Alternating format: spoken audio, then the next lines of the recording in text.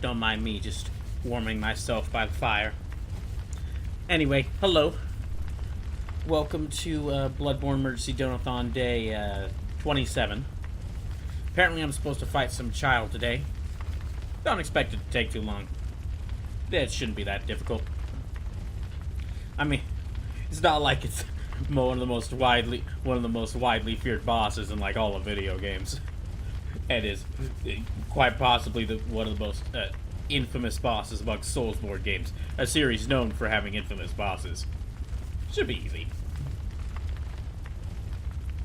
So, but if it isn't easy, well, I've got about 159 lives left. So, I have to try and beat it with 159 lives left. And also, although if anyone donates like at least $1, that will add more lives, and I might need them. But yeah, just for those who haven't been here before, just to let y'all know how this works. So, I'm playing through Bloodborne for the first time, but I have a limited number of lives. So every dollar donated will add another life, either through bits, subs, direct donations, or gift subs. Although direct donations help me out the most because I'll receive the money you donate immediately instead of having to wait. At least half a month and a half before I get it.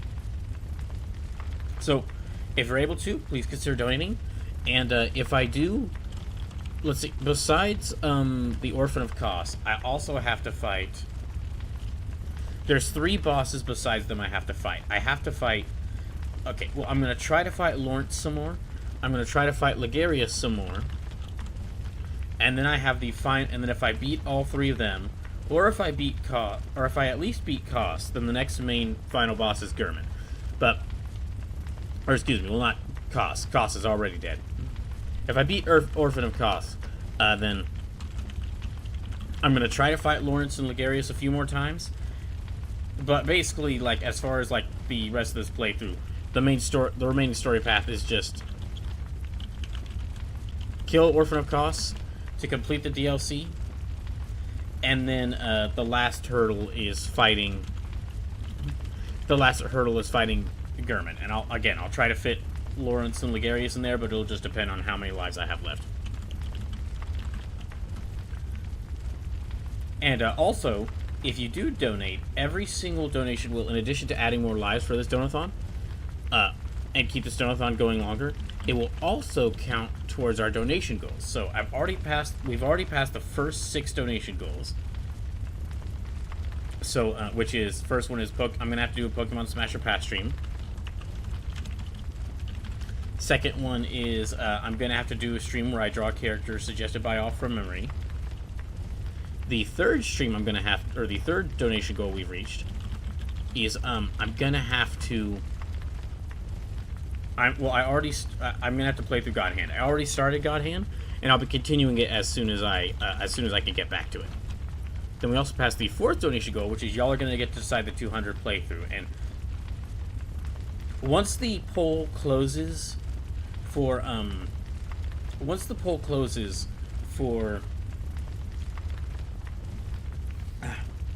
deciding what Donathon Arc 2 will be, which again, if you haven't voted on that, make sure to go vote on what you want. Make sure to go vote on what you want Donathon Arc 2 to be, just in case I manage to beat this game with some lives remaining. I'll go over the choices you have in just a little bit. And then we also passed the 5th donation goal, so I'm going to do the Capcom Fires Marathon from Hell. And we also passed the 6th donation goal, which is a first playthrough of Wind Waker. Now, we're currently working our way towards the $700 donation goal, which is, if we reach that, y'all get to decide a new emote for the channel. But, Fluster Button, welcome in. And, yeah, let me get to... Okay, so just to recap what y'all's choices for the Donathon Arc 2 are. First choice is a FromSoft dungeon crawler roulette Donathon, where I basically play through like the first couple of games From Software made, the Kingsfield series, and then also a spiritual successor to that series that they made, the Shadow Tower games, or the Shadow Tower duology, Shadow Tower and Shadow Tower Abyss. And the way it works is every dollar will add a life, and in addition to, and like every time I die, in addition to I'll lose a life, also I'll spin a wheel and I will play a random game from these 6 games. So every time I die, I have to continue with a random game.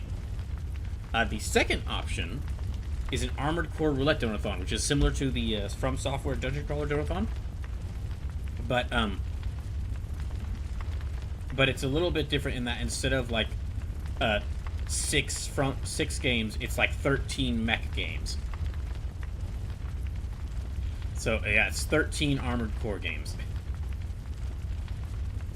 Then the third option is just playing one game. It is basically a Jump Force Donathon. I have to play through all the story missions in Jump Force with a limited number of lives.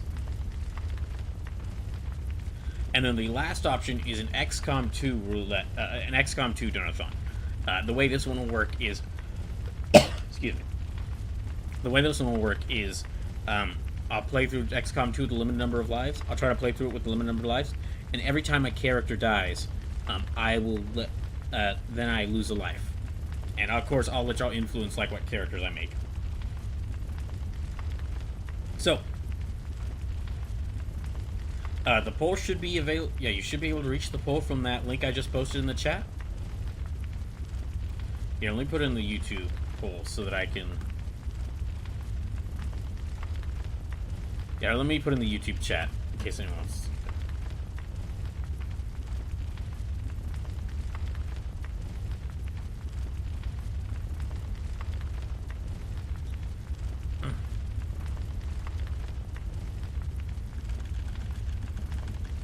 Hold on, just a second. Yeah, yeah, make sure to go vote on that poll for what you want me to do if I manage to beat Bloodborne and still have some lives remaining. And again, please consider donating if you're able to, especially direct donations, because direct donations help me out the most. I'm not really in an emergency state right now because I have, thanks to me starting a new job and working it. However, it will take a lot of money for me to get my life back on track. Which I'm not really going to be able to get my life back on track until I'm able to until I have enough money to where I can move out of my parents' house, and any donations will help me do. Any donations will help me do that sooner. So yeah, if you're able to, please consider donating, and make sure to vote on that poll to decide what Donathon Arc 2 is if I manage to beat this game. Now, in the meantime, okay, I have about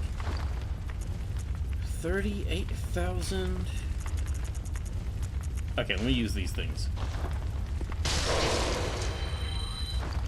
Let me use up these things before I go back out. Before I go back to the fishing hamlet.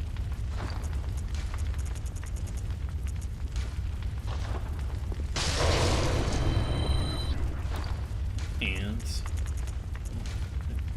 oh, I got 1/3.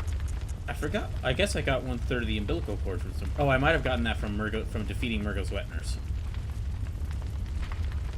Great Look, also known as the core of the eye. Every infant great one has this precursor. Every great one loses a child and yearns for a surrogate. This cord granted Mensis audience with Murgo, who resulted in the stillbirth of their brains. Used to gain insight, and so is this. Amelia Quintara resubscribed for 12 months. Thanks, Amelia. And that adds... Okay, so that will add $6 more to the Donathon, and we'll add 6 more lives. So total number of lives is 669, and I'm now up to 165 lives. Let me just go update this. But yeah, thank you for the resub. Hope you're doing well. Okay, and remember, we're like... Okay, so with this... Chat decides. New emote. 700. It should be $618.69. And it should end. Okay.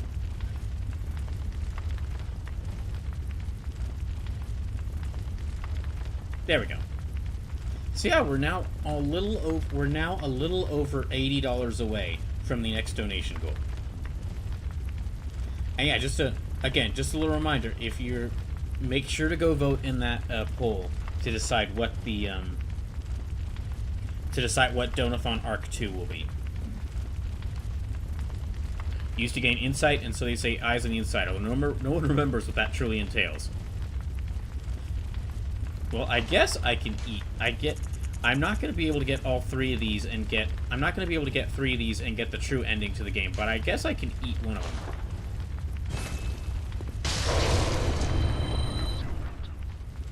them. Since I've got plenty of insight, let me actually see if I can get anything from this.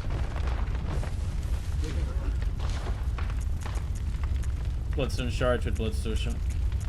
30, gosh. I need 60 to get a blood rock. Oh, well, I can get blood rocks, but I need like 60 insight. My gosh. Maria Hunter cap, Maria Hunter gloves. You know what? These I will get.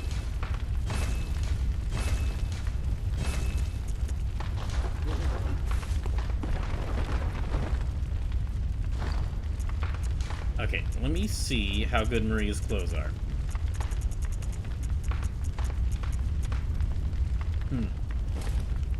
Okay. I mean, it's basically just like the normal hat, but with an extra feather. Let's see. And, okay, she has... Yes, she has a kind of a cravat. Although I like the... Oh, Predhead, watching on YouTube. Welcome in. Hope you're doing well. Okay, let me check. You know, I'll switch back to the crow feather garb. I like her having the crow feather garb.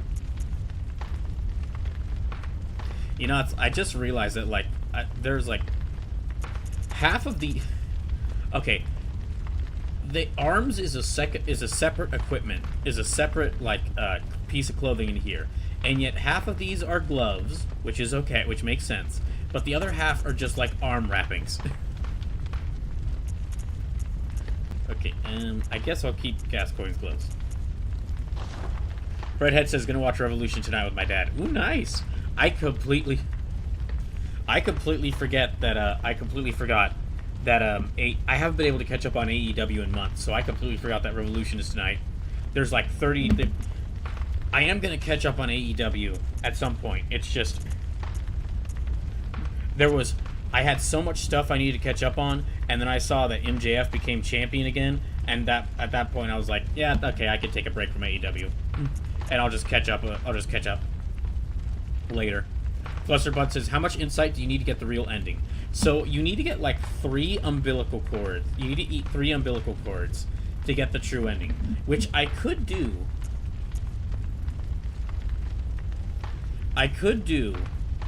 However, I feel like for Shirley Brewing, for the character I've got here, I feel like the best ending for her is to curse her with a never-ending nightmare, have her fight Gurman, not defeat the Moon Presence, and curse her with a never-ending nightmare of being stuck here in Gurman's positions, sending out other hunters into the exact same charade that she was initiated into.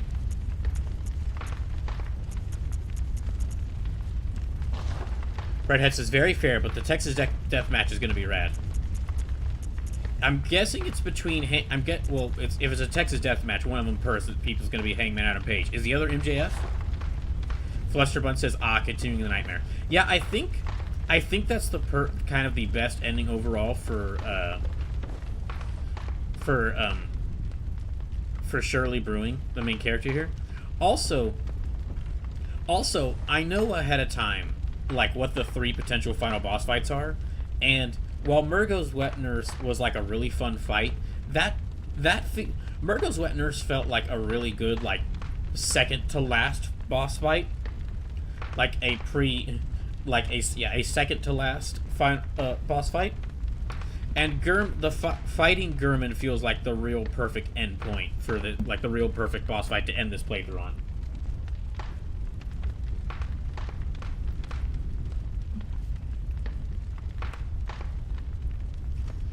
Fredhead says, yep, and Hangman said if he doesn't win, he'll never challenge for the AEW World title again. That's got me a little worried. Yeah, that's got me a little worried considering how things went for, Cody Rhodes after that happened. After he did that.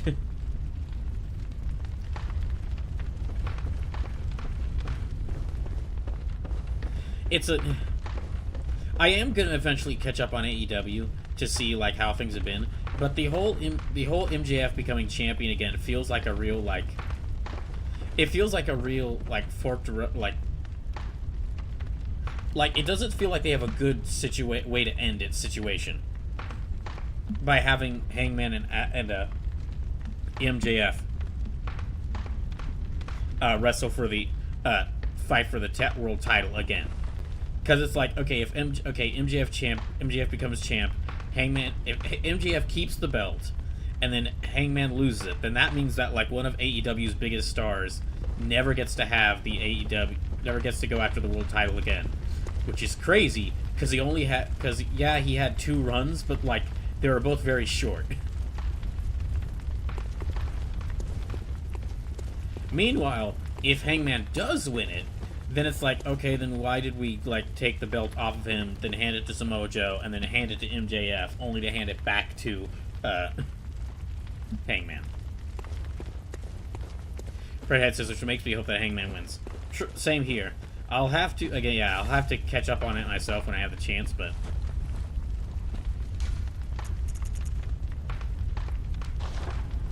Okay, so... I'm gonna start by going back to fighting Orphan of Kos. I'm going to start by going to fight Orphan of Kos. I haven't encountered them yet.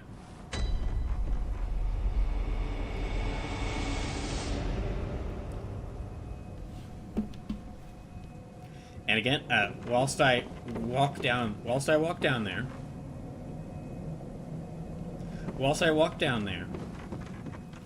just gotta say again, number 1, make sure to go vote in that poll.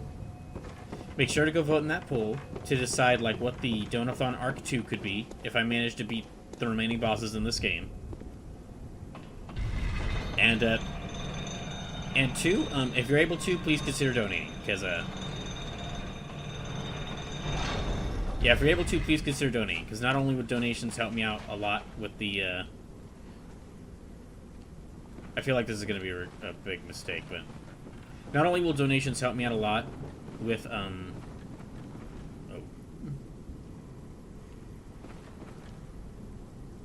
only will donations really help me out with my current situation, but they will also add lives to this, meaning I have more chances to fight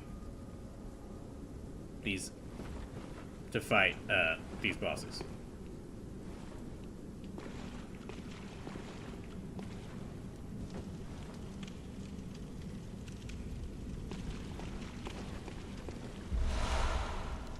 Okay. I was really expecting something to jump down on me. Fredhead says, have you gone back to Amygdala? I actually haven't encountered Amygdala yet. I did enter the Nightmare Frontier, and I stopped at the point where you fight two hunters in the Nightmare Frontier, and then I just never went back to fighting it. Okay, I've actually got like... Okay, I know I said I was about to go fight Orphan of Kos, but I just realized I've got like almost 56,000... I've got almost 56,000 echoes. I should use those. Yeah, I've got almost 56,000 echoes. Let me use those. Let me spend those so that I don't lose all these echoes. But yeah, I haven't tried to fight Amygdala yet, because I just haven't gone back to the Nightmare Frontier and tried to fight my way through it. Fredhead says, I also assume you haven't beaten Lawrence. No, the 4 bosses I have... Okay, so Basically where we're at is, I'm about to try and fight Orphan of Kos. I fought Lawrence, but I haven't beaten them. I fought Logarius, but I haven't beaten them either. And then Gurman is waiting right here. Yeah, if I go through here and talk to Gurman, I can initiate the final battle. But I'm not going to do that until I've beaten, like, all the other bosses and explored around as much as I can. Because once I start fighting Gurman, that's going to be, like, all my remaining lives are going to go to a fight in Gurman, so I can try and beat this game.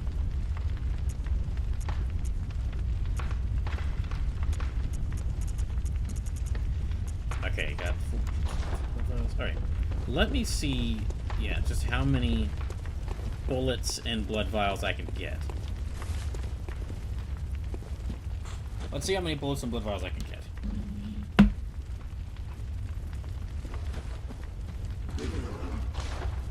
Also, I got some good news. So, family cat Sylvia gave birth to her kittens today. So, she's dutifully watching over them and taking care of them.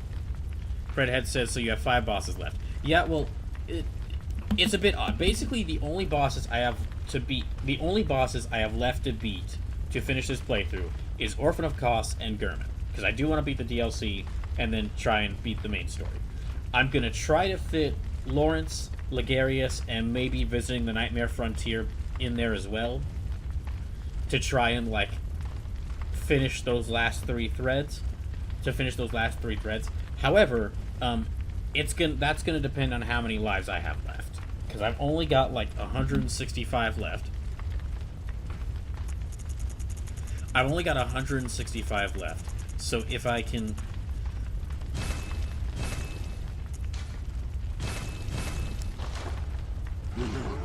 So if I'm running out of lives... Yeah, if I'm running out of lives... If I'm running out of lives and it looks like... And I'm not sure if I have enough to beat all the remaining bosses, then I'm going to focus in on Orphan of Kos and Gurman.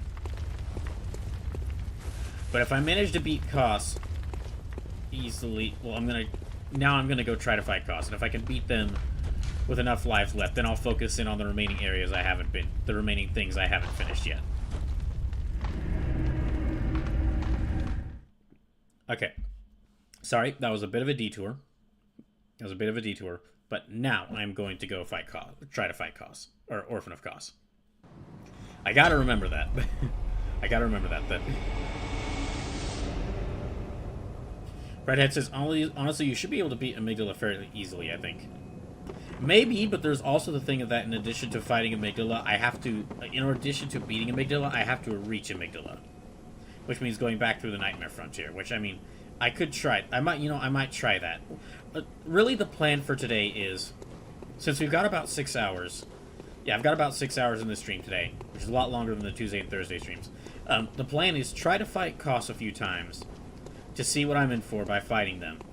And then after, if I can't beat them, fight them like 10 times, and then if I don't beat them, go to fight Lawrence, and then if I don't fight them like 10 times, and then if I don't beat them, go to Logarius, fight them 10 times, and if I don't beat them, then I'll go back to exploring the Nightmare Frontier.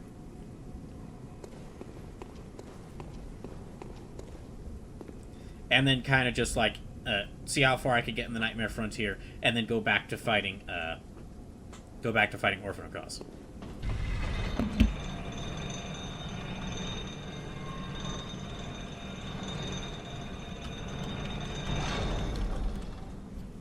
I am also going to try to take some time to talk about my favorite demos from Steam Next Fest, because I didn't get to talk about those last Sunday.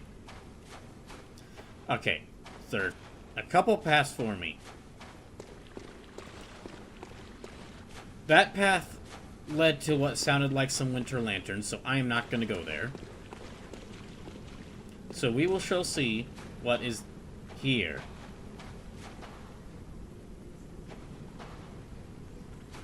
Huh. Oh. Oh. Oh. Ah. I think I know what's here. Okay, yep, that's this is where I'm going to have to fight Orphan of Kos. Oh boy. Alright. Here we go.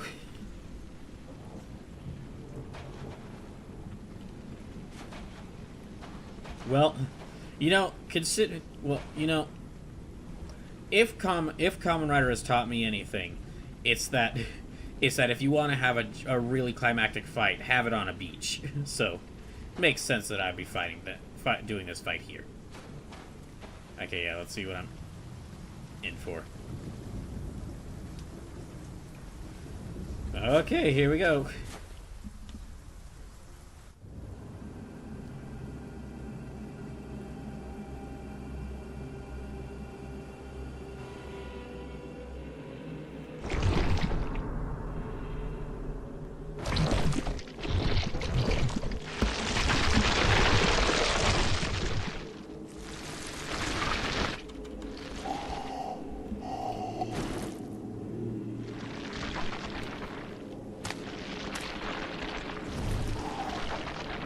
Yeah.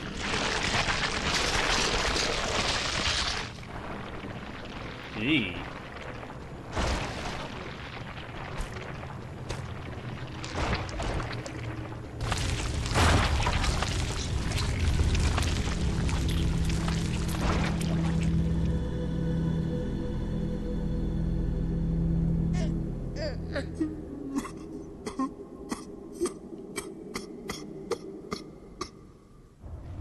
Huh. Not as monstrous as I was expecting. They kind of just look like a gangly person. So, how's it going? Whoa! That's how it's going.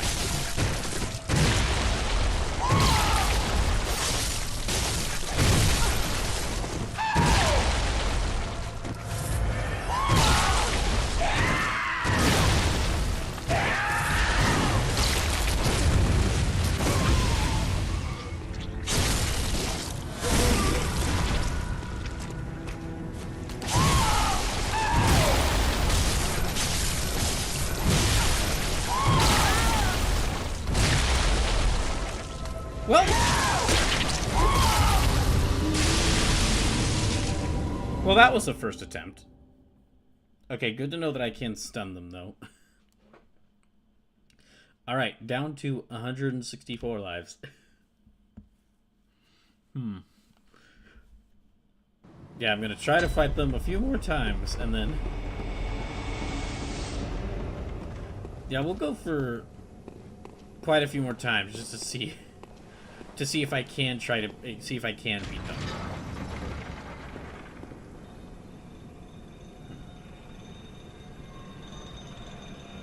Fredhead says this guy is a toughie. That's what I've heard. That's what I've heard. Like I said, this is one of the most infamous bosses from, like... This is one of the most infamous bosses from any Soulsborne game.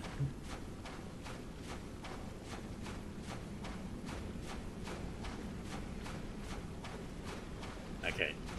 Yeah, probably like I did with the previous fights, I'm going to probably not talk that much just to focus on trying to fight them when I get into the fight, but if I miss any chat messages, I'll read them out once I'm done. Or once I die.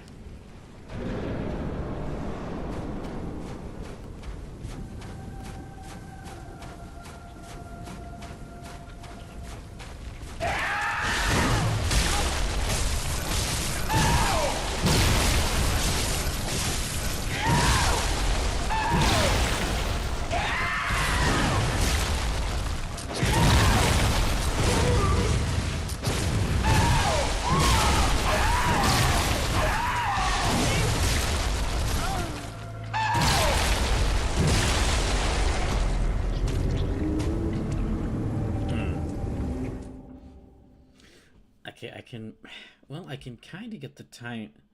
I can get the timing for the stun sometimes, but this time let me try it with dual blades and just not try to go for the stun.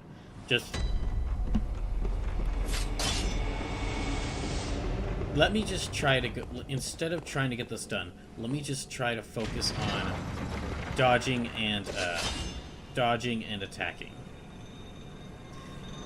Although I'll still use the gun if I... No, I'll still use the gun if I think there's... Actually, no, I'll go dual blades this time.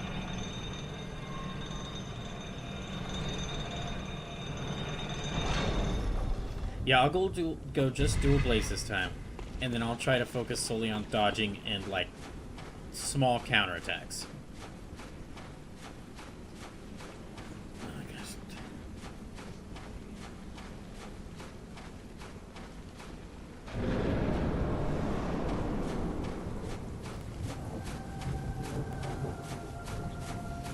Alright.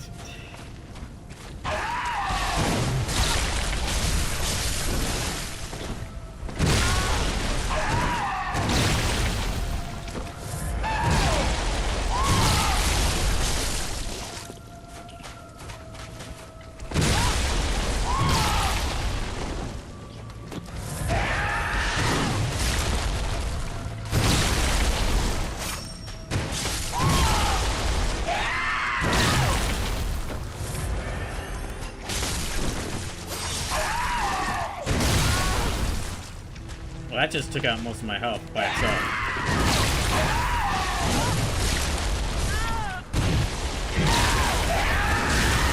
Okay.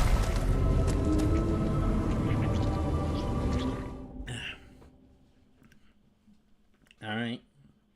Well, I did a little better that time. Okay.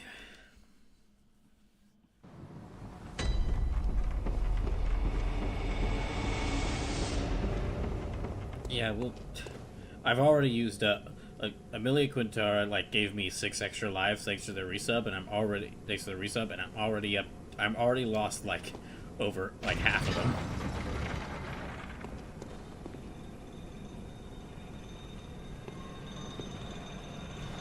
Okay.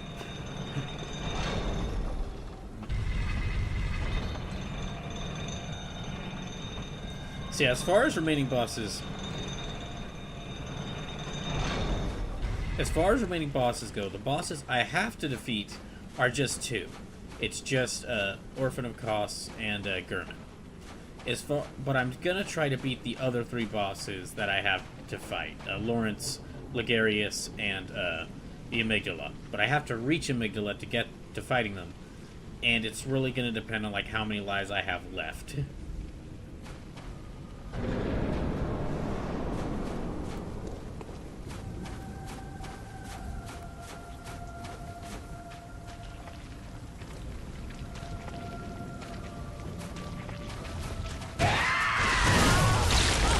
Gosh, the arc on that.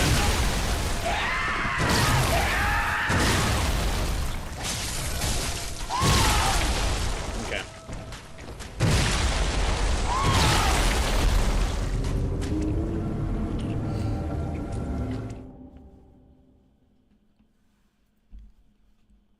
One tip I'd give is to try dodge towards him, not away. I'm just trying to... Well, for right now, I'm just trying... I'll keep that in mind, but for right now, I'm just trying to dodge.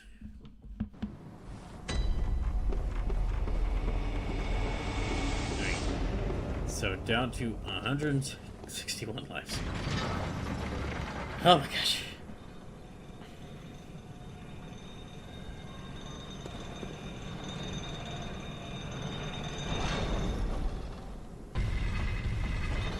Okay.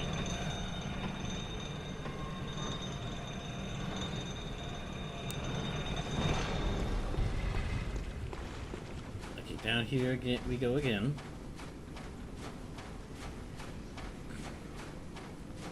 So I have 161 lives left.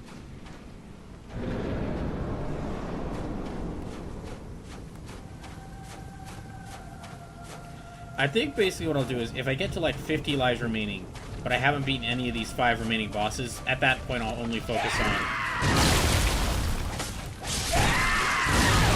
At that point I'll focus on...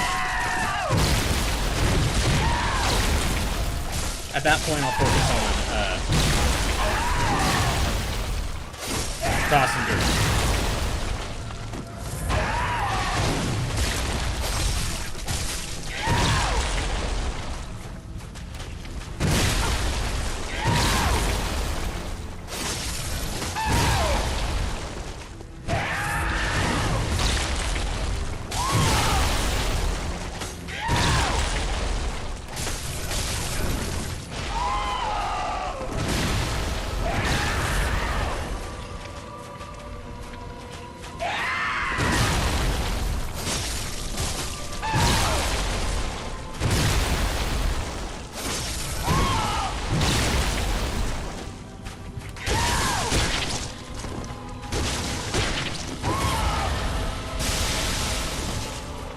Gross.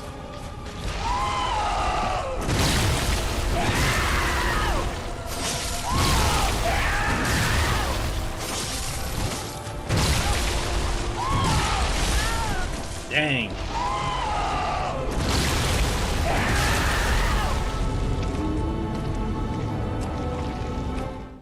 Hey, Sleepless, welcome in.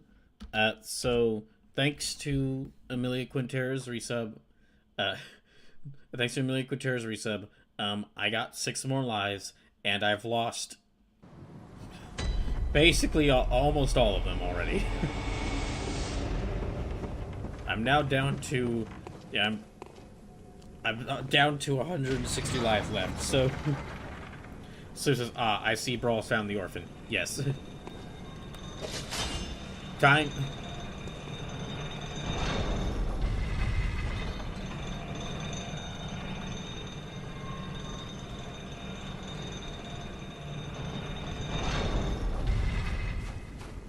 Amelia says, yeah, the Orphan is a nightmare, lol. Well, it does fit.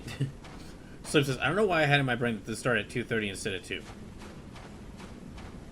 Maybe it's maybe your brain wanted to skip the... Maybe your brain was trying to make you skip the recap of me recapping where the Donothon is at and what the options are for the Donothon Arc 2. If so... If that is the case, I'm disappointed in your brain. Which, if that is the case, I'm sad that your brain would think like that.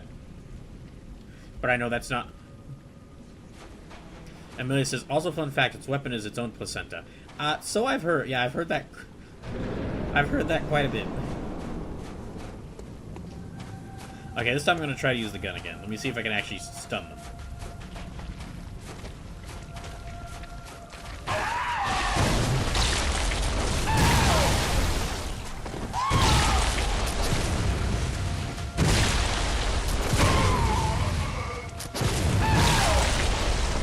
Oh, I don't like that.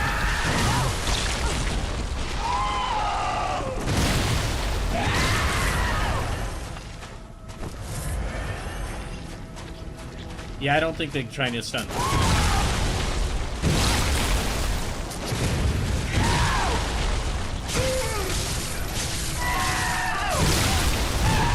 Yeah, that don't work.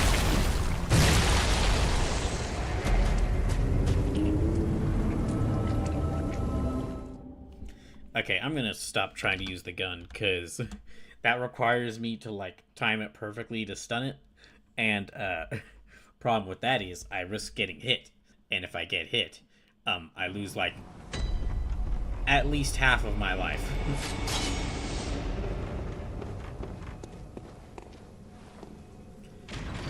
So it's not. I just thought it started wholesale at 2:30 instead of 2. I was late for the 2:30 because I was folding laundry low. I missed the 2 because I'm working my way through the last playthrough of RE9 I need before I get the platinum trophy. Are you going for the? Oh, are you going for the platinum trophy in RE9?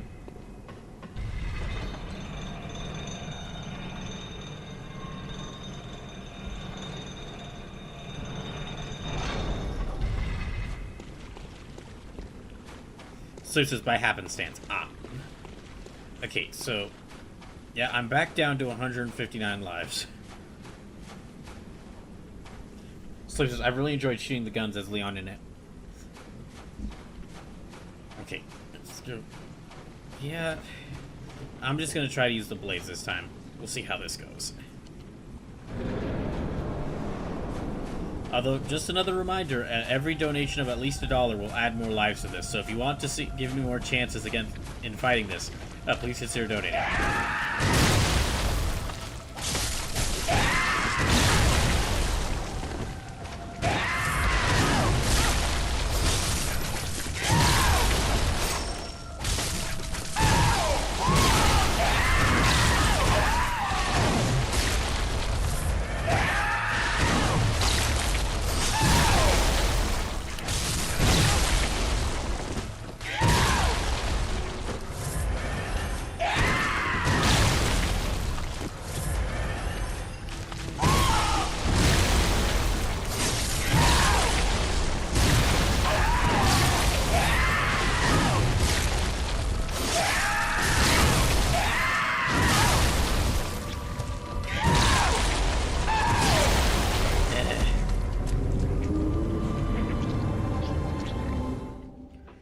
Oh my gosh. Okay. So yeah, just if you're able to, please consider donating, because even though I'm not out of the emergencies, even though I am out of the emergency situation I was at, um, in addition to adding lives to the Donothon, to this Bloodborne playthrough, every donation will also help me get me closer to getting out of my current situation. Because I'm basically not going to really be at a stable place until after I have enough money to get out of my parents' house, which is going to take quite a bit. So any donation will help towards that. Also, even if you don't donate, if you donate or not, make sure to go vote in this poll to decide what Donothon Arc 2 will be if I manage to beat Bloodborne.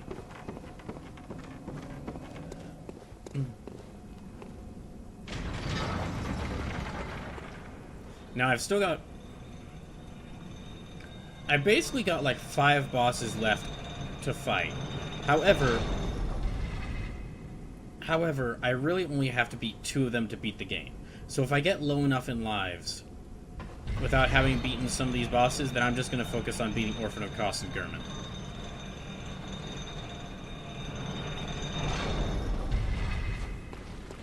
Yeah, if I can...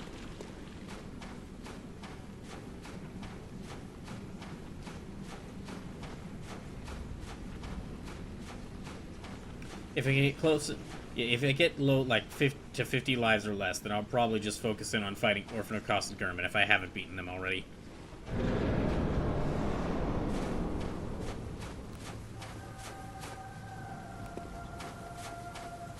Of course, the bot would show up right as I'm about to start this fight. Gosh dang it.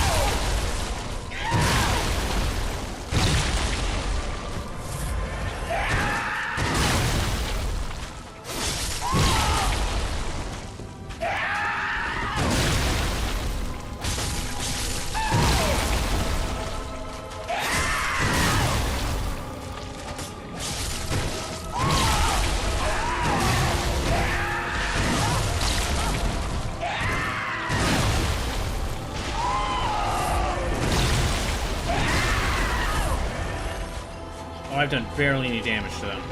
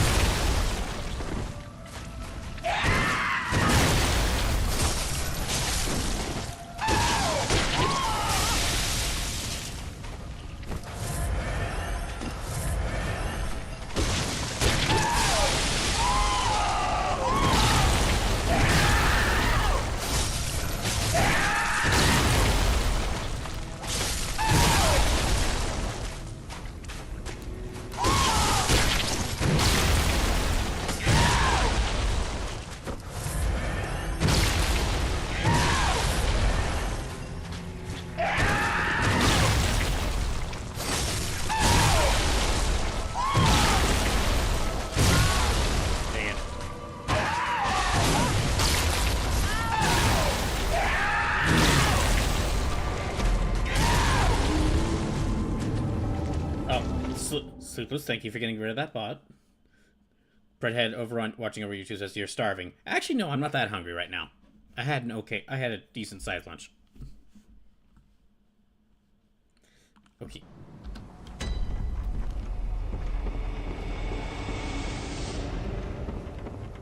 You're starting to learn his patterns. Well, yeah. Yes. Yes, but I just easily used up. Like, I just used up a lot of my blood vials in like just while trying to avoid their attacks.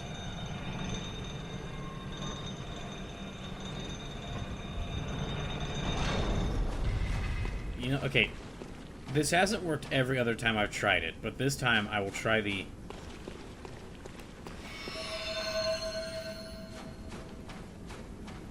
This hasn't worked every other time I've tried to use the Moonlight Sword, but this time I will give the Moonlight Sword one last chance.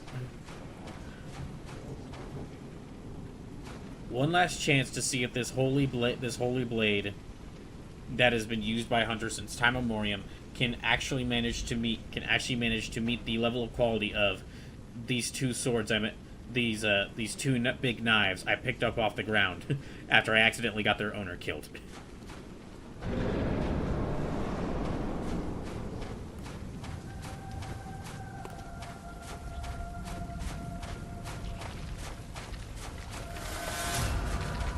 Oh, sweet, 0 blood echoes.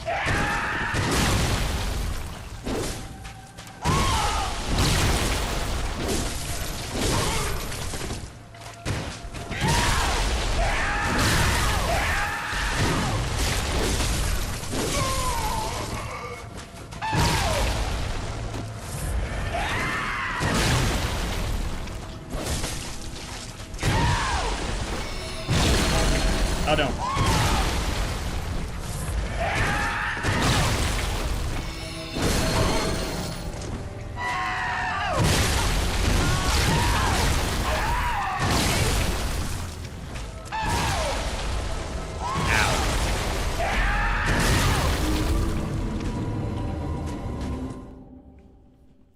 Okay. Well, I mean, that was kind of working. I guess I'll try that again.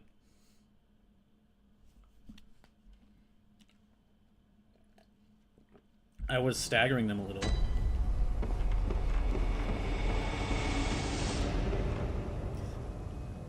Millie Quintar says, unfortunately, his health and damage are just high no matter what, lol. Well, they are the final boss of this DLC, so I guess... So that does make sense.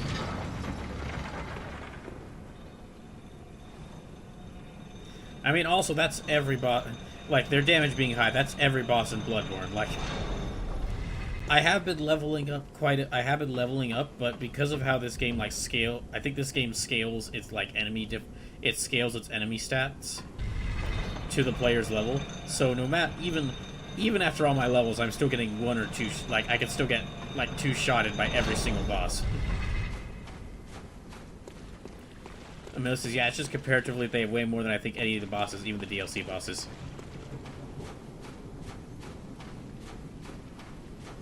Slim says, no, the game does not scale to you.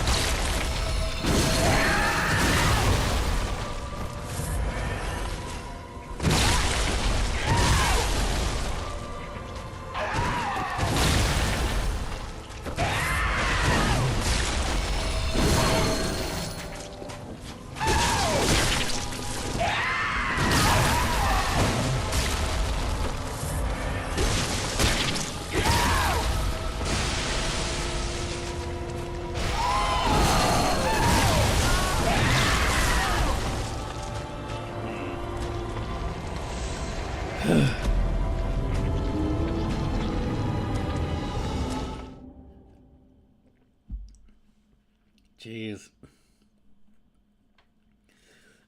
We are not even an hour into the stream, and I've already lost 10 lives.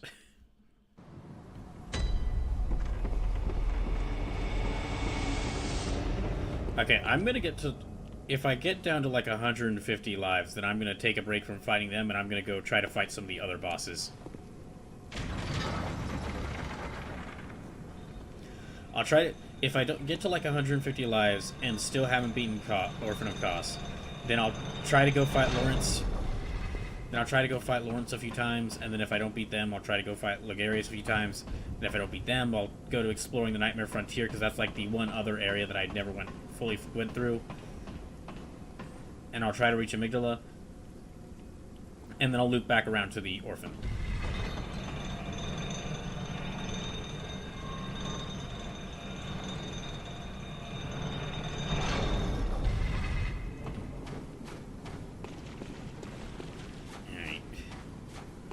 I am doing okay. I think I am actually doing better with the Moonlight Sword than I am with the Blade of Mercy for the first time in this entire playthrough. And it might be just because I can actually stagger them a little bit with this sword.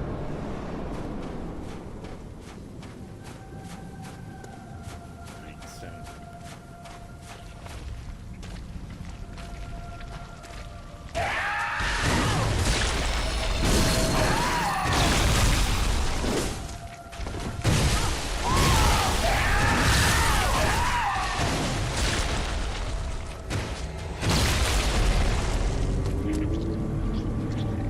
154 lives remaining.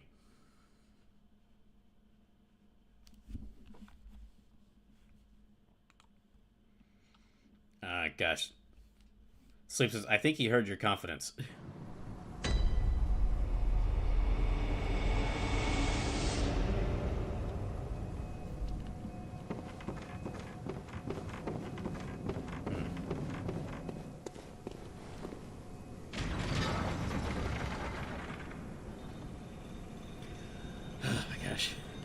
Okay, so yeah, I'm already down to...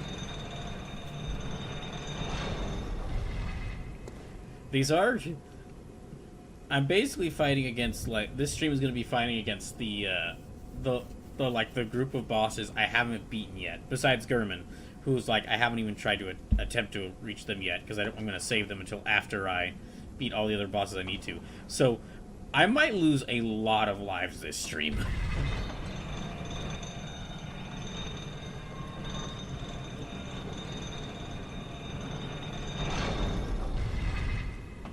Yeah, I might lose a good number of my remaining lives this stream.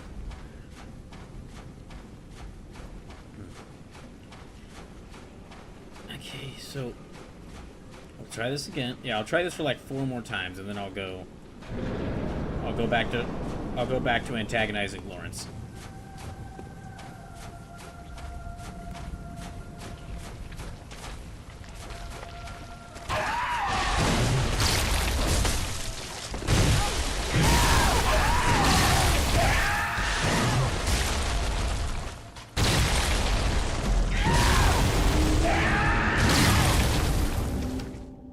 $153 lives remaining.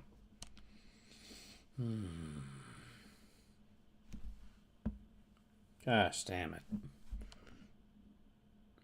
Amelia says he heard it and took it personally.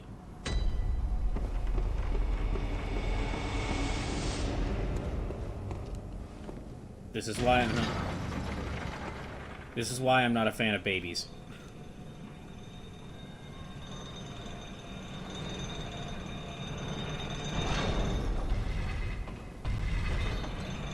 Let's try.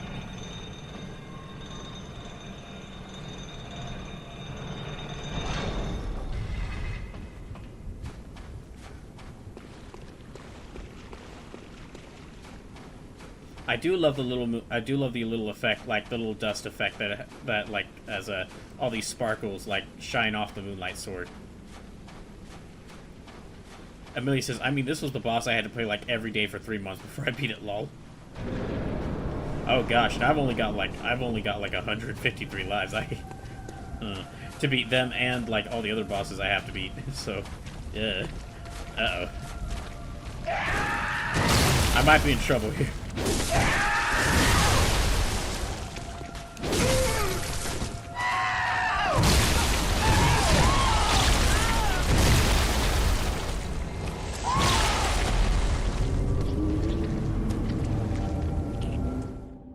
Make that 152 lives.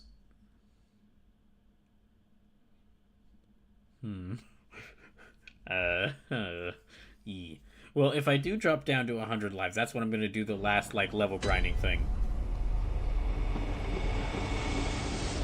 So for those who haven't watched the previous streams of this, or haven't mentioned this, with like when I got down to like 100 lives, so like every multiple of 100, so 100, 200, 300, I've started to do a thing where like then I'll go to that one chalice dungeon where you can get a bunch of blood echoes, and I'll get myself a bunch of blood echoes. For one thing, so that I can like stock up on bullets and blood vials. Yeah, so I can stock up on like bullets and blood vials, because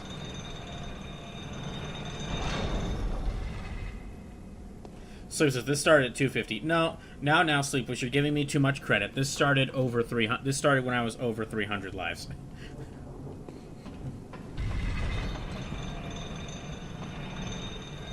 Yeah, I'm stocking, but I'm doing that. Really, this is kind of to help me like actually get some levels, because when I have a bunch of blood echoes, I don't actually try and like, if I have a bunch of blood echoes but I don't already have enough to get like to level up, I usually spend that massive blood echoes on like getting more blood vials, because I use them so often, rather than just building up my blood echoes a little bit more to get more to level up.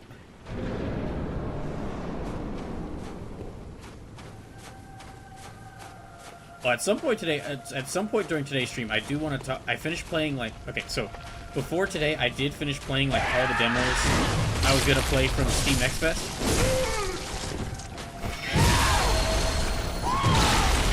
So at some point during today's stream, I do want to talk about my favorite demos, because there were a lot of games I really liked.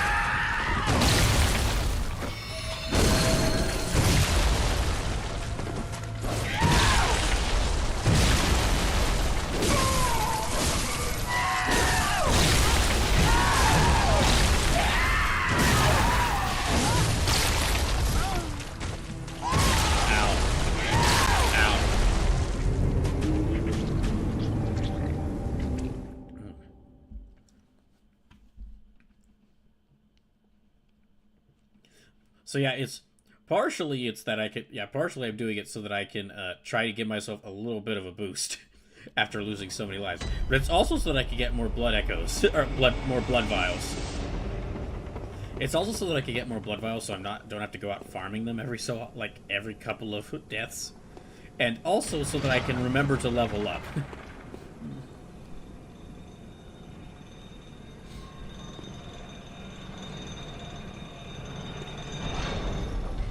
Because, like, despite leveling up's, like, supposed to be a big thing in this game, I don't, this might just be a me thing, but I don't really feel like leveling up doesn't actually feel like that big of a deal to me in this game. Maybe it's just because maybe it's just because my character doesn't really feel that stronger after, like, even though I'm over level 100. Like, my character is stronger because I managed to beat so many bosses and get this far in the game. But I don't actually feel that stronger.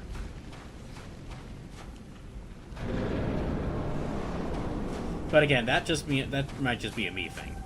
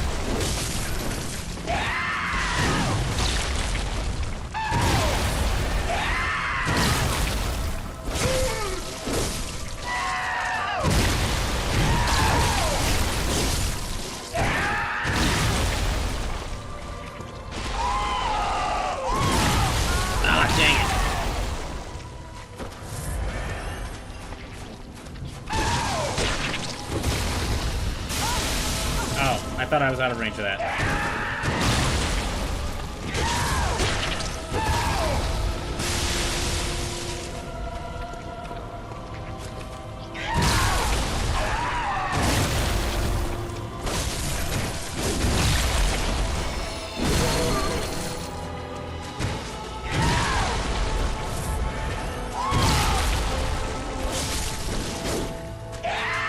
Oh shit. Ow.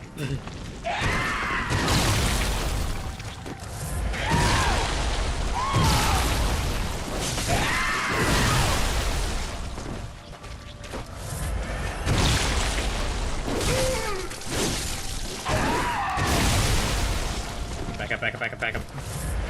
Okay, well maybe not back up too far.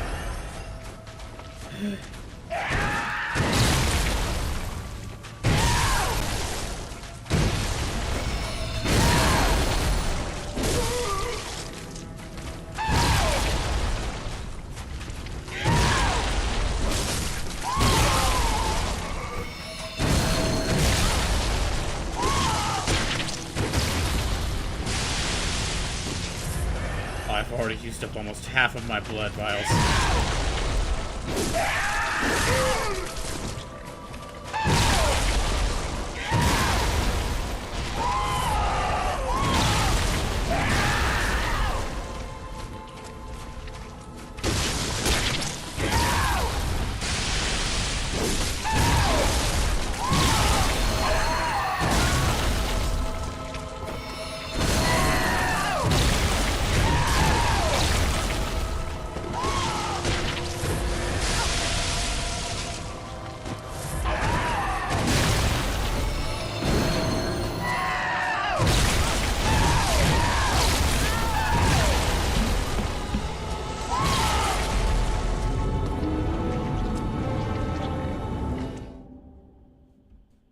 That was the best I did.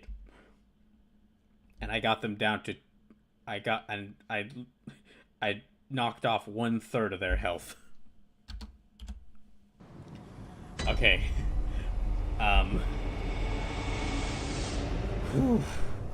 Alright, I'm gonna give it one more shot.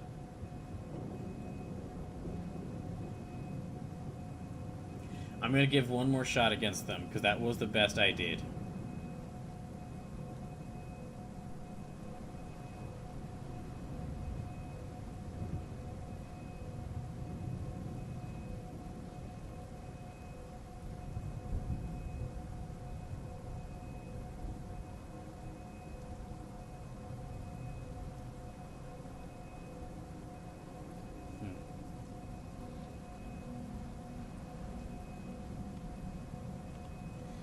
Oh my gosh.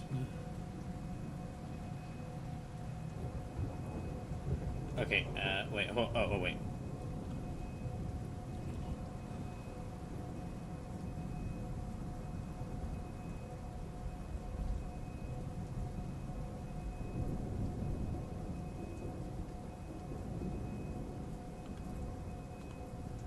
So it says, that's not just you. The game offers consistently stronger challenges as you progress, making your incremental progress not feel as far forward as it could. But that same context, though, if you go back to an earlier zone, you should be able to 1-2 shot enemies like they used to 1-2 shot you. Well, we will just have to see. But anyway, alright, let's go.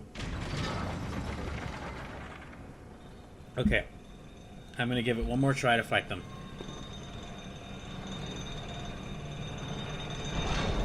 Yeah, I'm gonna try one more time to fight them, and then if I don't beat them, then I'm gonna go annoy Lawrence. Because this is all partially his fault.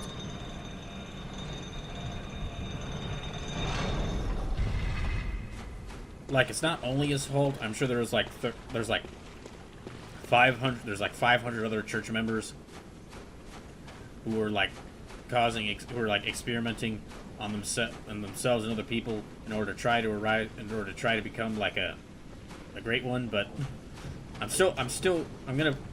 I need to take it out on him. He is a big proponent for this.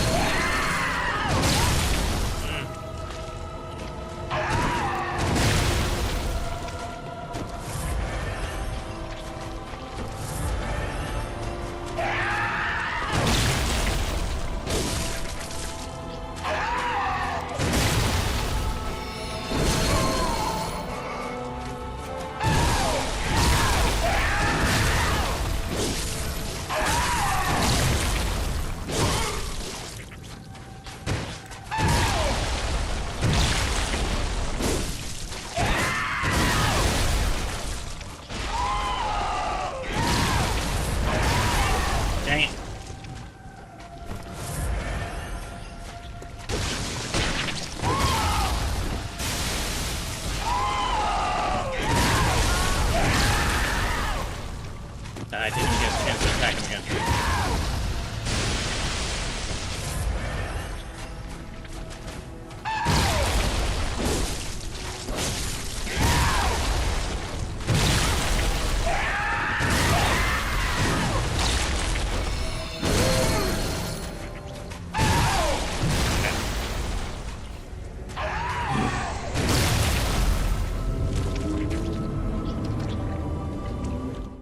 Okay, 149 lives. Yeah, I'm gonna have to. Sleep says, this, however, is not the game leveling with you, though, as if you power grind yourself out to level 700 or whatever the game level cap is, you'll be able to kill the Orphan here in like 15 hits.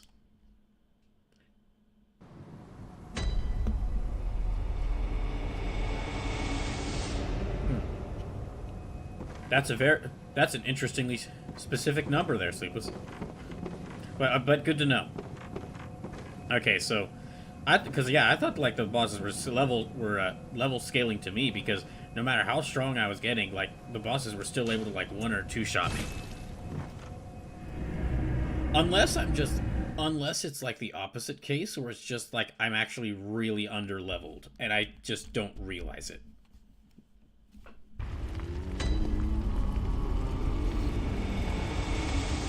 Okay, back to the cooler swords. And yeah, let's go. Let me go fight. So it says, what's the damage reduction on the armor you're wearing? Let's see. Okay, well, my total physical. Okay, now let me view actually my character stats. Okay, damage reduction. Physical is 243. Versus blunt is 267. Versus thrust is 250. Blood is 305. Arcane is 234. Fire is 250. Bolt is 234. All damage reduction, and then all damage reduction plus 4%.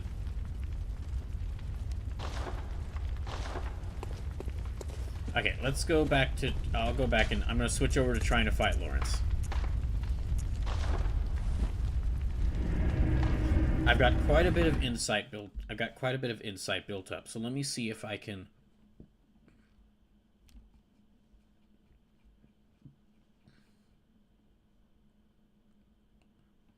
Yeah, I've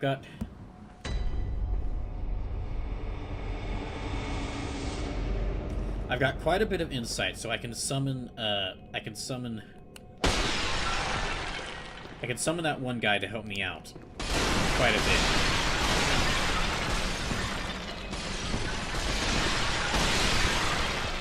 What I'll probably do for this time is I'm gonna give this like one last shot at Lawrence. So I've got about 24 insight. I'll probably try to fight him like 19 times and get myself down to like 5 insight. And if I can't beat him after 19 times, then that'll be it, and I'll just give up on fighting him.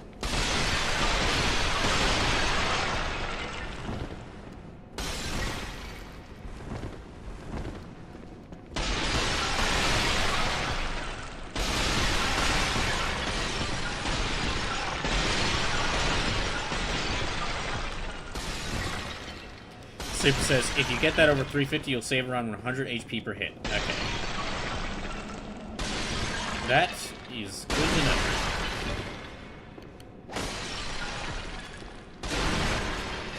Oh, I do have... Okay, so I do have some good news in that my job sent me over a new computer monitor that I'm going to set up during my work shift tomorrow. And after I can get it set up, like, it'll take a little bit of work because I have to find a way to set two bigger monitors and this small car TV up, as well as also fit like the work equipment I have and this big CPU. But if I can manage to fit all this and get this together, that means I'll be back to having 3 screens instead of just relying on one big screen and a small car TV.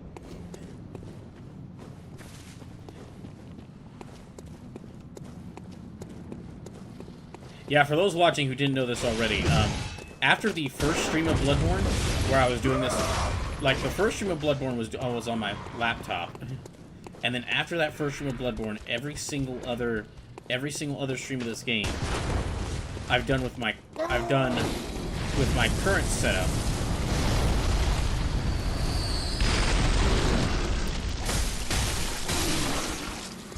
I've done with my current setup, which means that I've been playing this game on a small car TV.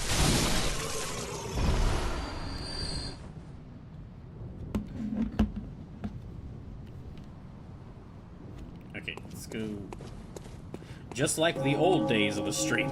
Just like the old days of the channel.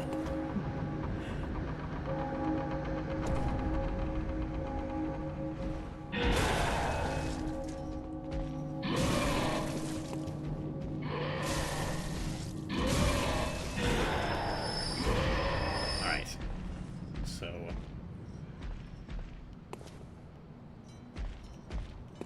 let me see if I can, not to do what I usually do, which is just like which is like get them to walk over here. I don't like fighting this guy, so instead what I usually do is I just trick him into following after me. And then get him to fight these guys down here.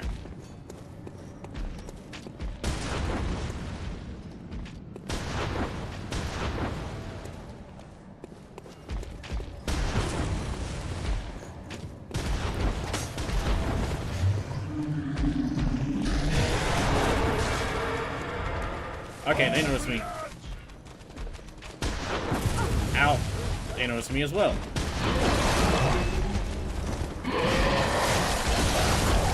Oh, great.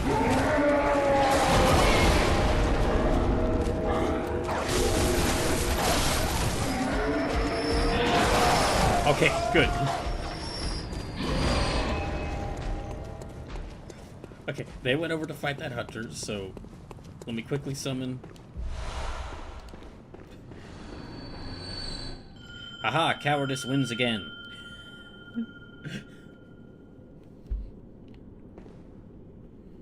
Yeah, now let me summon in,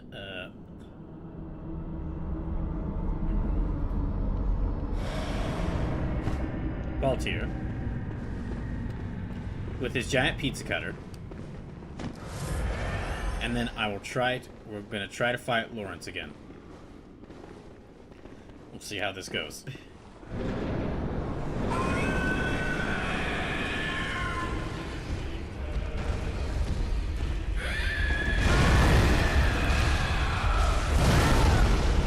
That just killed me. Damn it, that just killed me in 2 fucking minutes again.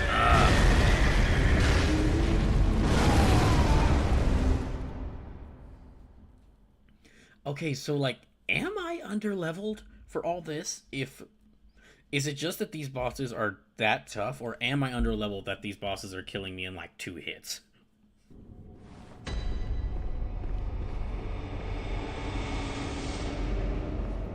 Well, that was a waste of insight. So it's a bit of both. Ah. So I need to drastically increase my, my health upon level up.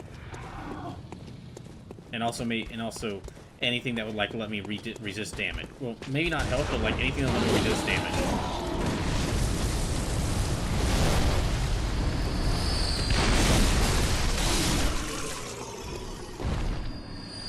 Okay, well, let me stay here for a second. Soup says you only have 40-ish points in vitality, right? I have 28 points in vitality. I don't think I have... Let's see, I have 28 points of vitality, 29 in endurance, 25 in strength, 38 in skill, 20 in blood tinge, and 20 in arcane. So I don't think I have 40 in anything.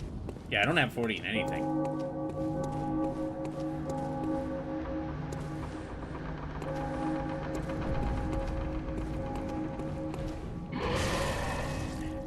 Amelia says, bruh. Holy. So it says, that's why you fold like a wet piece of paper. Ah. Well, that explains it.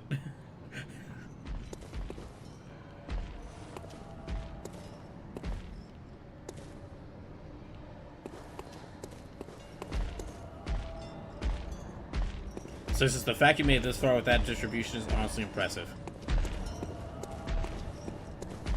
That's a lot of level ups, though. Like, I've been mainly doing the main story and haven't reached, like... I've been mainly doing the main story and, like, gone to a bunch of the side areas. And then, like, also visited that one chalice dungeon that gets you a bunch of, like... Visited that one chalice dungeon that gets you a bunch of, like, free blood echoes, like, a couple times.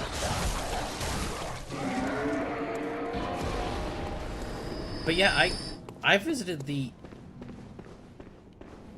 Yeah, I've done, like, most of the main story area, like, all the main story areas, a bunch of the side areas, and also visited that one dungeon. That lets you, that gets you a bunch of echoes for free, and I'm apparently not very underleveled on everything. So it says, technically you're doing the community dungeon the long way too, so this is a way to get 30% more blood echoes on kills. Emily Quintero says, stat, soft cap, hard cap, vitality. 30 to 50 endurance. 40, okay, in A to 40 on strength. 25 to 50 on skill. 25 to 50 on blood tinge. 25 to 50 arcane. I'm sorry, I'm sorry, I don't know what that means.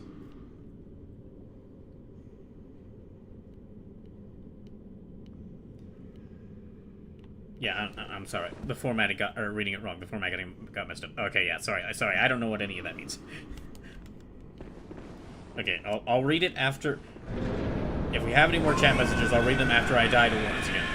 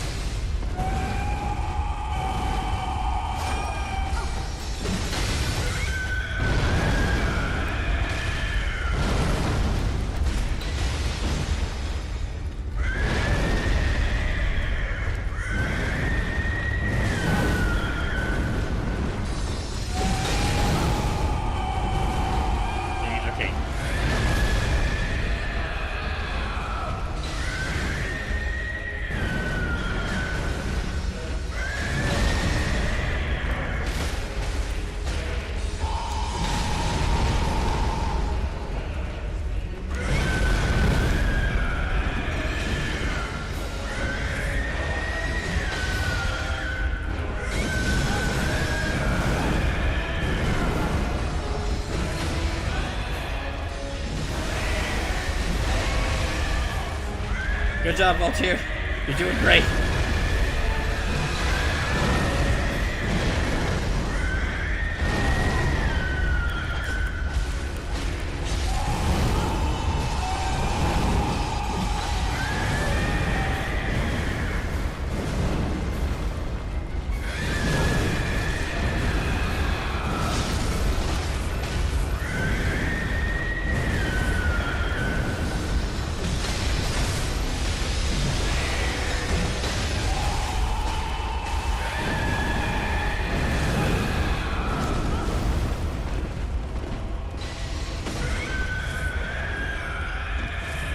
Just staying over there.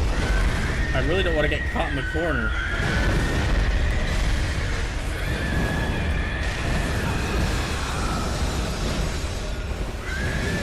Yeah, these two keep fighting their way back in here.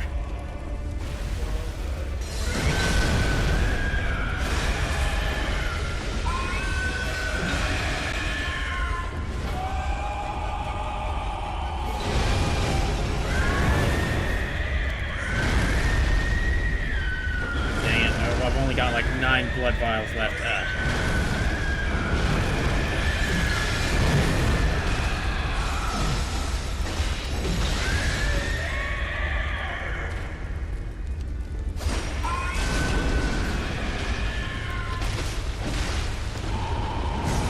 Okay, we now got into second phase.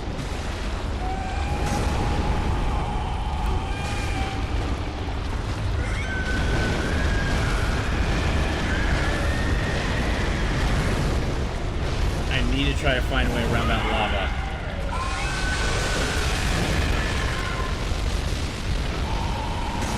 Oh my gosh, dang it. Uh-oh.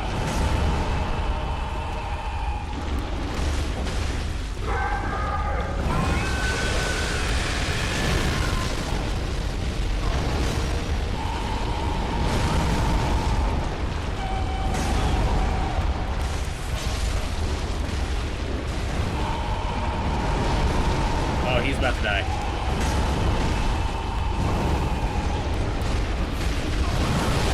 Yeah, okay, she did.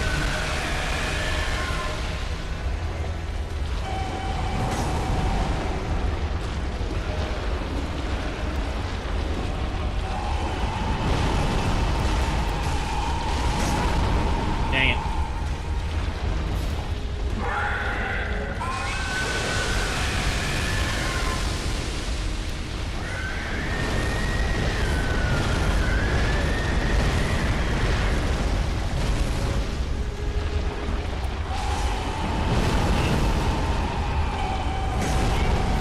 Dang,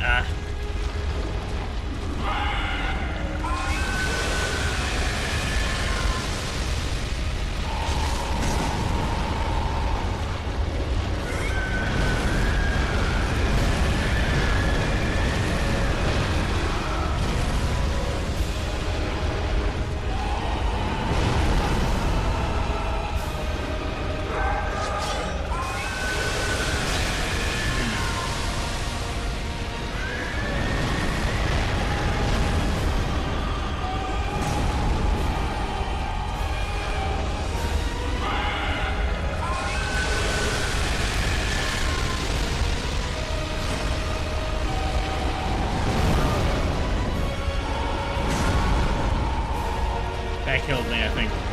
Oh, okay, nope, it didn't.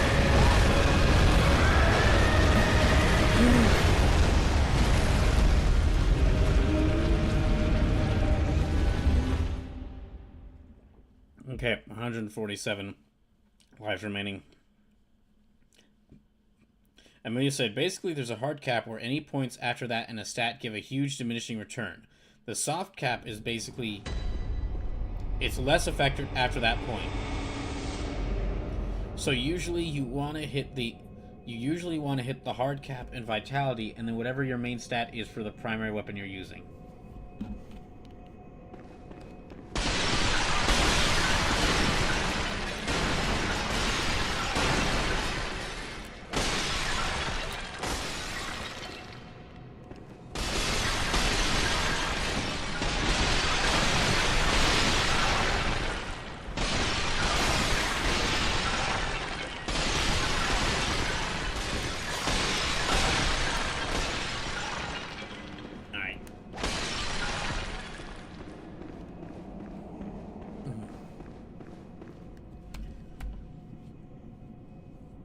Head says, you got this guy? Well, no, it looks like I was the one turned into barbecue chicken there. Amelia says, almost, you were so close. Okay. I guess maybe... Let me try it with the sword, maybe, this time? No, because Blades of Mercy work... it's less stamina to use them. Pardon me.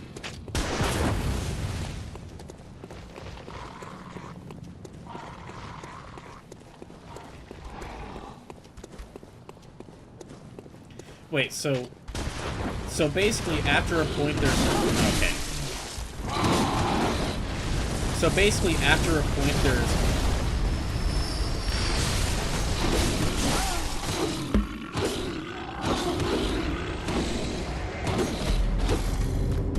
$146 life winning. Wait, so basically after you get far enough with the stat, after you level up a stat high enough, there's not really much point to leveling up further because you will get diminished returns on leveling it up.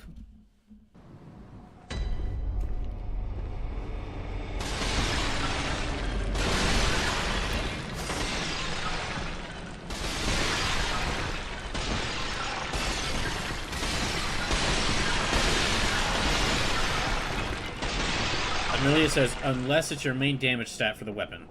Sleep says you still get something out of getting a stat past the hard cap as diminishing returns. Instead of 3-5 points per level in strength, you only get 1.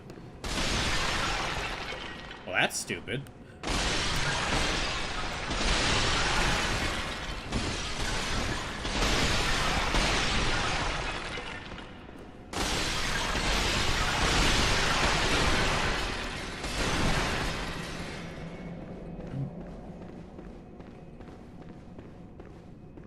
Amelia says, yeah, soft cap is basically like instead of 5 you get 3, and hard cap instead of 5 you get 1. Wow, okay, that's... So I could spend like 200,000 blood echoes to level up a stat, and then I get just like 1 stat. I get just like 1 point more in that stat. That's really dumb.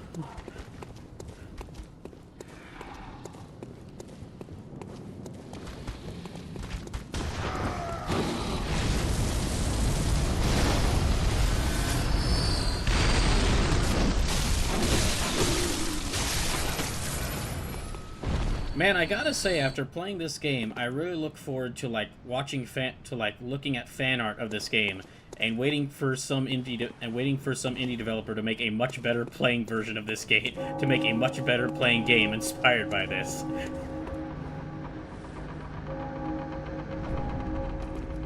Cause damn the atmosphere and sound design of this game, 10 out of 10, amazing. But gosh, everything in the game, gosh, actually playing it is like such a mixed bag.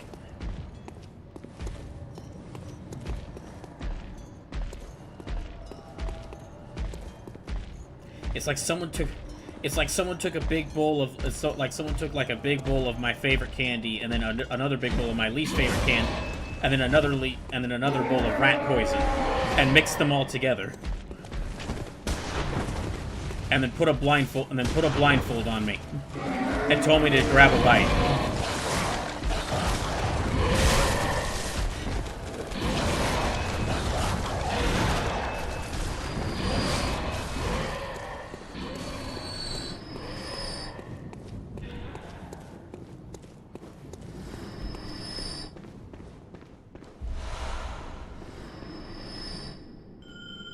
Okay, I'm gonna summon someone again. And I'm gonna try this again.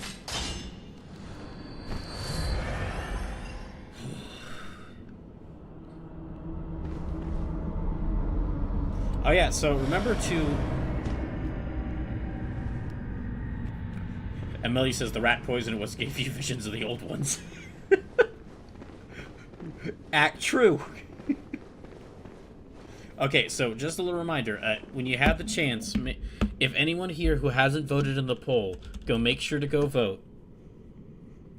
Go make sure to vote so that if I manage to beat this game with my remaining number of lives, then whatever lives I have left will go to the sequel.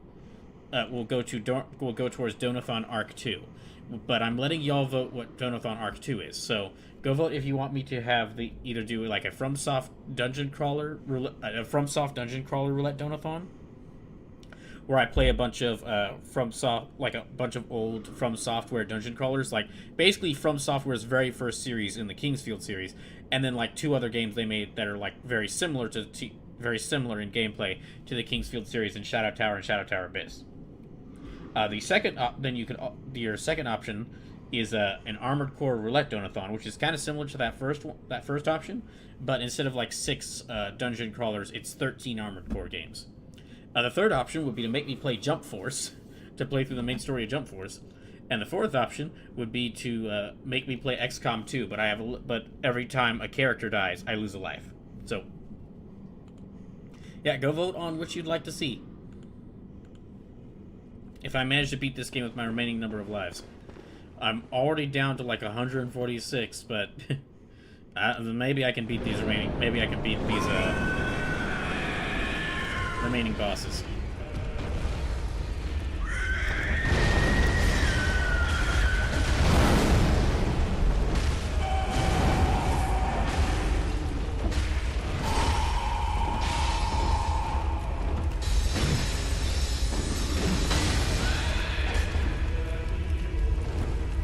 Wait, hold on.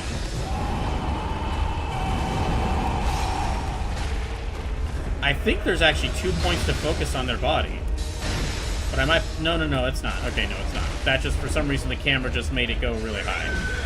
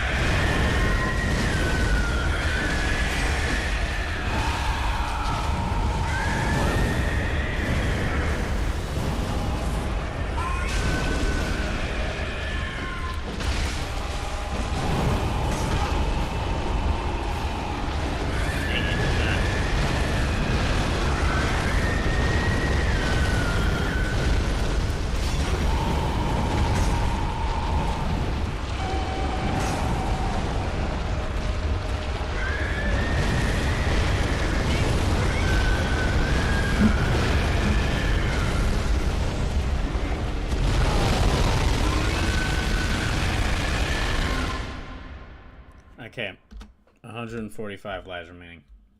Oh my gosh. I am consistently getting them to their second phase, though.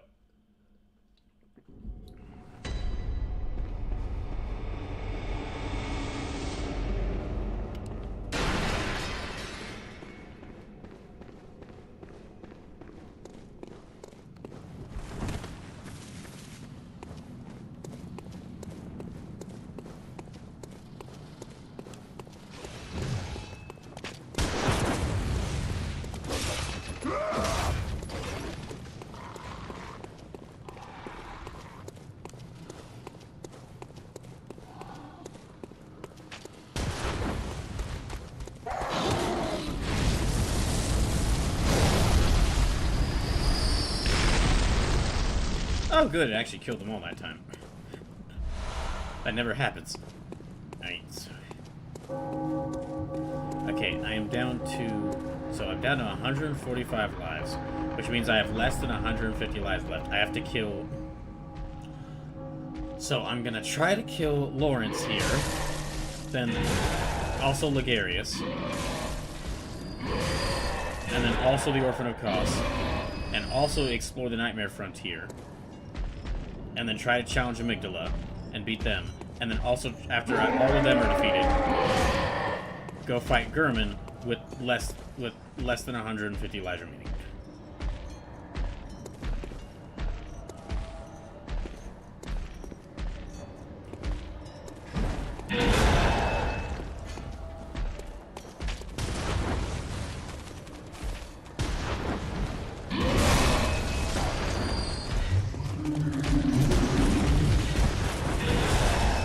Alright.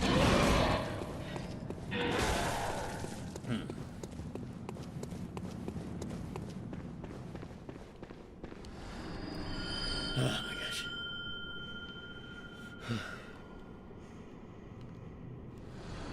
Yeah, I am consistently getting them down to like their second phase, but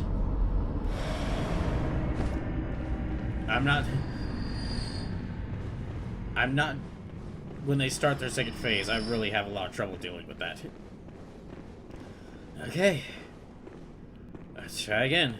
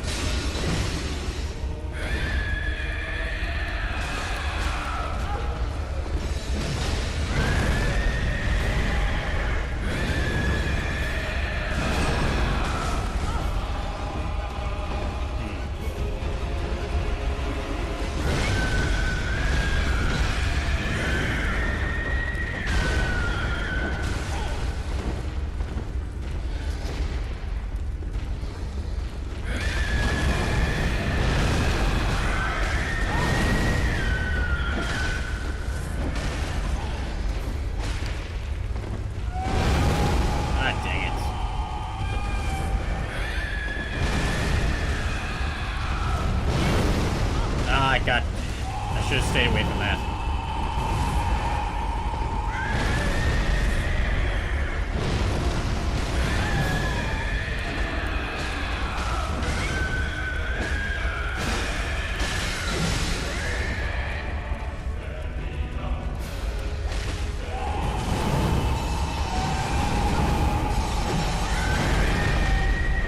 I'm gonna have to heal up again.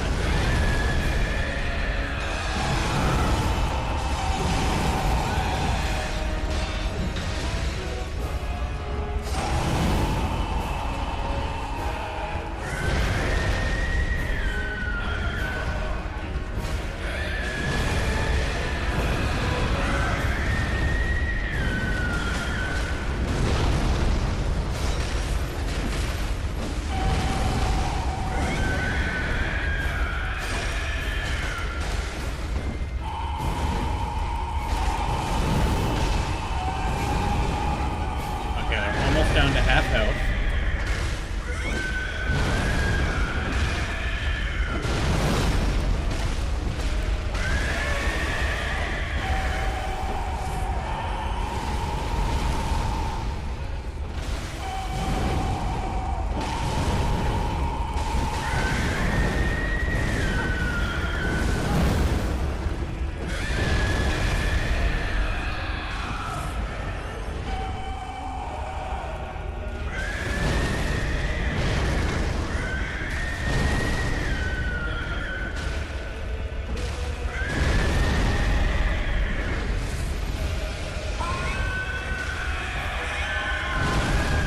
I need to help Valtier out there, but they're both...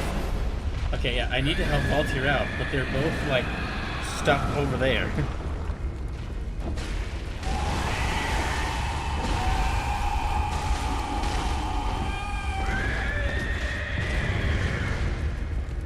I really don't want to get caught in this section of the arena.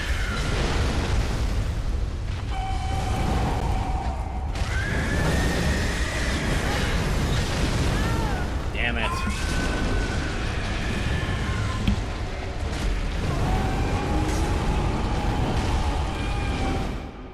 Okay, 144 lives remaining. Oh my gosh.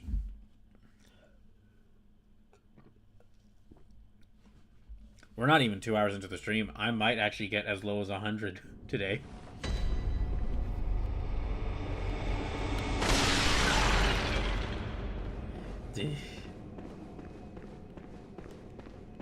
Which if I do, yeah, I'm gonna go if I do reach like 100, I'll go on a big splurge of blood echoes to like get myself to raise my stats up a bit, because apparently I am actually under leveled.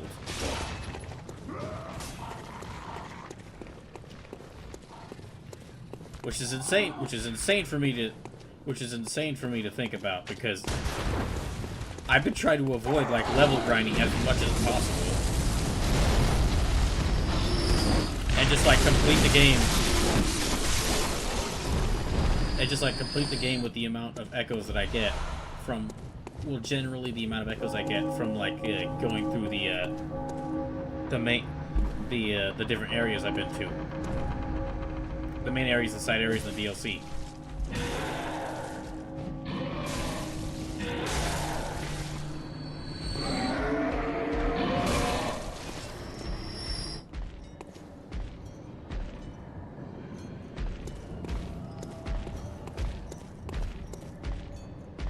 Okay, let me leave them down here again.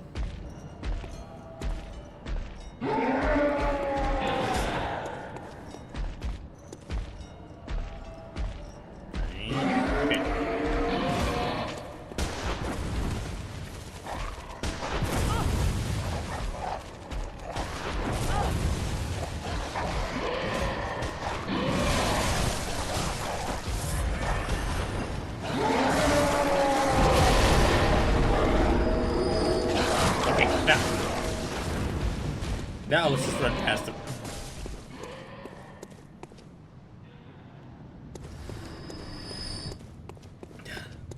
Alright. Oh my gosh.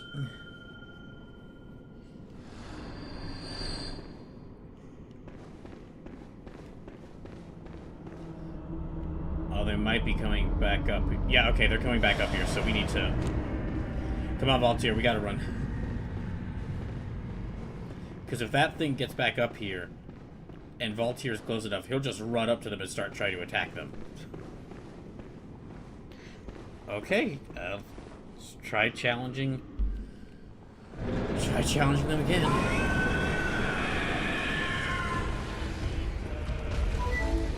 Thank you, great Pokeball Cube. Ow.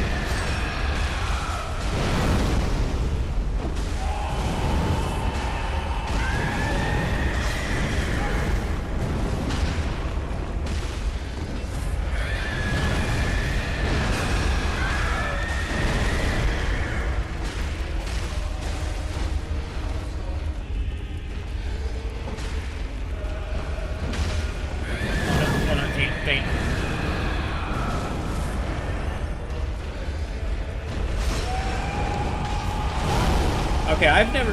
What the fuck?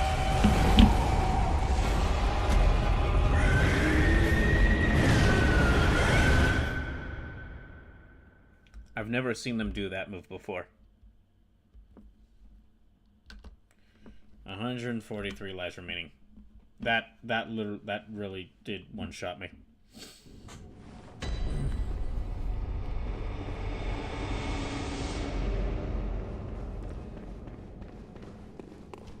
Yeah, I'm gonna give them quite a few more tries, because let me fight them until I get my insight down to 0. Or not 0. Let me fight them until I get my insight down to like 5. That way I can try to fight them with an ally as much as as often as I can, and then still have a little insight left over if I don't manage to beat them.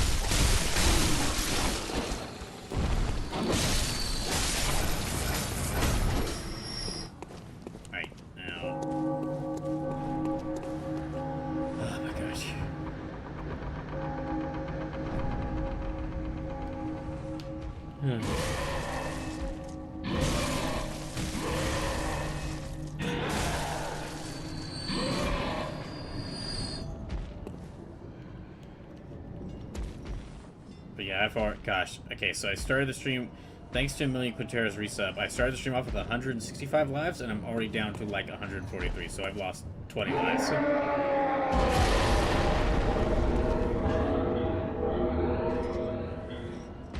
So I've lost 22 lives already this stream.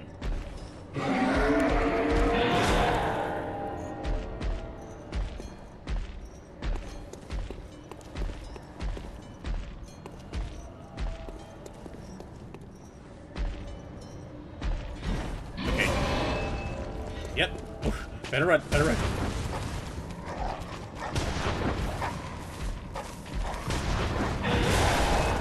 Oh, dang, they set that poor dog fly.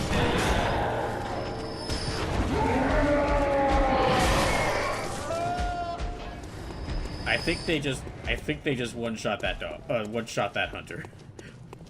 Which is why I do not want to fight them. Okay. Oh yeah, so some people have asked, so just to repeat this, even though some, for those that didn't hear this, I wouldn't, see, if we do make it to, like, if I do make it to Donothon Arc 2, and then somehow make it through Donothon Arc 2 with enough lives remaining to Donothon Arc 3, then I'd be willing to continue this into another, Soulsborne game. It's just that I don't have any other Soulsborne games right now.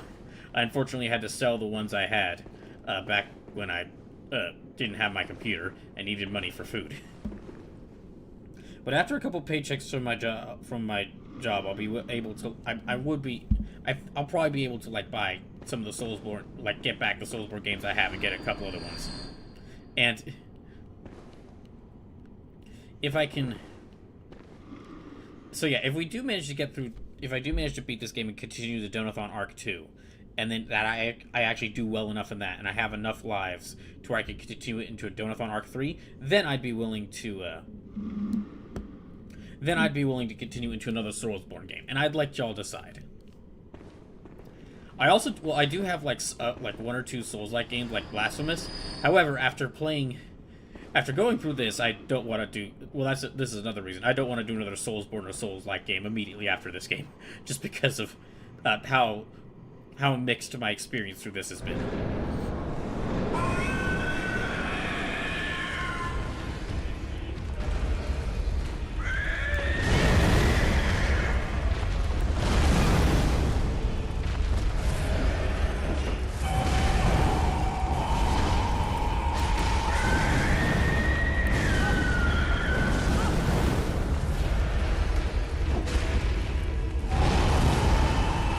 So as strange as it may sound, the FromSoft game that feels the most balanced is Sekiro, LMAO.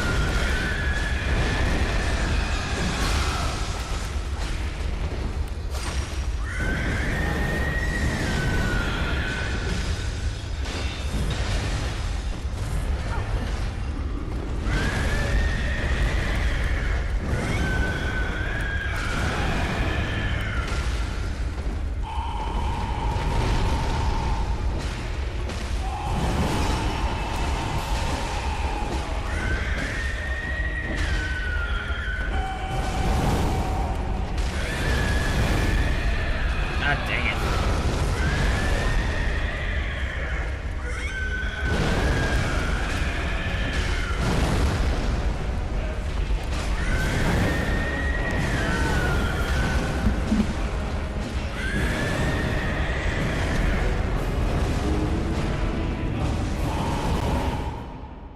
$142 lives remaining.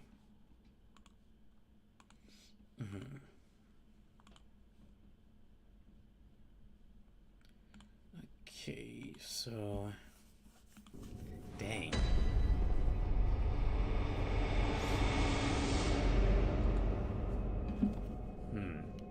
Okay, it's already okay. What I'm probably gonna do is I'm gonna take a short break, and when I get back, I'll probably take us a few minutes to talk about my favorite demos from Steam Next Fest that happened a few weeks ago, and then I'll get back to fighting Lawrence. Well, yeah, I'll try to fight Lawrence some more. So I'll be right back in just a little bit.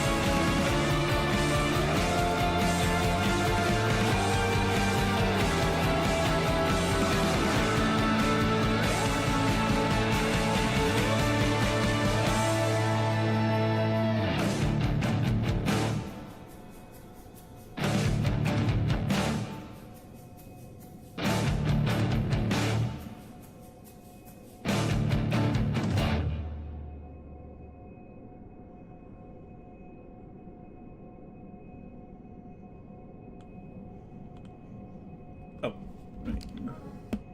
Okay. So, let me check to see what I missed in the chat. Pokemask Cube, welcome back, says, I saw Amelia ones on the deck. Oh no, that's not Amelia. That's Amelia's, like, that's Amelia's spicy chicken variant, and Lawrence. Okay, yeah. Yeah, I did fight Orphan of Cause. Did not beat them.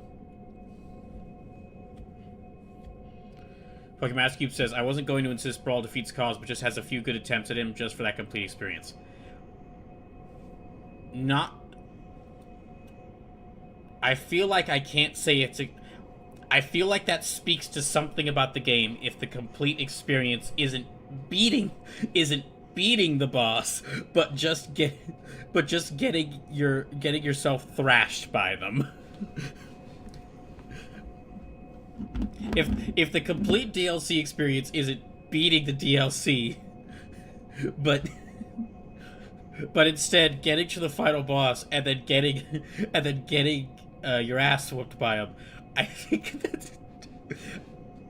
that's a noticeable statement about the game or about the DLC.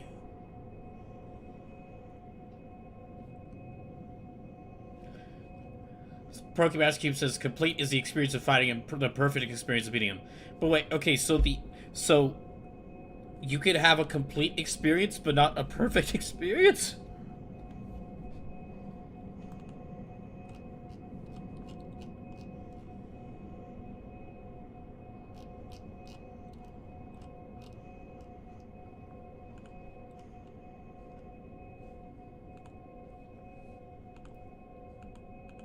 Anyway, okay.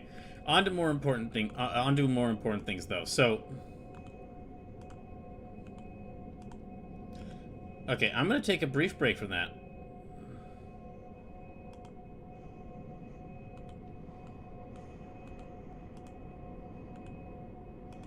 Okay, I'm going to take a brief break from playing this game. And instead, because I finished playing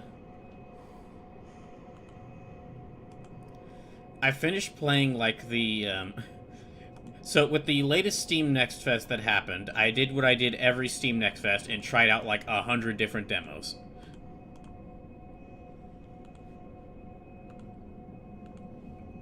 So I wanted to talk about my favorite demos that I played. My favorite demos that I played throughout Steam Next Fest. So hold on, I'm going to load these up.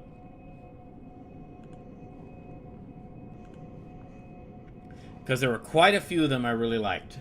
Every Steam Next Fest, I'm like, okay, I'm only going to download like a few demos, and then I end up... I'm always like, I'm only going to download a few demos, and then I always end up like downloading 100. Okay, let's check to see if I can...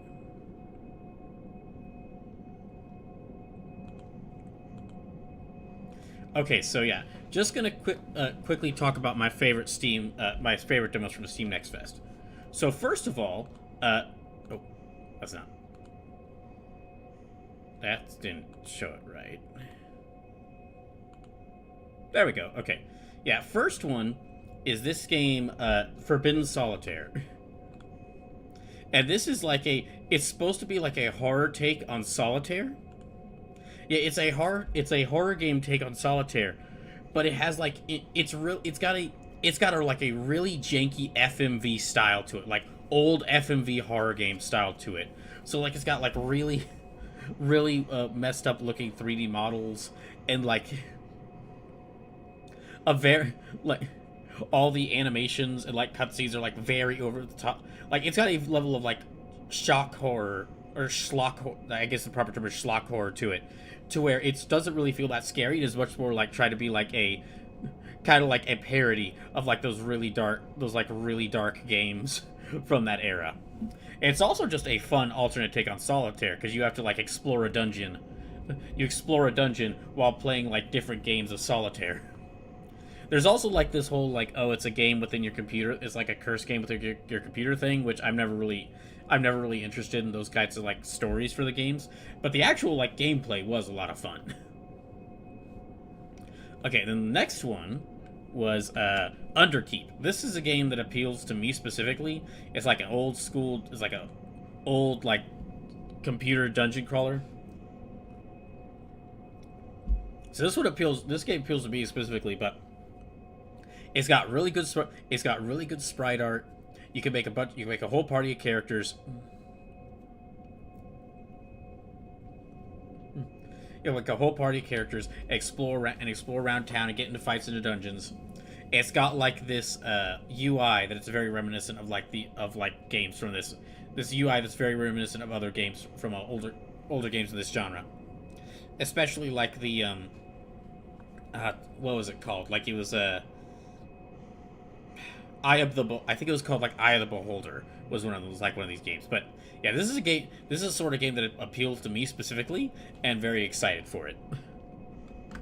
Okay, the next one is basically okay. So indie games are there are a lot of upcoming or newly released indie games that are like indie devs doing their own take on Resident Evil.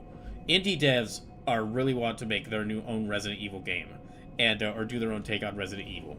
And in this case, let me adjust this. In this game's case,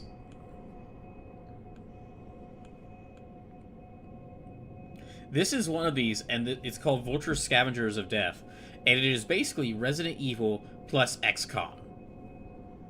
You have to explore like a zombie-infested city, but all your movements and attack actions are like done on a grid in like a strategy RPG sort of gameplay. So yeah, it's basically like Resident Evil if it played like XCOM, and was a lot of fun from just what I played in the demo. Okay, the next was this game, Petrichor, which this one I didn't get to play too much of, but it's like a this one I didn't get to play too much of, but it was like a it was a very interesting horror game. It was a very interesting horror game. I actually don't think. Yeah, I didn't get to play too much of this demo. But this is one of those cases where I played a bit of the demo and I was like, "That's it. I just want to. That was enough for me. I just want to try out more of it."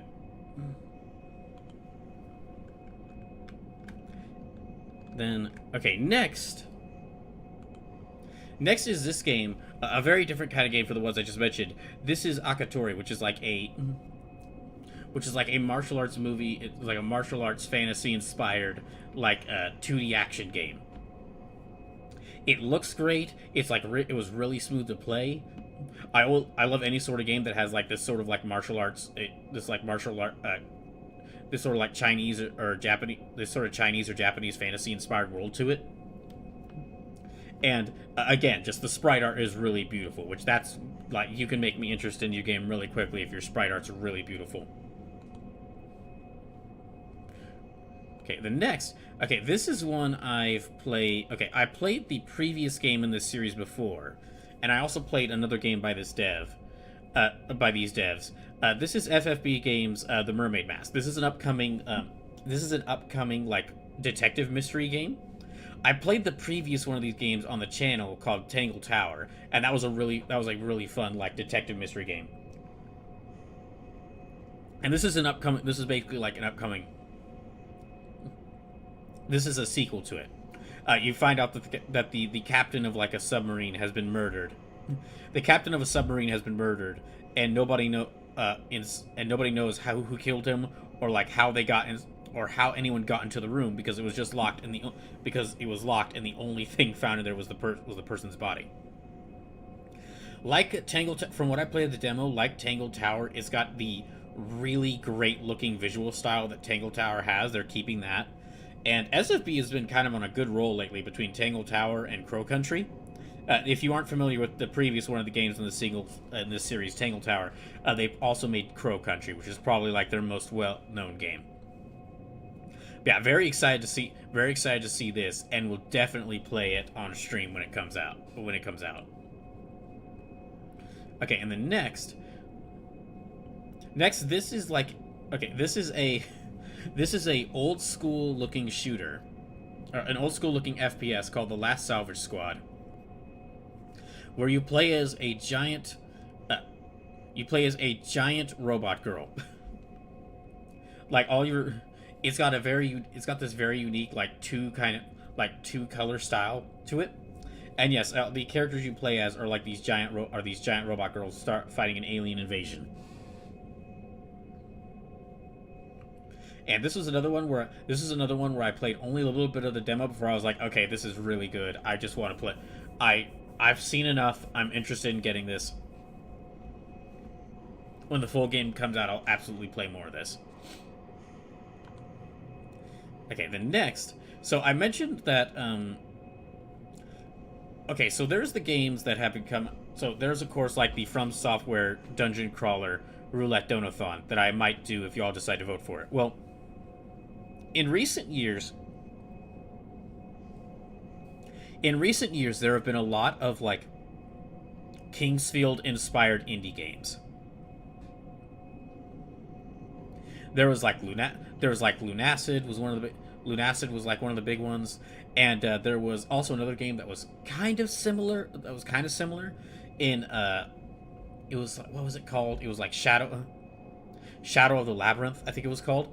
This is and then a couple more. This is another one that's coming up called Queen's Domain, and it is very much just like this indie dev doing their own take on Kingsfield, like Kingsfield, Queen's Domain. They're even using the exact. This is also even the exact same text font. That the title is using the exact same text font that Kingsfield used, and the thing about like Lunacid and these other games, well, a lot of the Kingsfield inspired indie games, they're like they play much better than Kingsfield because they're actually designed to be played. This one, however, Queen's Domain is actually very much trying to keep. This is what is like. Queen's Domain is not like that. Queen's Domain is very much trying to keep the incredibly janky gameplay that Kingsfield has. Like, I played through the demo and kept dying to the very first enemy just because of how janky the gameplay was. And I was like, yeah, okay, this person doesn't just want to make a game inspired by Kingsfield. They are trying to bring back Kingsfield specifically. And because of that, yeah, I'm really excited to see where this goes. And I might have to do like some streams where I show off Kingsfield likes after I eventually, at some point, do play the Kingsfield games on the channel. That will, even if it doesn't win this Donathon, even if it doesn't win like this the vote, that probably will happen at some point. Okay, and then this is another demo that came out that I tried. This one got like a. This one got a lot of attention when it was shown off in like the trailers it was announced in. This is Dench Attack, and it's basically just like big train racing game. It was. I was okay on the game. Actually playing it was okay.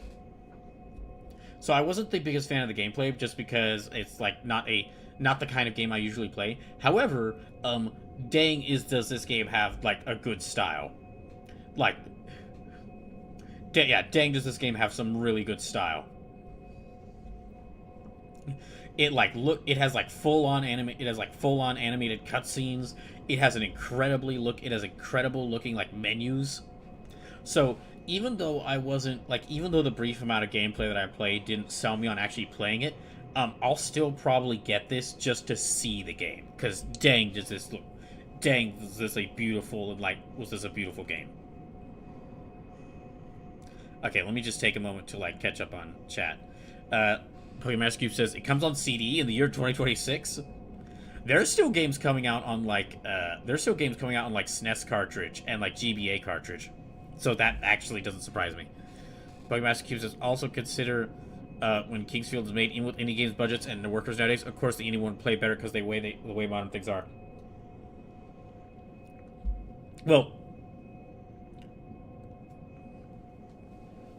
Well, part of that reason is because like a lot of indie game devs were like, basically Kingsfield was made as like it was like the developers of Kingsfield first attempt at making Kingsfield. Some of the indie devs who like made a lot of these like indie games inspired by Kingsfield, they probably made some projects beforehand that or like worked on this for some time to kind of let them figure out what they wanted to do. But that's just me adding to your point there. Pokemon Master Cube. Sleeper says this game's on my Fantasy Critic League. Let me check to see if there's any YouTube comments. Hold on.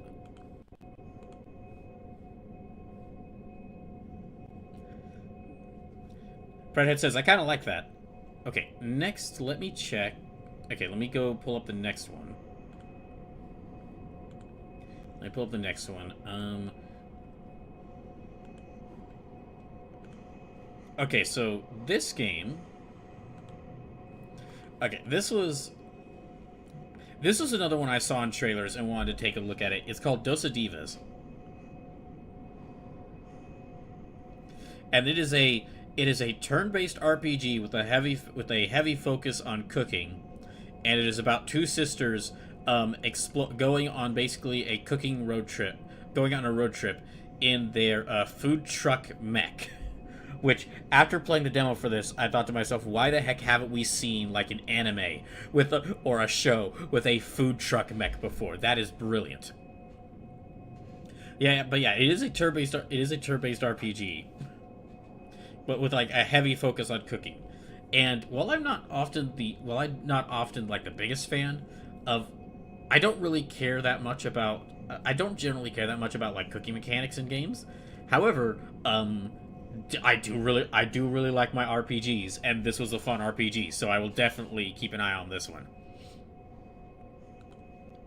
Okay, the next, this one is one you should definitely keep an eye out. Especially, okay, for the fans and for the people watching this who have been wanting a stealth strategy game, where you play as a group of lesbian dinosaurs, who basically, if you ever saw Jurassic Park and you thought, this is great, but I really want to play a game where I'm the dinosaurs and it's a stealth game and they're all lesbians. This is what you've been wanting. This was a lot of fun. It is a stealth action game where you actually build relationships between your four party members. Where you build relationships between your four party members, and they all like have different roles in battle. And dang, I cannot wait to play that. I cannot wait to play this. Like, just from the brief, like the demo section in this was like the dinosaurs exploring outside their abandoned facility, and they find like a feeder. And so, like, the little feathered dinosaur goes into full, like, diva mode and tries, like, making the other dinosaurs act in a play. And it was amazing. And that was just the demo. That was just the tutorial. Okay, and the next, this is something I and a lot of people are excited to see. Parasite Mutant. As soon as this game was announced, I was instantly interested in it, and it's just Parasite Eve. It is Parasite Eve. It plays like Parasite Eve. It's got the main character is a blonde girl with guns, like Parasite Eve. It doesn't look exactly like Parasite Eve. Like, it doesn't have like the PS1, model look, a PS1 tech look that Parasite Eve had. But that's okay, because it does have a really nice style to it. And there's like another game that actually is trying to keep there is another like Parasite Eve inspired game which is bringing forward that visual style. But from what I played to this, yeah, it's more like these developers were just like, we're tired of not getting more Parasite Eve. We are making our own. And I'm very glad they are. So yeah, this is also one that is like high up on my interest. This is another one that's high up on my interest. It is really interesting that we're not just getting like one. There's like actually 3 or 4 Parasite Eve inspired indie games that we're getting soon, that are being worked on right now. So people really want more Parasite Eve. Okay, and then lastly, this is a game. All right, hold on. Sorry, I'm just gonna check the YouTube chat again. Okay, lastly.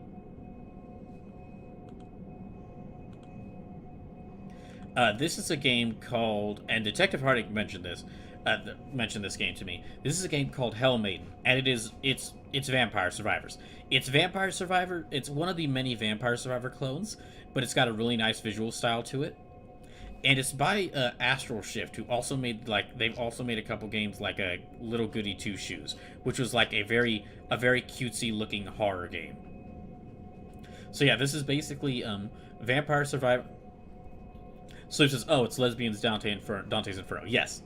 That's just what I was about to get to. Yeah, it's Vampire Survivors, but it's also Dante's Inferno with lesbians.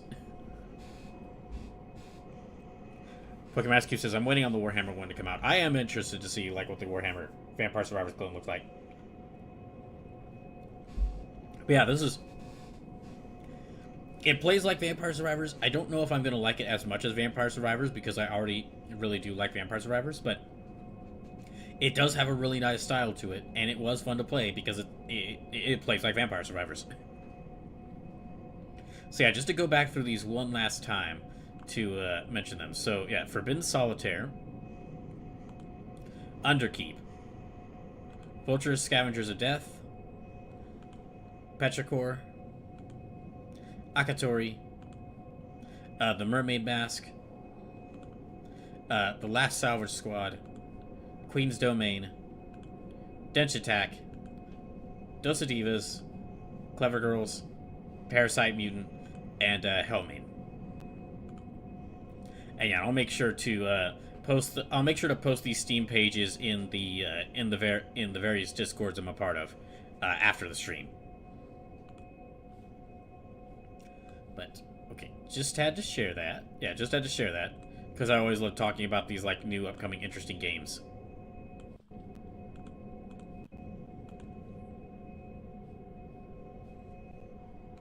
Yeah, I'm always interested to talk about. I'm always excited to talk about these new interesting games. Slave says, "Thank you, Warhammer Space Marine 2 is joining the PS Plus catalog collection on Tuesday."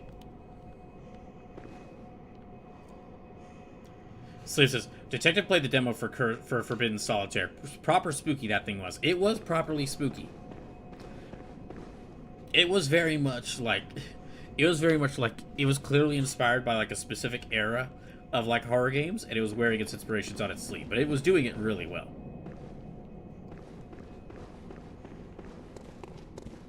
Okay, let me go try to fight Lawrence again.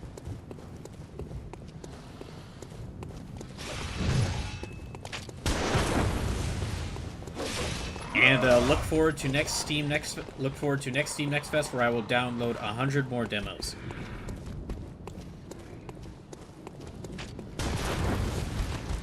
Yeah, look forward to the next Steam Next Fest, where I will download 100 more demos.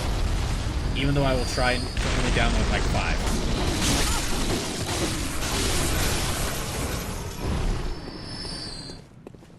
Okay, you know what? This time I might actually try... Yeah, this time I will try the Moonlight Sword.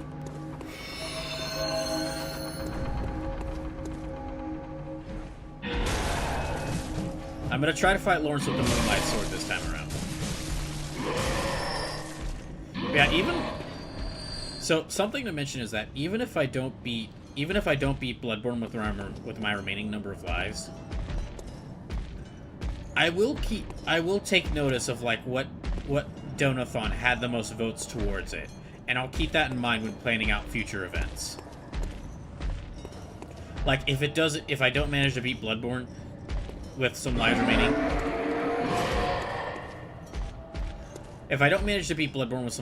then that Donothon, whatever Donothon wins the vote, won't happen for quite some time.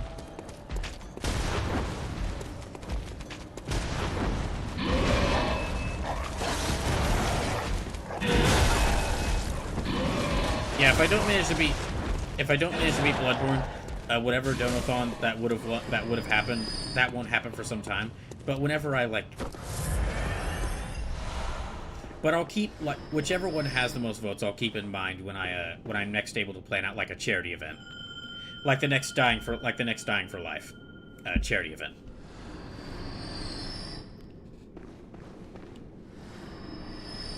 And I do want to do something with each of those games at some point.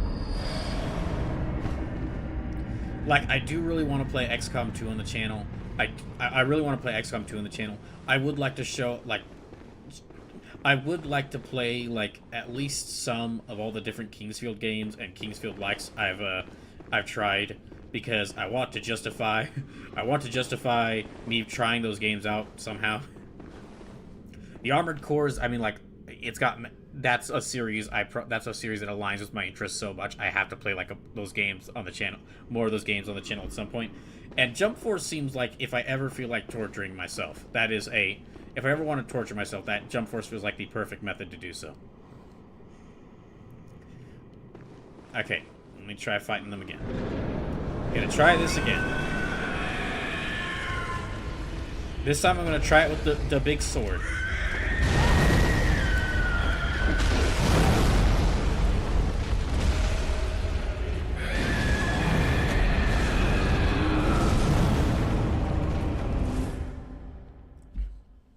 Never mind. No more of the big sword. This is why I don't. This is why I never do strength. This is why I never do strength builds.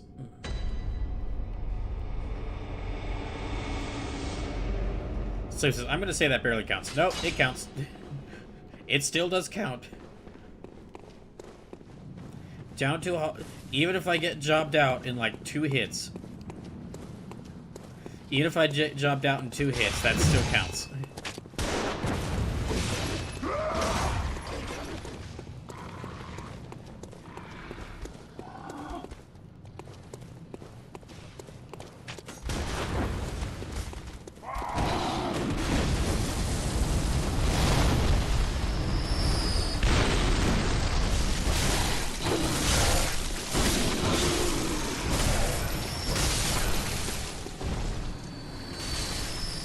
Buckymask Cube says the sword wasn't the problem there.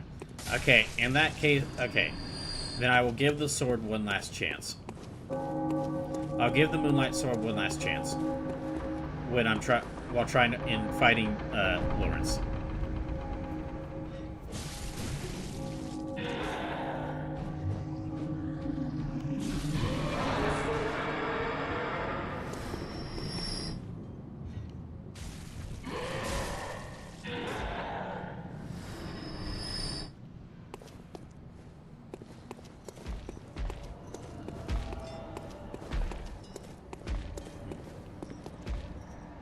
By the way, just want to mention again. Oh wait, actually, let me wait until I get inside the chapel to say. Yeah, let me wait until I get inside the chapel to like mention donations and the poll again.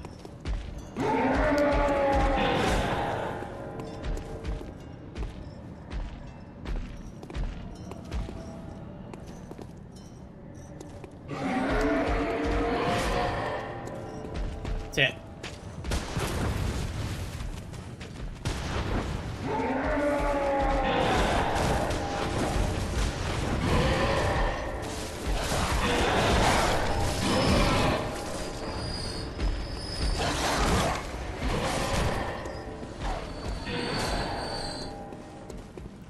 Dang, that hunter didn't last as long as I thought they would. Okay, well, so just gonna say again, if you're able to, make sure. Okay, well, first of all, thank you, Sleepers, for posting that. But yeah, make sure to vote on the poll if you haven't already. Here, I'll share this in YouTube. I'll share this in the YouTube chat in case anyone's. Yeah, if you haven't already, make sure to go vote in the this Google Forms. Yeah, this Google Forms poll to decide what the what Donothon Arc 2 will be if I manage to beat Bloodborne. And also, if you're able to, please consider donating. Remember that this Donathon will run until I run out of lives. So if you want to give me a better chance at beating all these bosses, please consider donating. As every dollar donated will add more lives. So subs, bits, give subs. If you're watching on Twitch, those will add more lives. And if you're watching on Twitch or on YouTube, direct donations will add more lives.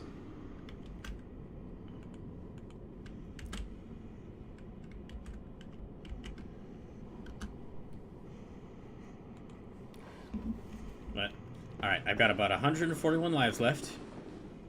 Let me go try and fight this guy again.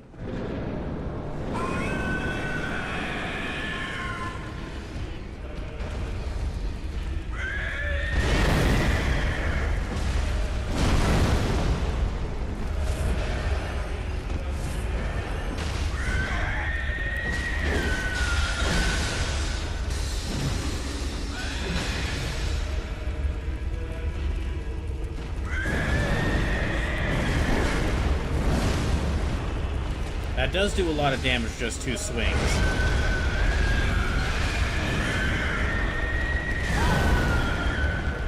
However, he also does do a lot of damage with just 2 swings. Far too much damage for me to handle with just 2 swings.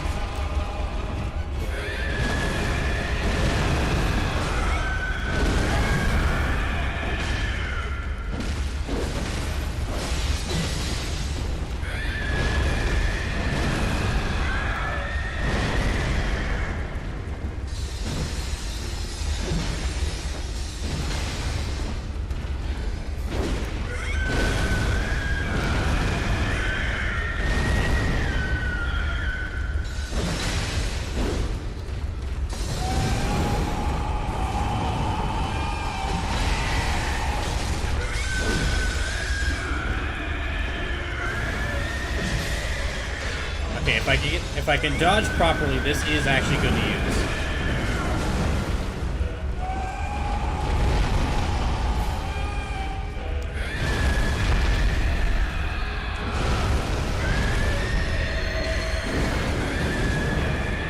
Oh, that's right, I have the sword beam.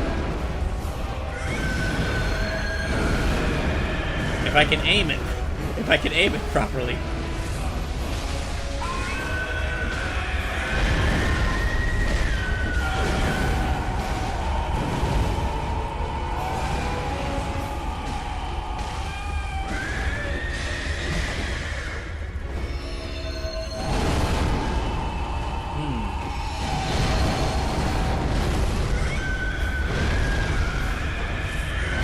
That probably does more damage if I have higher arcane, though.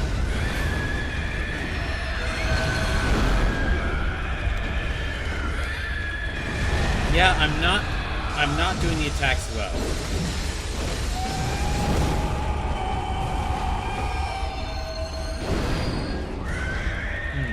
I think I'm just outside of its range sometimes.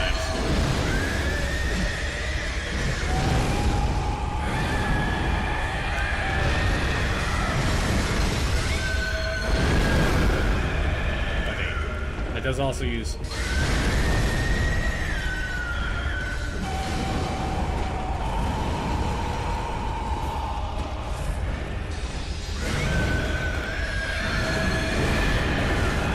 Oh, good. Okay.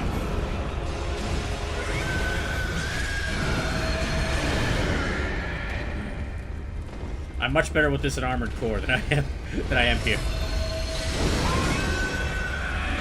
Oh, shoot.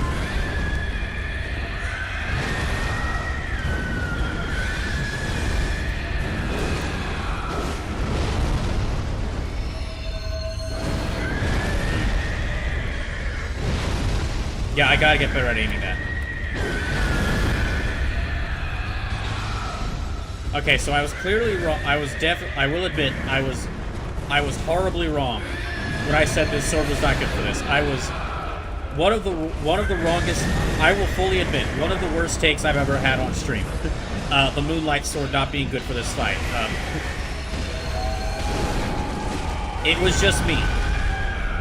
It was not the sword suck. It was not the sword. It was me.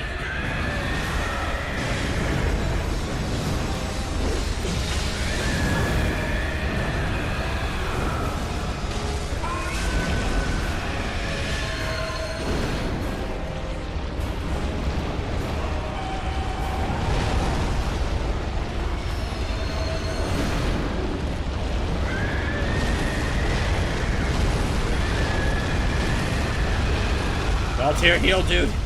Dude, you gotta heal, Valtier.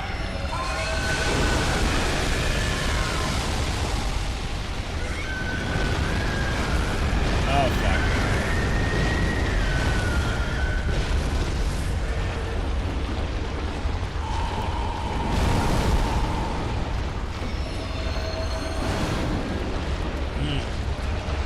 Yeah, I'm just aiming badly with that.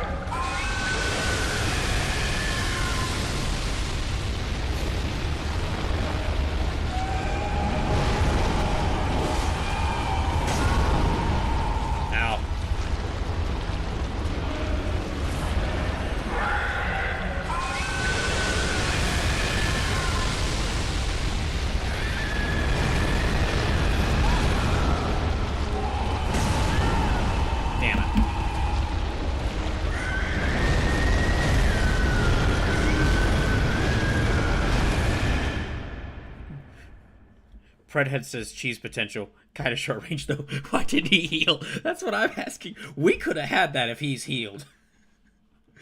And, you know, if I aimed the sword beam better. If I aimed the sword beam better. Slim says, in a strange twist of fate, I actually did more damage to the Moonlight part of the Great Sword turned off, since the Moonlight scales with Arcane, while the regular scales with Strength. Huh. Slim says, sword beam! Fucking Master Cube says, Slim's right. You want to pay attention to which mode you're better with. Blade off if you're better with Strength. Blade on with Arcane if you want to spam the lasers. With one weapon, it's knowing how to use it and fits with your build. Yeah, okay, let me try it this time with... Oh, that's cool. That's a cool effect. Yeah, this time I'll try it with Strength, because... Alright, okay, so I have 140 lives left. Wait, is it 140 or 100? Okay, I think it's 140. Yeah, okay, I think it's 140 left. But yeah, I'll try it with Strength this time, because my, my Strength is like 25, my Arcane is 20. But the Sword Beam is really useful. I might actually want to save the Sword Beam. Let me actually save the Sword Beam for his second phase. Because if I use the Sword Beam while he's got his second phase, I could just, like, shoot him with it from afar. Also, Predhead, going back to what you were saying, it is kind of funny that in order to use the Sword Beam, which is just this like, holy blade firing a beam of light, I have to load a bullet into it. I don't know where I load the bullet into it.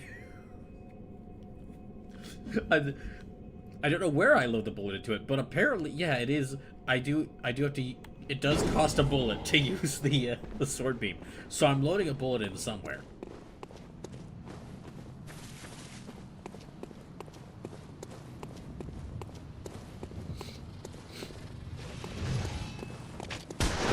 Ow.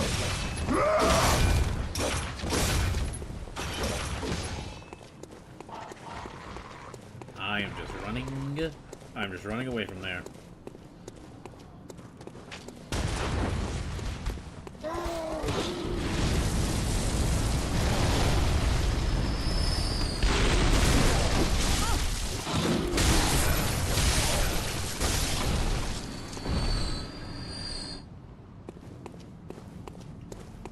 Pokemon Cupid says, in the Soul's Ring game, using the sword beam uses magic meter.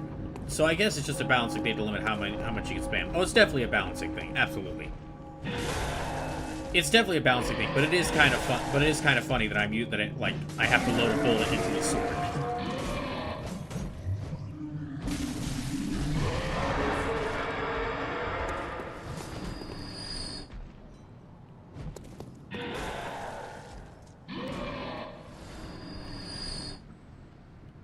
So I think the held L2 in an Moonlight form costs 3 bullets, but it does the beam in a burst in front of you instead of throwing the beam lengthwise.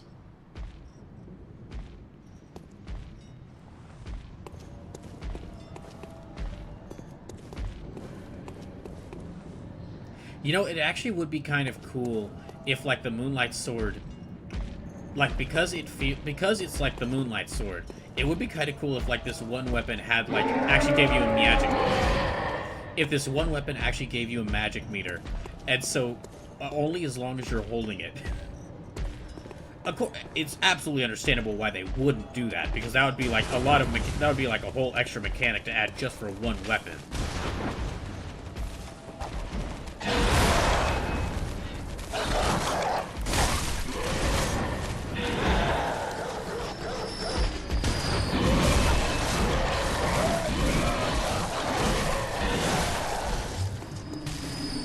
But if they did have that, it would really just make this weapon feel like it was out of a completely different game. But again, absolutely understand why they wouldn't do that, because that would be that would be like a whole mechanic, and that would be a whole mechanic and graphic and UI element you would have to add just for this one weapon.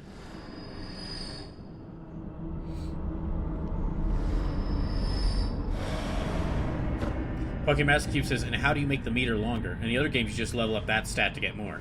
I mean, I guess I would just say, like, it would be tied to the arcane stat.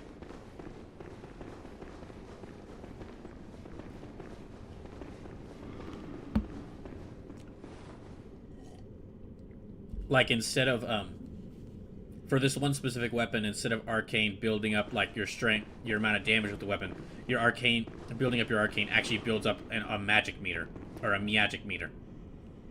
But again, I absolutely understand why they wouldn't do that. That is a lot, that is a lot of, like, that is a lot of stuff to add for this one weapon. Yeah, that is a lot of stuff to add for this one weapon.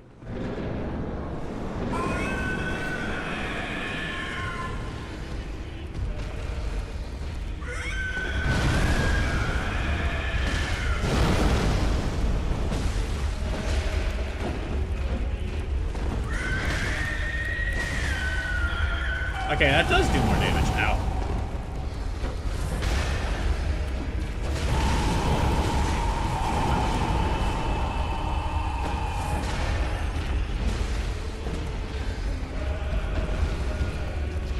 Because I have a higher strength stat, of course. But I can't really swing it that much.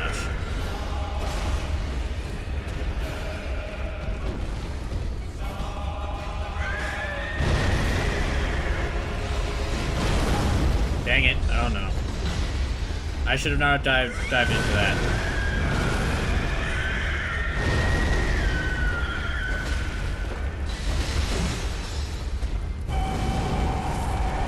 Yeah, I will admit I should have been using the Moonlight Sword more, but it just... I got it so late. Yeah. I should have been using the Moonlight Sword more, and I did want to. It's just I got it so late in the game that there really was, like... I had, like, built up these, the Blade of Mercy so much that it really just benefited me more just to stick with the Blade of Mercy. For a lot of the fights, that is. Not all of them. Okay, yeah, this is... The stab is doing a lot of damage.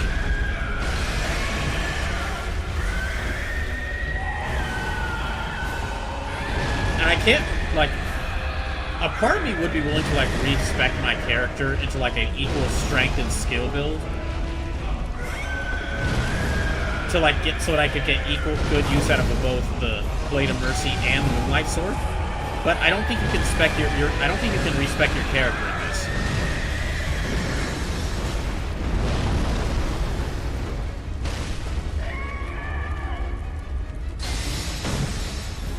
Yeah, that poke takes up a lot of stamina.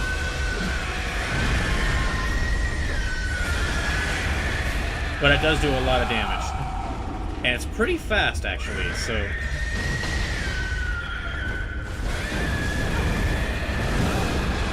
Damn it.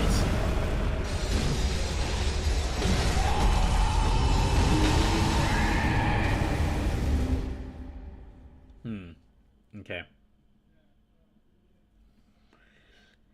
Jeez. Alright. Sleep says, so, as a thing you notice, you like to hit and run. Yeah. Yeah.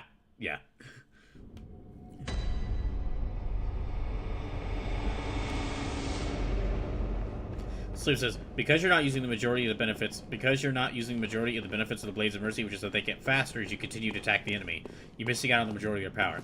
Well, yes, that's a very good point, Sleep, and you're absolutely correct. However, they can two-shot me.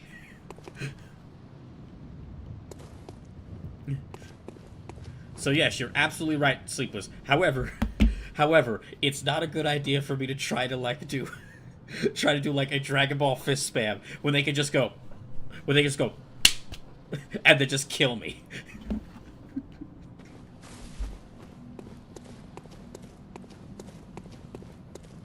It is literally the Raiden swinging his sword at Senator Armstrong gif.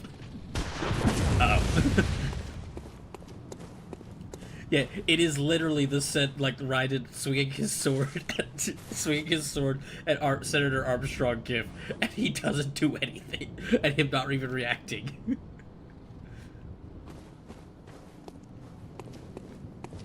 So, yeah, you're absolutely right, Sleepless, but...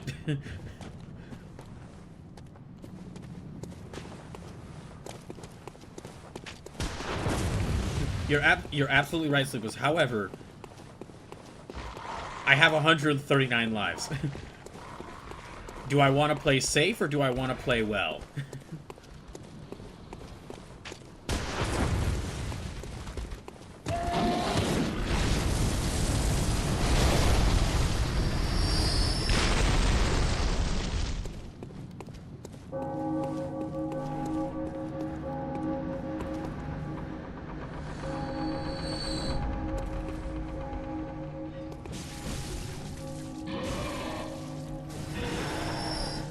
And I mean, I have been using that against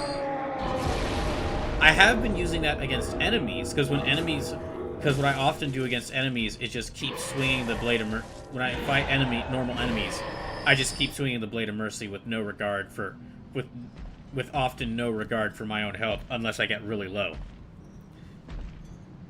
Because it's like, yeah, just for fighting normal enemies, I'll keep swinging the Blades of Mercy until I run out of stamina. Just keep just spam hits on them until I die, until like either they die or I die.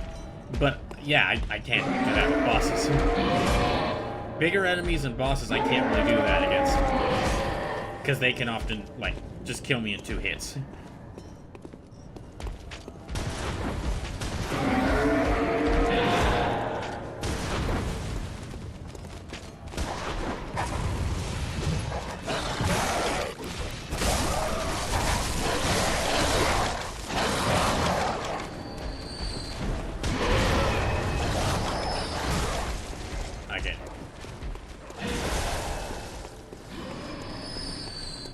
Sliv says, I'm only pointing it out because per hit, the Moonlight does more damage than the Blade of Mercy. Yeah, I know. Yeah, that was... Yeah, I've been aware of that for the whole time. That's why that's why I would always run in, spam a few hits with the Blade of Mercy, and then back out to try to avoid getting hit.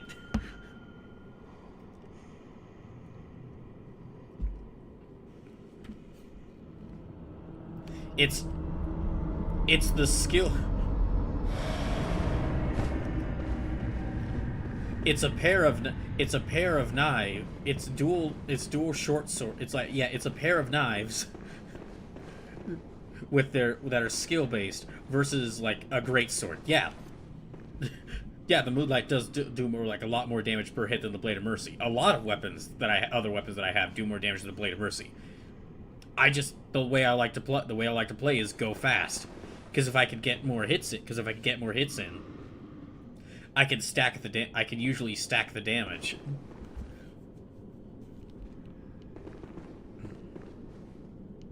Okay. It's just I have so few. It's just the reason why I'm switching to the sword with this.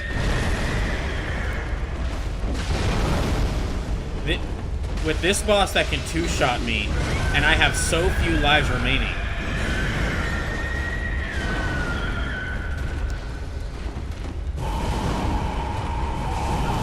Yeah, this boss can two-shot me, and I have so few lives remaining, I really have to play it even safer.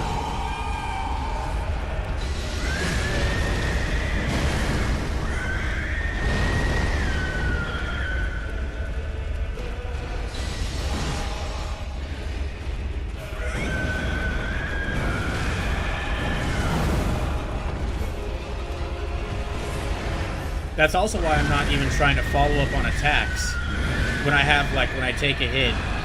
That's also why I'm just backing off and like using my heals over like jumping in when I take damage and trying to like get the damage back, or trying to recover the damage through hitting.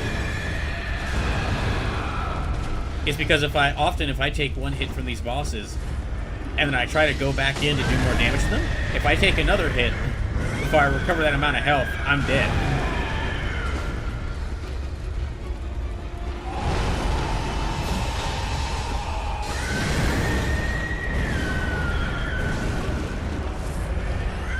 Oh, he's nearly dead.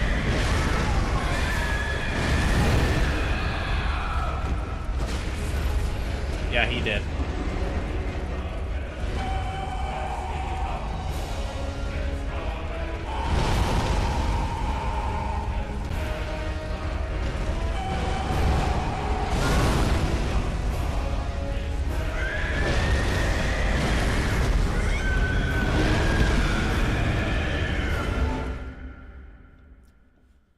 138 lives left.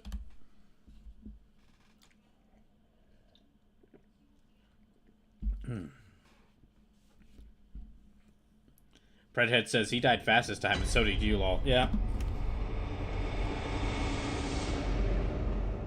I got Goomba stomped. Now I know how the Goombas feel.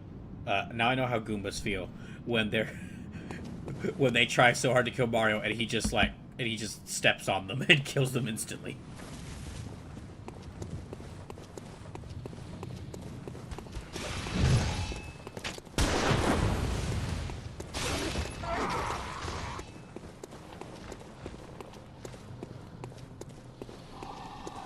Alright, we'll try that again. I've got 14 insight left. So I can really only try that fight 9 more times.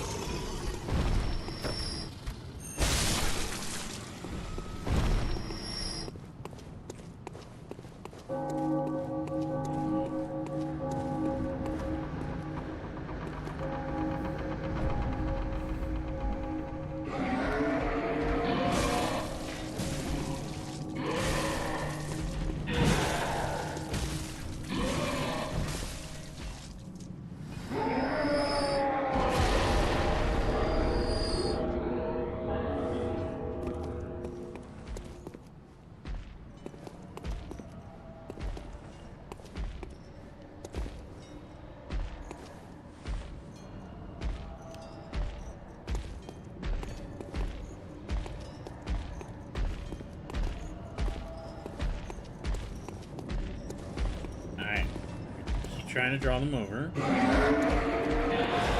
It's working. Unfortunately, it's working. And fortunately, I guess.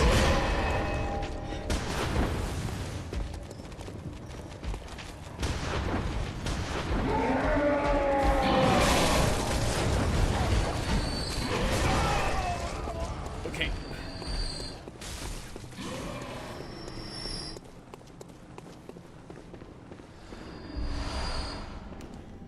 Yeah, I can really only summon him 9 more times, so I'm gonna give it 9 more tries for this, and then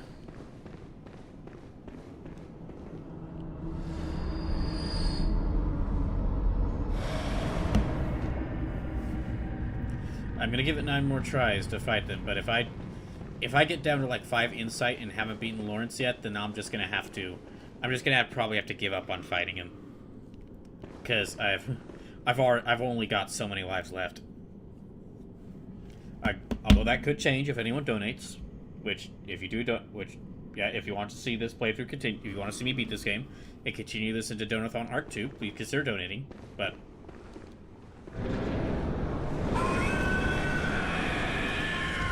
since I have no idea if anyone will donate, I'm just gonna have to play this like no one will. I'm just gonna have to play this expecting that no one will.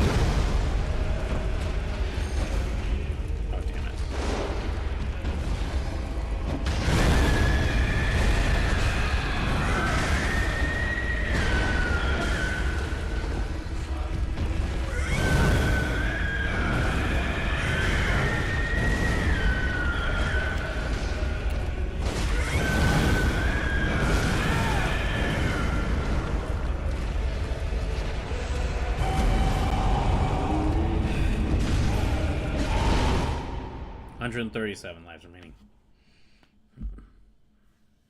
Okay, there's about 3 hours left in the stream. So I'll be back this upcoming Tuesday. That's going to be another 2 hours of Bloodborne. Then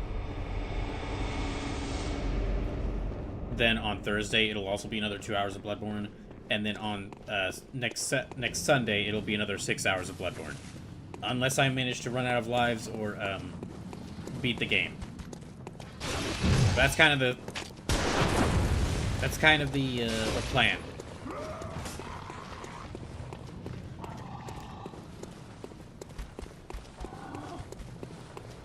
Although I guess I could do something for St. Patrick's Day on Tuesday, but I mean, I would have to find a game that's very green.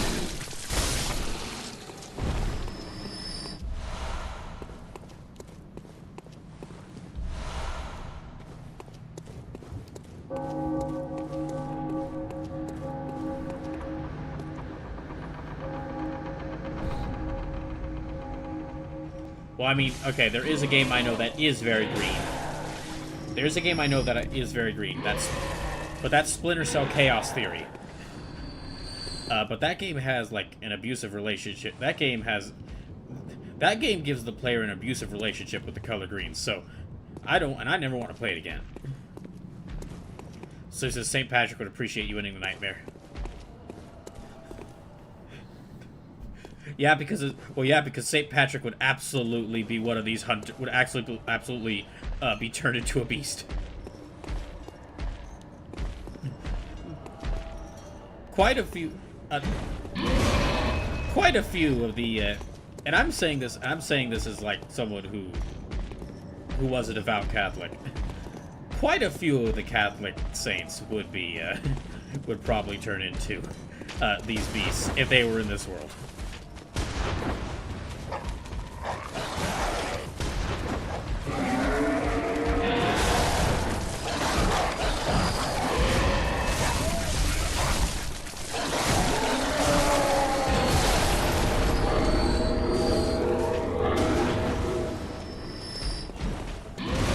So it says Breath of the Wild could be argued to be pretty green. Breath of the Wild is very green.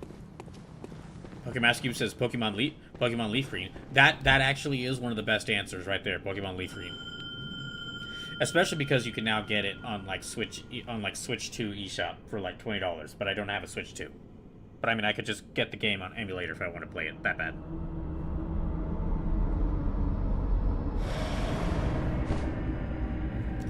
Okay, let's go back. Let's try this again. Pokemon Cube says it's on both Switches. Sloop says it's on Switch 1. Oh, okay, so I actually could get it if I had the money for it, which I don't really right now. So if I had the money for it, I could get it, but I don't really have the money. I do get my next paycheck.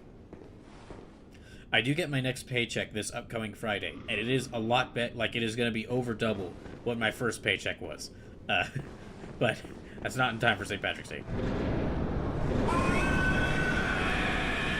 I could play Marvel Cosmic Invasion on the channel, but only play as She-Hulk.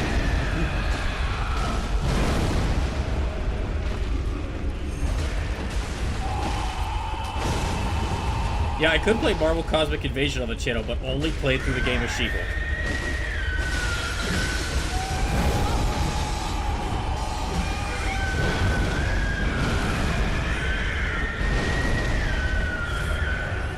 Or play like Marvel Rivals, but only play as Hulk.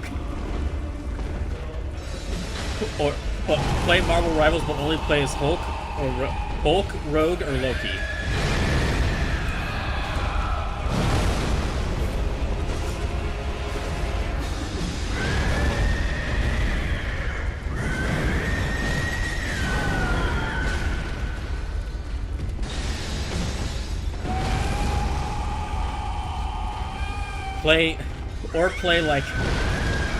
Play Street Fighter 6, but only use play Street Fighter 6, but play it with like Cammy's original costume in its original color. Well, I mean, actually, if I do that, then I could just like play some Kamen Rider games using the original Kamen Rider, like the very first one, since he is very green.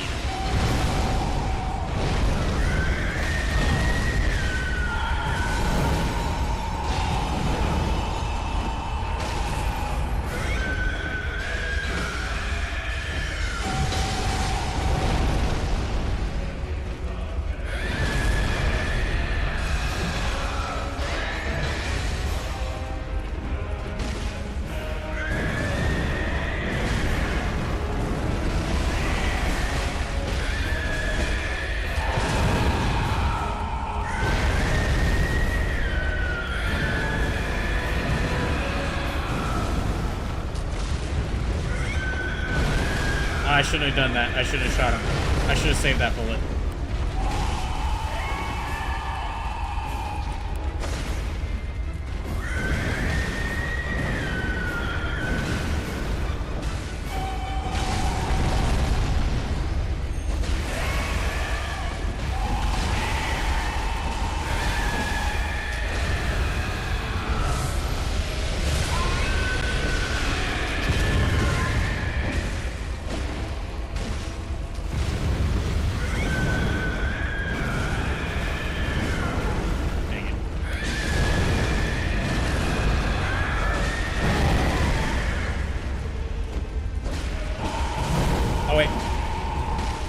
Did I just attack Voltaire on accident there? I'm afraid I might have just attacked Voltaire on accident there.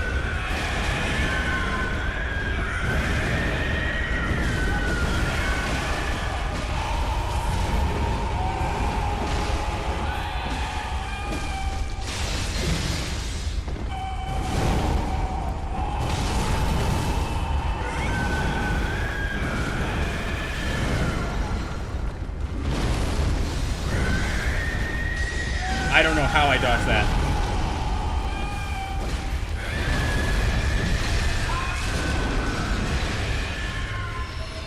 Okay, now let's try this.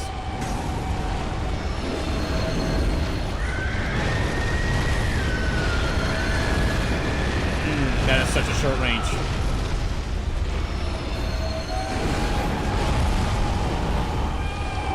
Oh, Voltaire, here, man, heal. He did not heal. Yeah, he did not heal.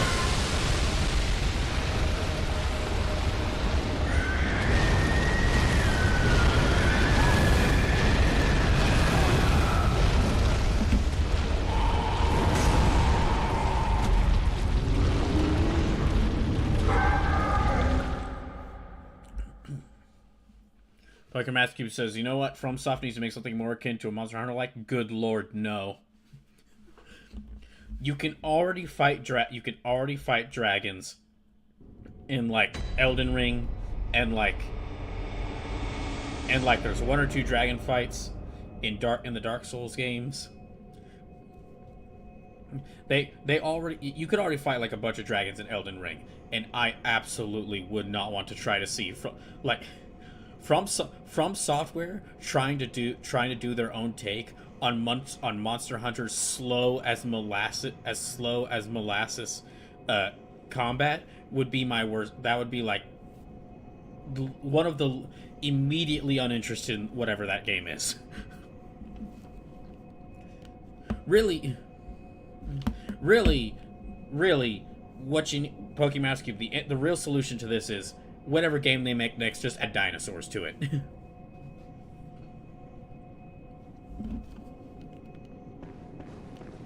Just add whatever sort of like world they make for their next big game. Just make sure it has dinosaurs.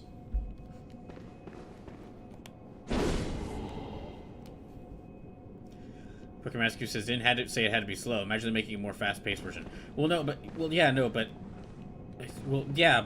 that's how Monster Hunter gameplay is. It's like intentionally like very slow. And you From Software's like usual combat is like generally on the slower side as well. Well, it depends on the game. It depends on the game. Yeah, that depends heavily on the game, but.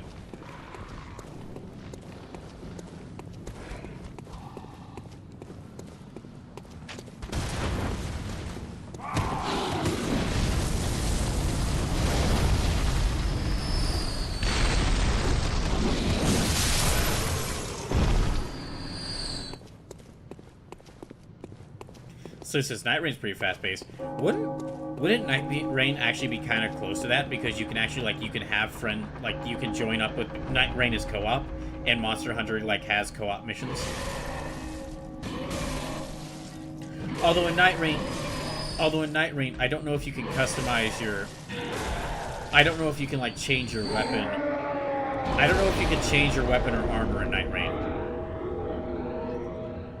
Yeah, I don't know if you can change your weapon or armor in Night Rain, so it says Night Rain is co-op only. Well, it's balanced around co-op. I see.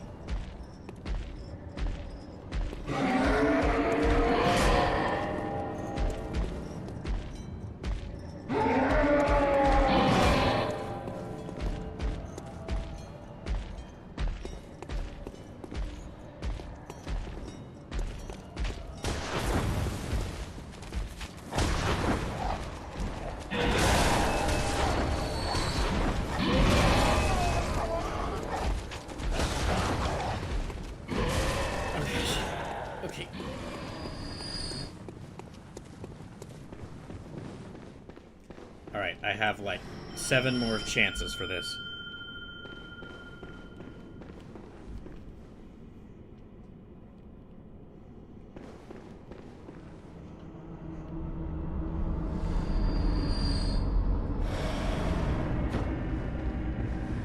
Alright. Let's try this out again, Voltaire.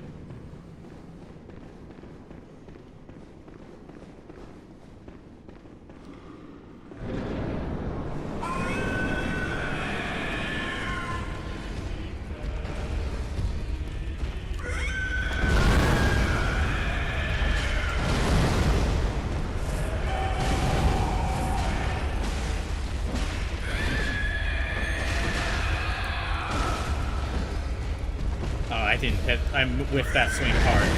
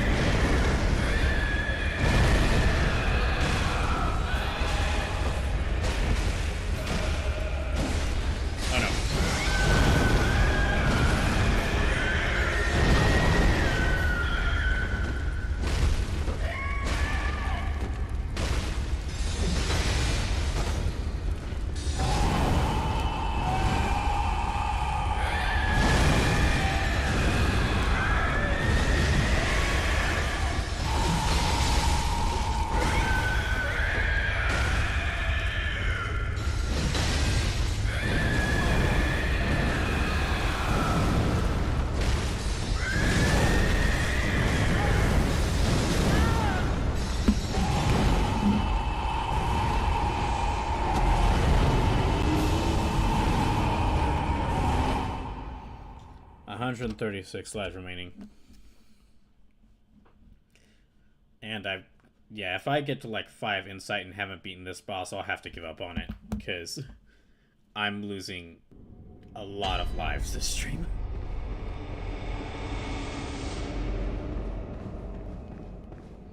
And then at that point, I'll go to try to fight Ligarius a few times, and then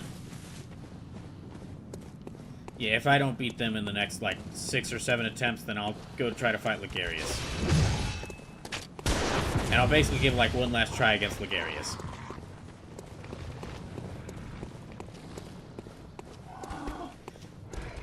I might have to consider, like, if I get to, like, 100 lives and haven't beaten, like, Lawrence, Ligarius, and haven't beaten Lawrence, Ligarius, and,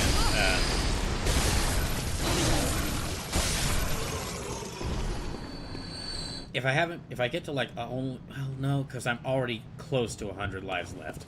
I'll probably have to leave it just 50.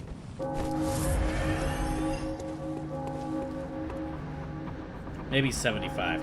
But basically, it's looking like if I don't beat Lawrence with these next tries, then yeah, I'm gonna have to give up on beating Lawrence, and then I'm gonna go try to fight Ligarius. And if I don't beat him after a few tries, then I'm gonna have to give up on fighting Ligarius, because I'm at this point. Unless someone donates to add more lives, at this point, if I don't get any more remaining lives, basically like fighting Ligarius or Lawrence will take away from the remaining lives I have that I could use to fight Koss and Gurman.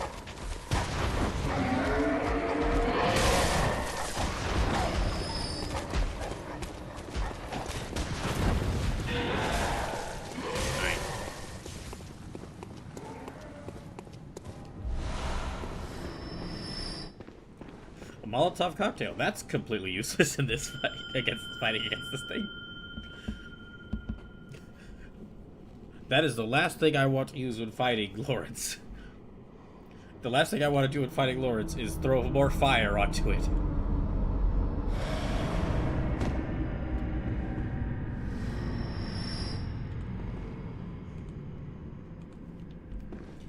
Okay.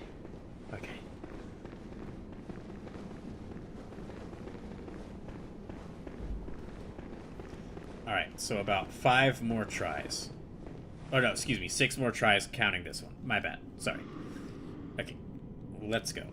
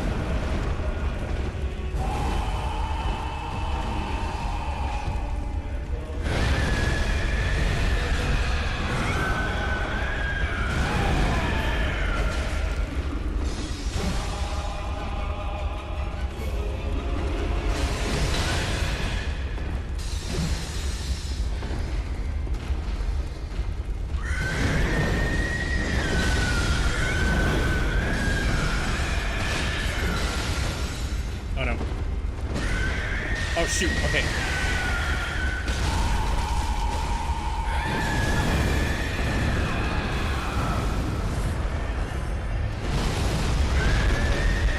Oh no, I almost... Okay, that would have been disastrous.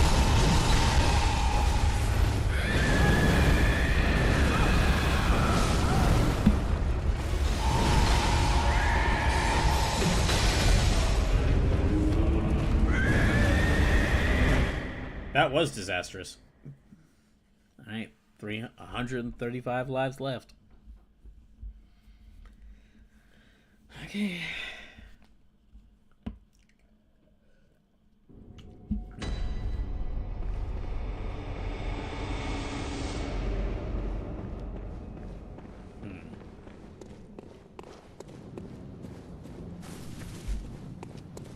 So I've got about 5 tries against Lawrence left, but if I don't beat him after these 5 tries, I'm gonna... If I don't beat him with these 5 tries, I'm gonna have to quit. I don't think there's anything else. I'm not sure. Well, I don't know if there's anything else I need insight for in this game, but just in case there is, I should keep some.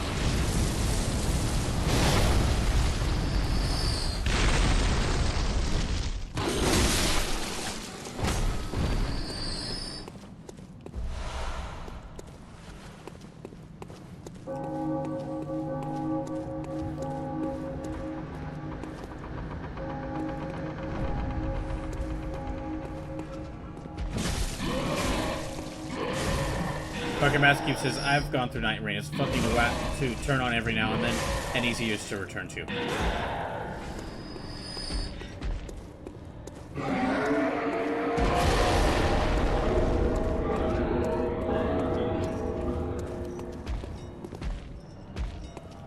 Okay, I need to lead him down here again.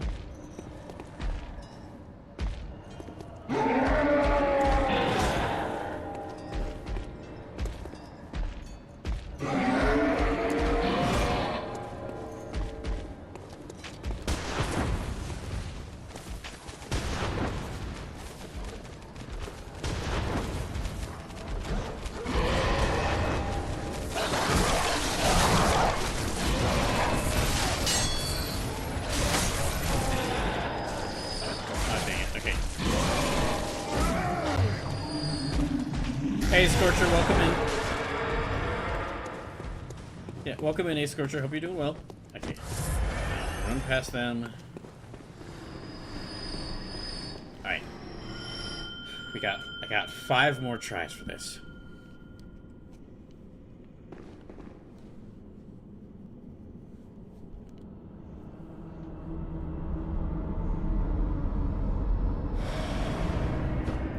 So, for those just tuning in, I started the stream at 165 lives remaining. I'm now at 135 lives remaining because I tried to fight Orphan of Kos, didn't get far, and I've tried to fight Lawrence some more, and I've gotten kind of far, but I haven't beaten them. Hey Scourges, I'm okay. Weather's not great right now, so no, I'm seeing how things play out. Oh, hope the weather gets better for you soon. I have heard that weather's pretty bad.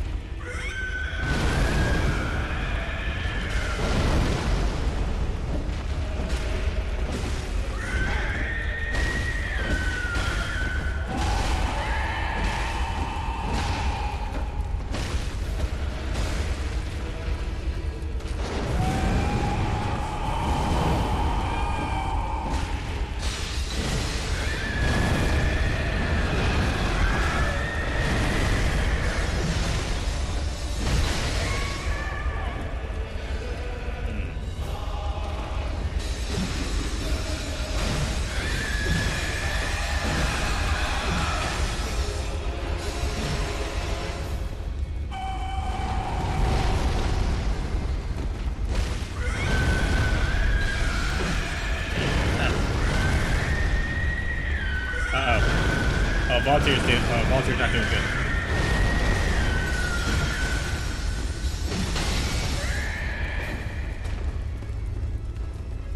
That might have actually been a good...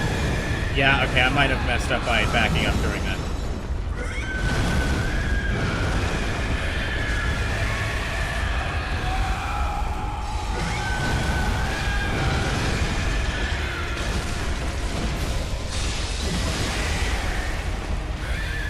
Okay, they're already down to half health.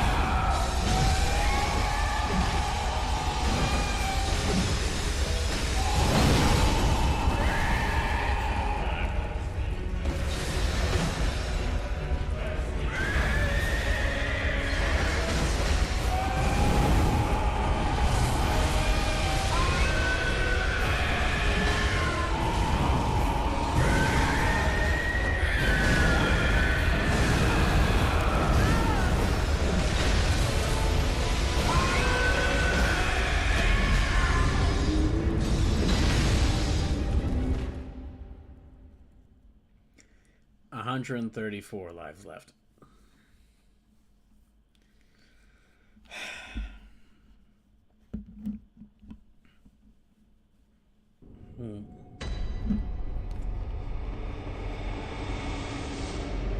With how this is going, and considering that I still have to that even if I give up on fighting Lawrence, I still have to fight Ligarius some more, try to fight my way through the Nightmare Frontier, and still try to fight Orphan of Kos. I'm not even sure if I'm gonna make it to Gurman.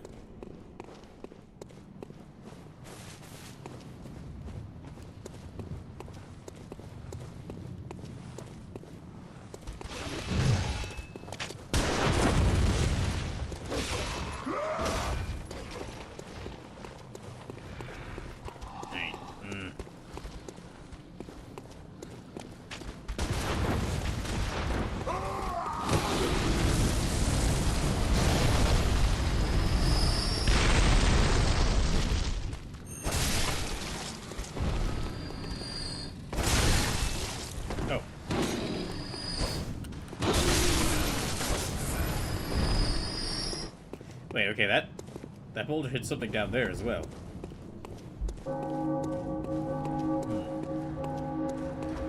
So yeah, we've only got about 134 lives left.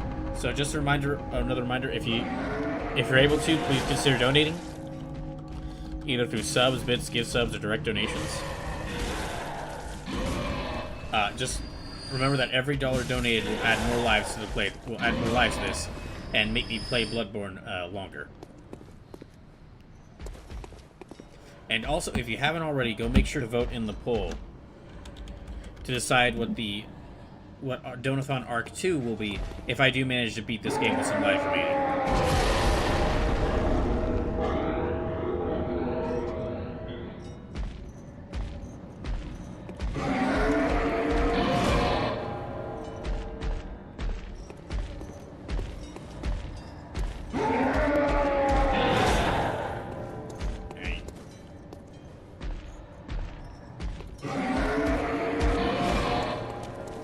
That should be close enough.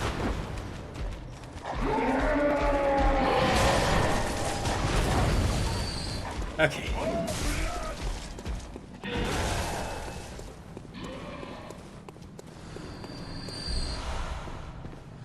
But yeah, I can really only try to fight Lawrence 4 more times, because I've only got enough insight to summon a Valtier to help me out 4 more times, and I could try to fight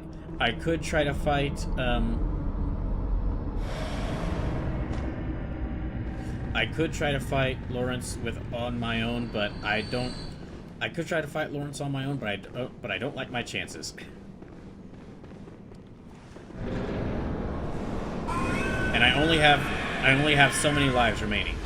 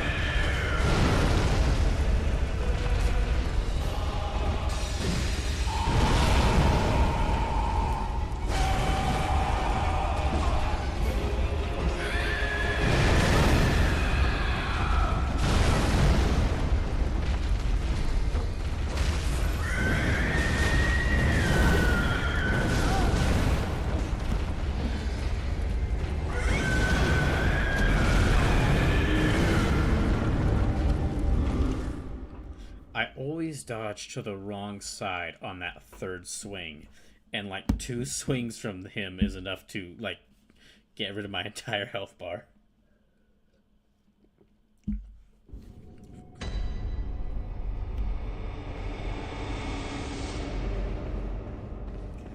Okay, 3 more tries.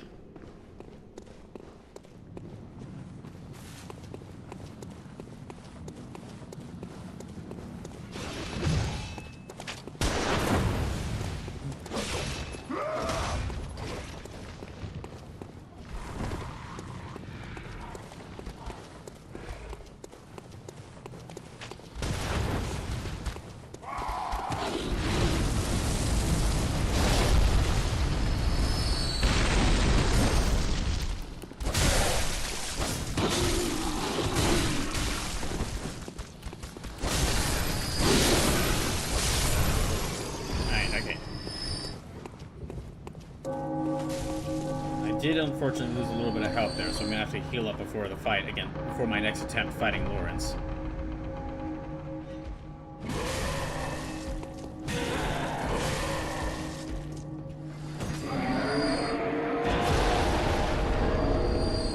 Damn, only 133 lives left. Gosh.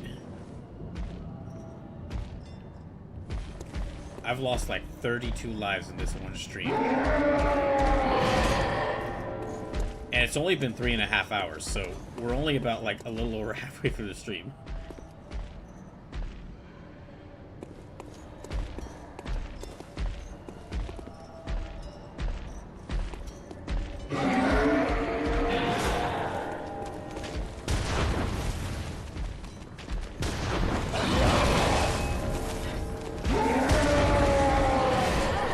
Oh, no. Shoot. Oh, that did a lot of damage to me.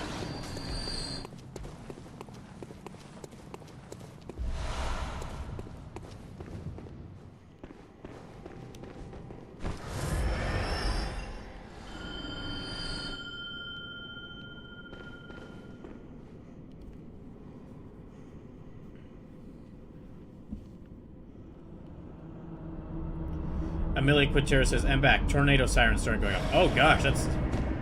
Oh gosh, I hope you're okay. Amelia says, "How's it been going?"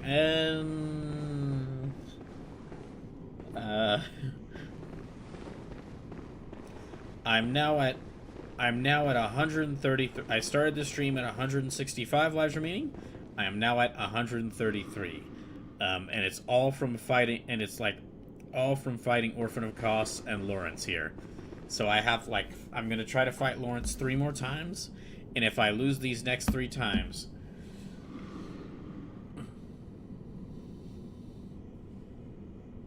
If I lose these next 3 times, I'm just going to have to give up on fighting Lawrence. Because I only... Unless, like, some donations come in, I only have so many lives left to try and beat this game.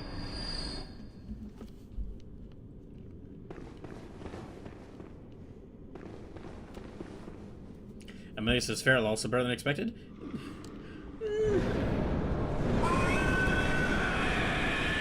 About as expected, really.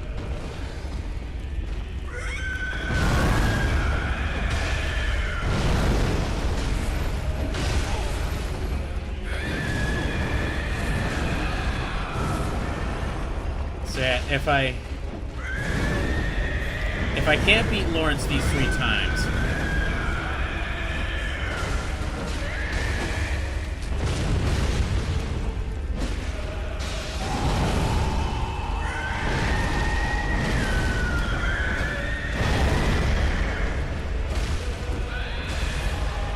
if I can't beat Lawrence these 3 times, then that means I'm gonna have to give up on fighting him, because I still gotta fight Ligarius. I still gotta try to fight my way through the Nightmare Frontier and fight Amygdala. I still gotta return to Orphan of Kos. And then after all of them are defeated, I have to try and fight. After all of them are defeated, I have to try and fight Gerwin, so... Yeah, unless...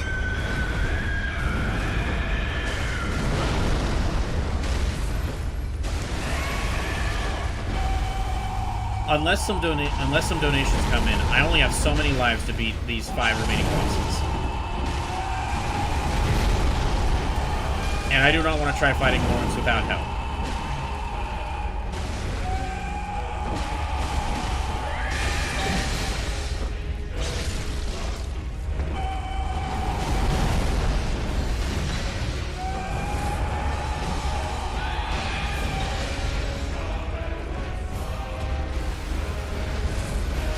Amelia says, also, yeah, I'm fine. The hail almost broke the window. Oh, gosh.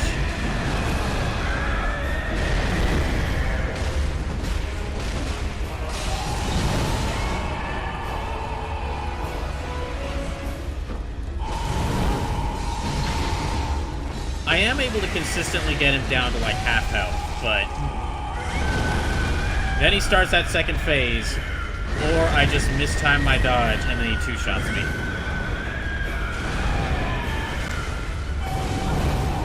Oh, he's nearly dead.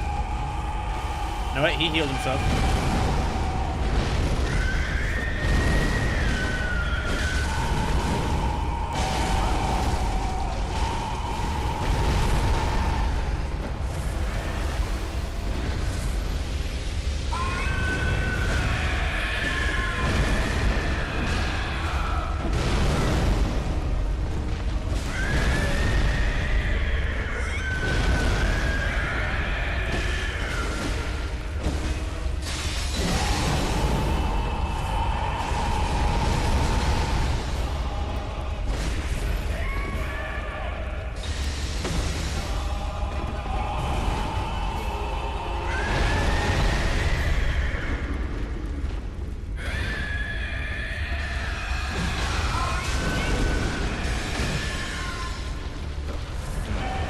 Oh, I shouldn't have used that so early. Okay.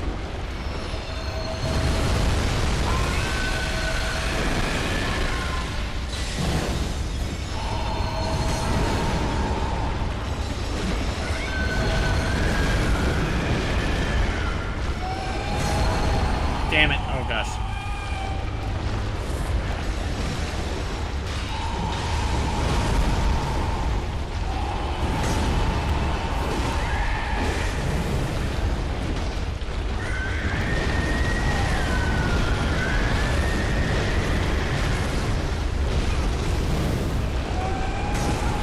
Damn it.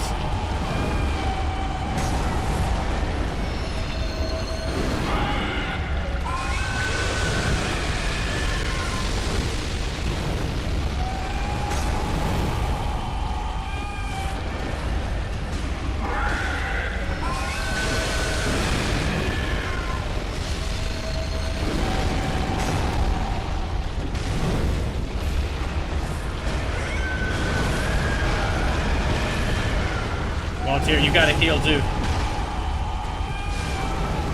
He did not heal.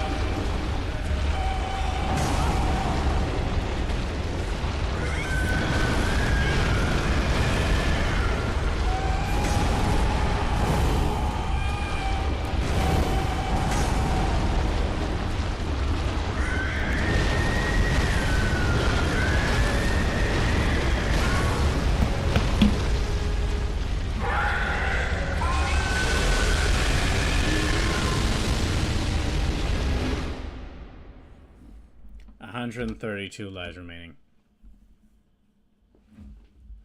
Pokemaster says, looking back so far, even with that few bosses go, who's been your Fey boss? Who's your Faust? Fey fight and who's the worst? Bosses only. I'm gonna wait to like rate.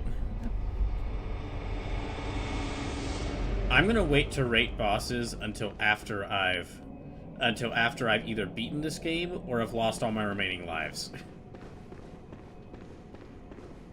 Yeah, I'm gonna have to wait to rate this game. I'm gonna have to wait to rate the bosses until I've either beaten this game or lost all my remaining lives, because some of the remaining bosses,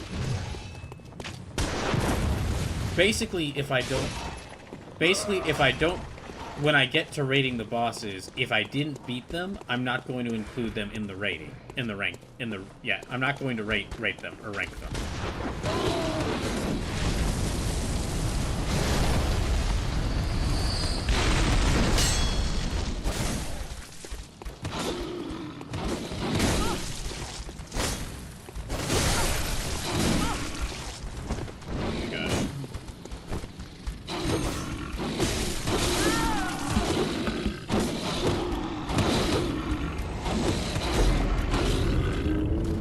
Redhead says, also, I think it might be a good idea to pump up your vitality.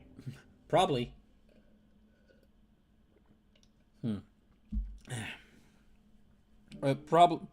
It probably would be.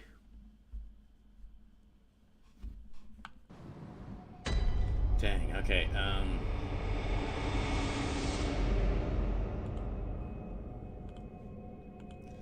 okay,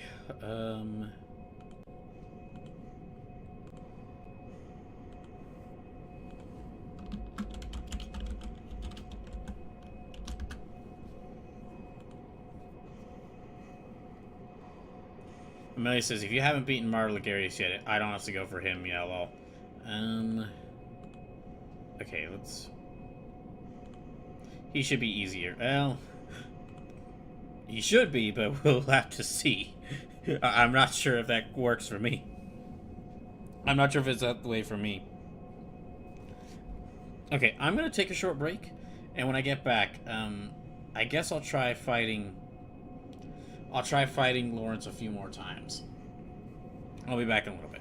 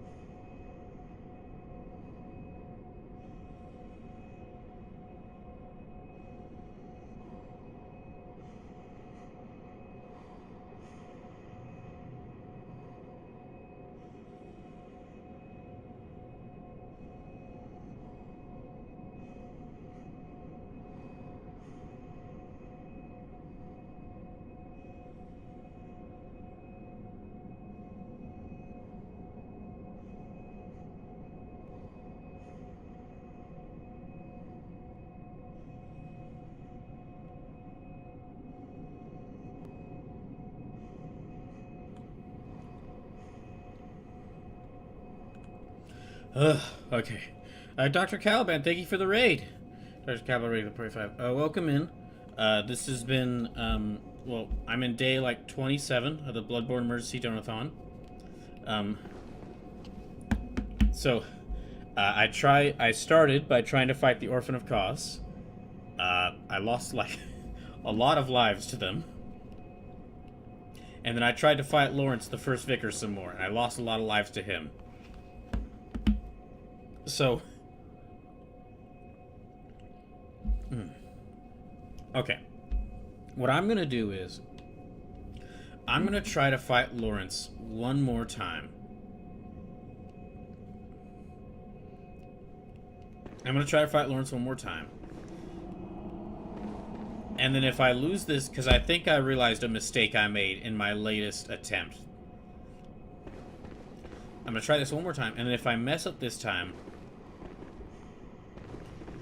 I'll either try to fight Ligarius a few times, or I might go ahead and, like, visit that that one Chalice dungeon to build up blood echoes early, because apparently my character is, like, actually really underleveled, which I had no idea.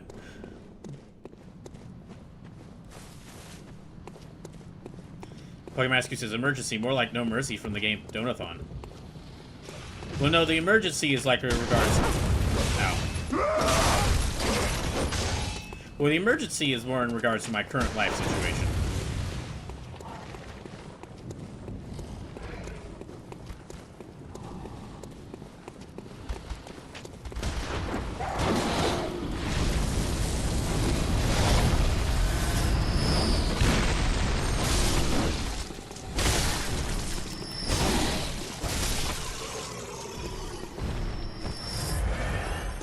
Although, if we do get to Donathon Arc 2, it will no longer be an emergency Donathon.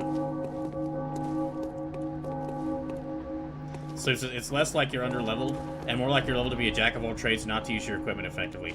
But I have 38 skill. My skill is at least 5 points higher than every other stat I have.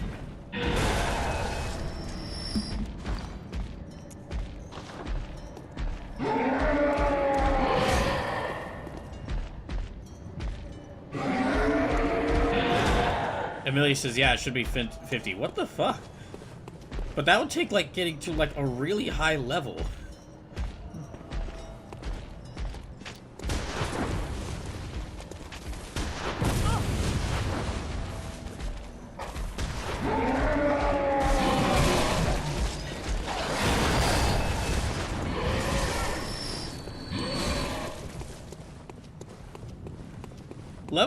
Leveling in this game is starting to really confuse me.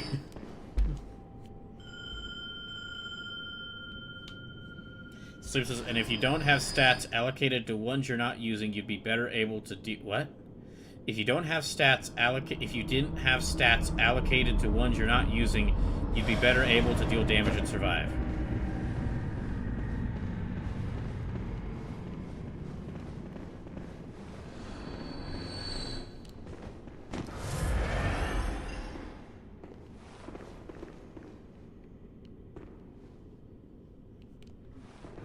Okay, I'm gonna give this another try.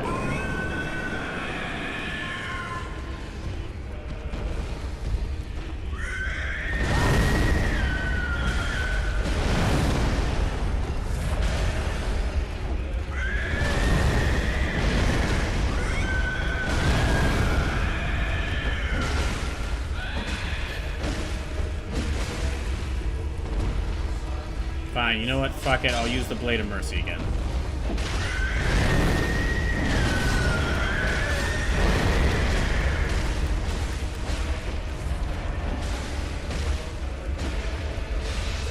Yeah, fuck it, I'll use dual Blades of Mercy again.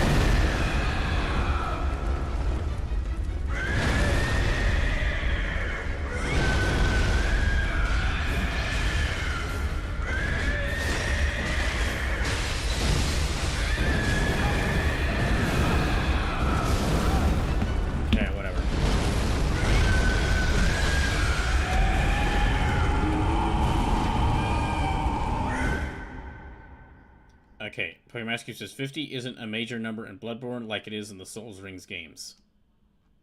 The thresholds in Bloodborne are different. It's 25 for /50 for Bloodborne, I think.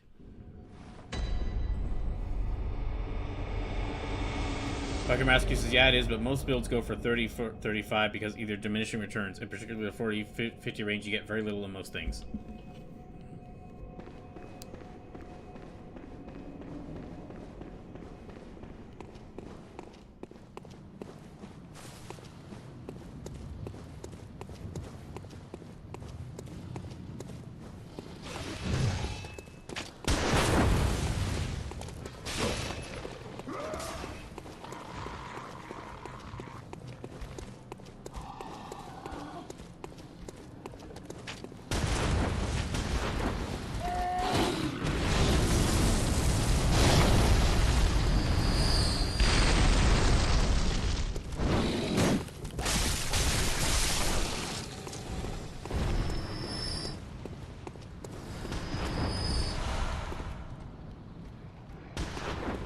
Oh, those guys, okay, they actually are there.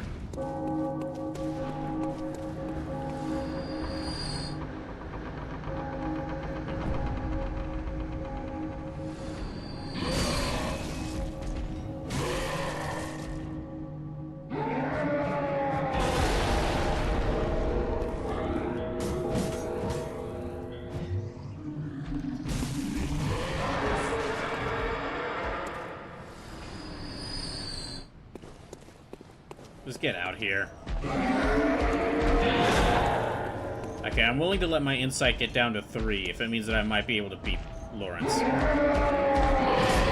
So I'd finally have to stop hearing that damn scream from that thing.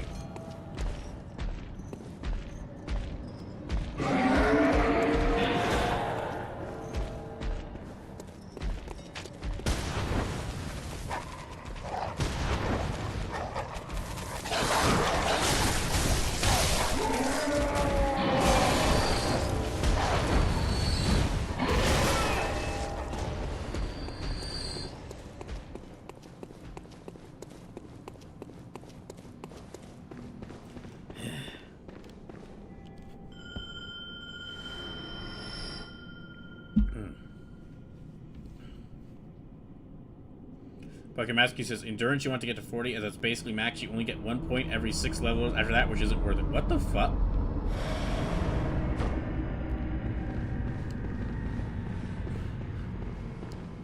Why is it like this? Why is it that, okay, you have to get, why is it like this, where you absolutely have to get your stats up to a certain threshold, but then after that threshold, the amount of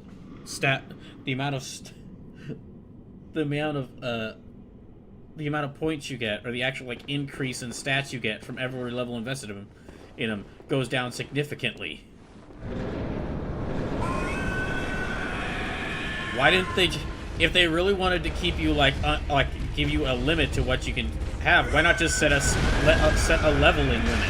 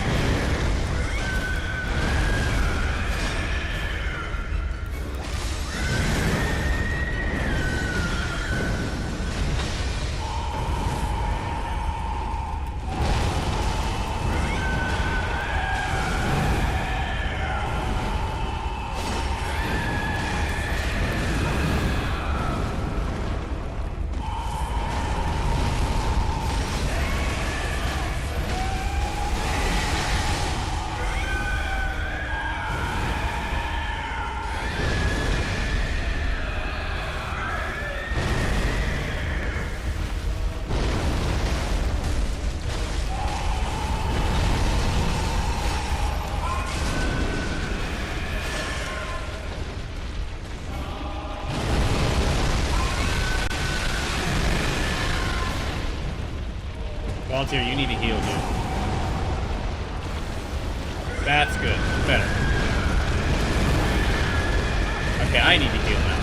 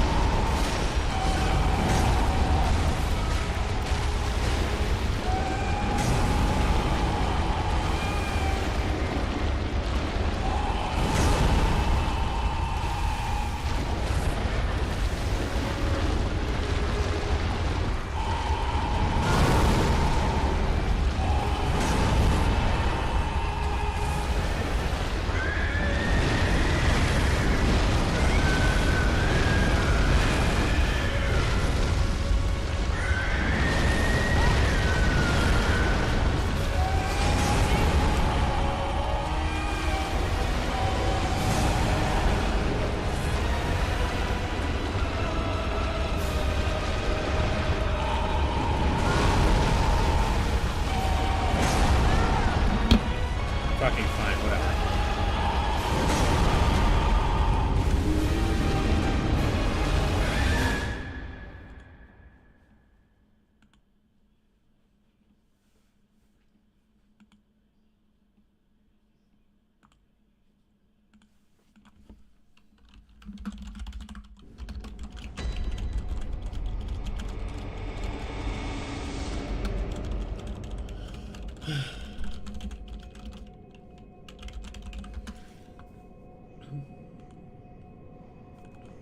Okay, so 129 lives remaining.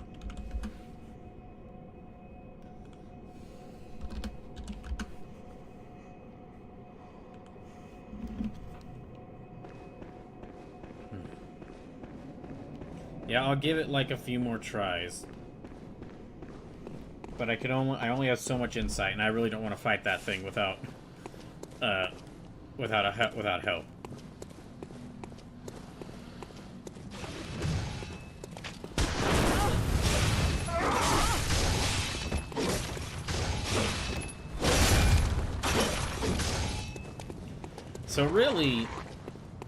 So really, instead of doing what I usually do in RPGs, which is just, you know, try to figure things out, try to learn the game, and then just build my stats as I need them. What I really should have been doing is just pick a style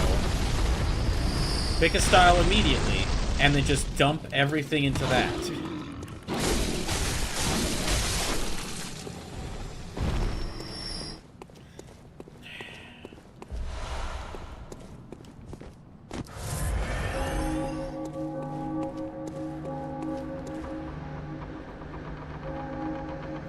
Slips is pretty much...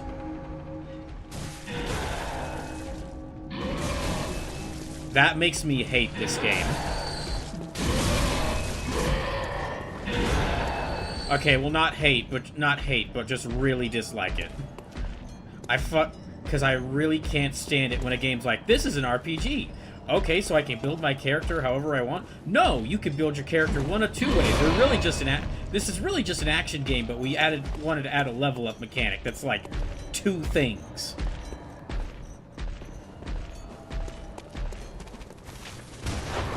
I swear I never want to play this fucking game again.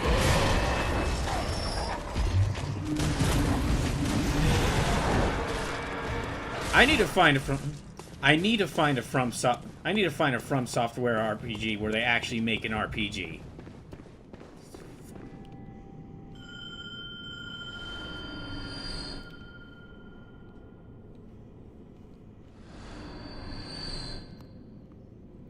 So you can build your character any way you want.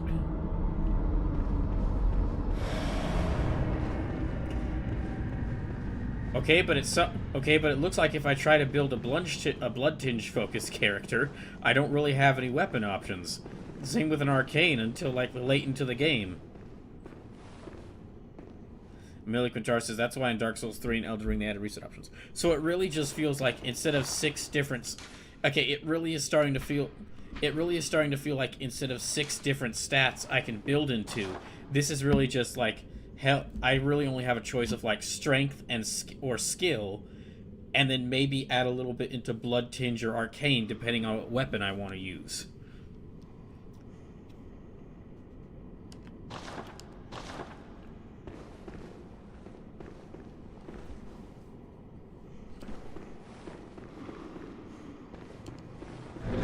Let me just fight this damn thing.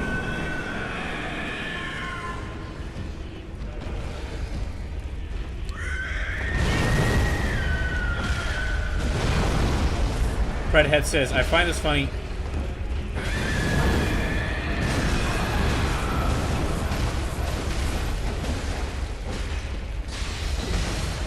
Fredhead says, I find it funny this game irritates you so much because so many people absolutely adore it. Hey, Atmosphere does a lot. Atmosphere can do a lot for a game.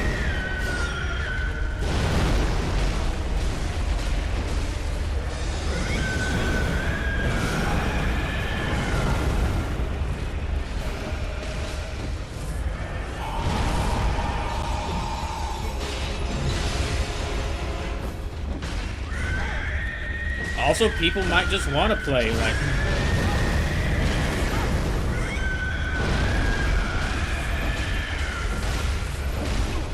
Also, this might be the sort of gameplay people just want. They don't want to actually have, like, a big action... They don't want to have a big action RPG. They want to be able to just, like, I want to build into fast character or strong character. And then not really... I don't want to really focus on, like... I want a game where I don't have to put too much thought into building my character, just dump it all into one stat. So I can go back out there and hit things. Which, fair enough, absolutely, I get that.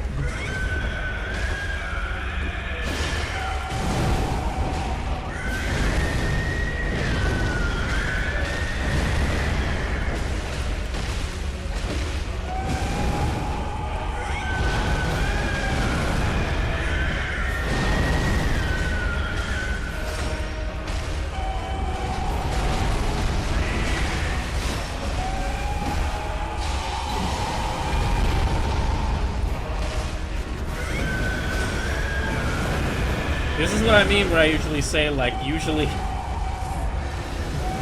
This is what I mean when I say, like, oftentimes when I try out From Software games, they nail the atmosphere down amazingly, but I always find some other game that is inspired by their game that just plays better.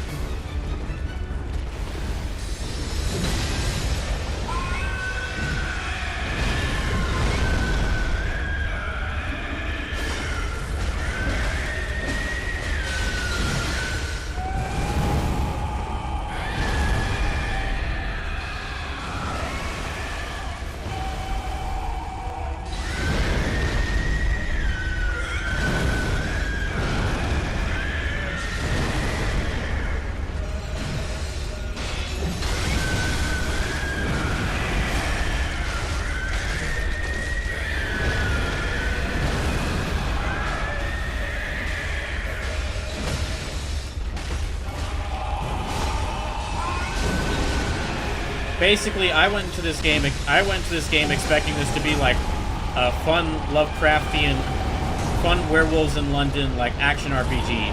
And it's really like, no, there's not really much RPG-ness to this. It's really just like, it's really all about the action system.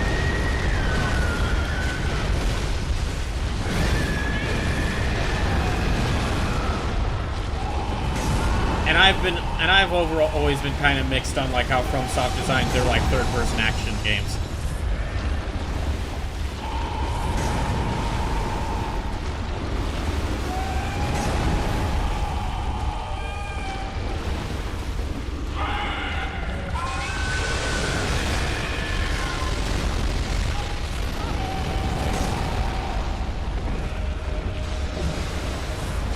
Okay, Vulture's about to die.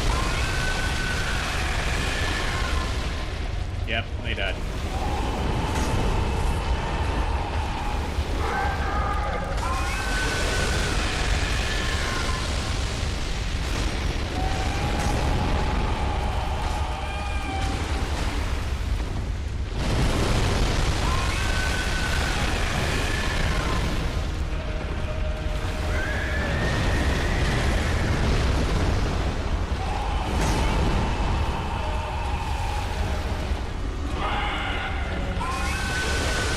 Really, actually, okay. I can give a more concrete reason for why this game is irritating me, and why specifically finding out this gameplay system, finding out that the arc leveling works like this.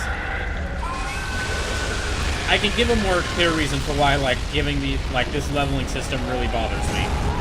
One of my least favorite things in any sort of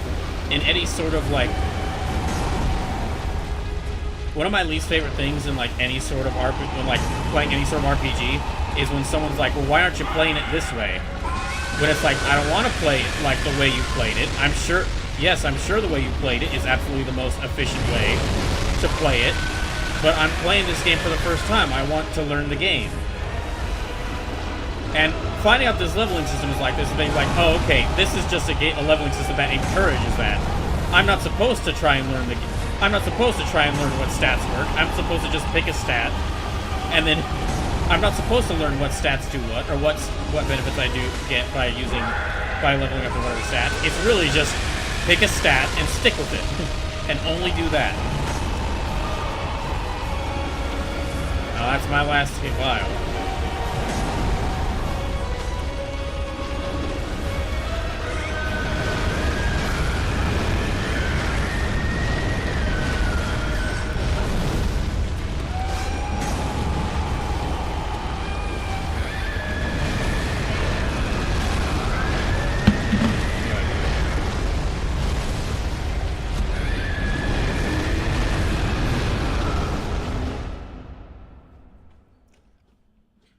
Pokemon Cube says, yeah, DS2 and DS3 Elden Ring are all respec, but it means you want to change, you can. Just they make that a little complicated by need to find special items in the special place to do it. Of course they do.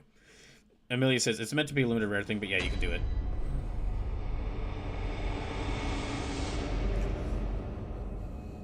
Predhead says, I will say, I think you will love Sekiro if you play it. It's sounding like I will, because it's sounding like Sekiro isn't acting like it's an RPG. It's just an action game.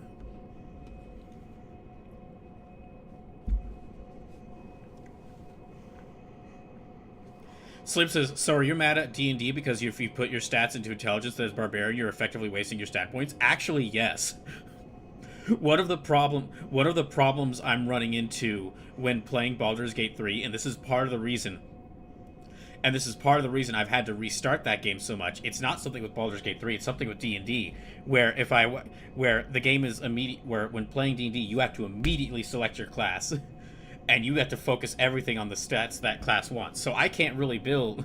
So I basically need to know I need to know before I've even started the game exactly the kind of character I want to play for this 80-hour long game.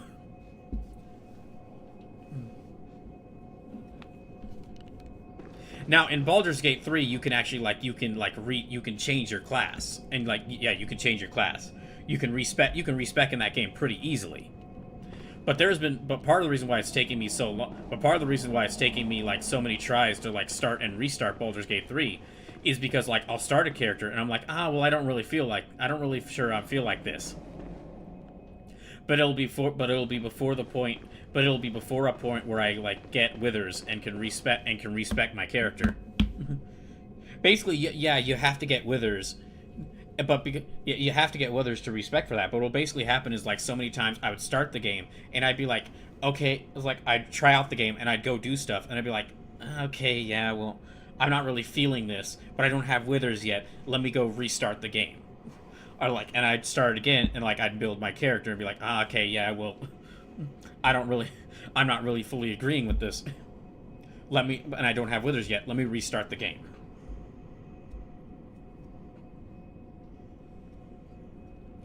It's basically if I know the gameplay system,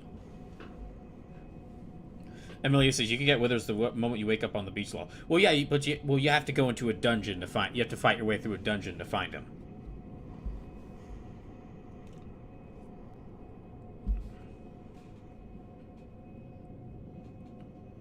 Master Cube says, yeah, Wizard's great for that. I have Wizard, Necromancy, Warrior, Eldritch Knight as my character. Now, part of that, now, in D&D's case, that's partially because I haven't really... That's partially because I've started, like, 15 D&D campaigns, but never been able to fully complete one.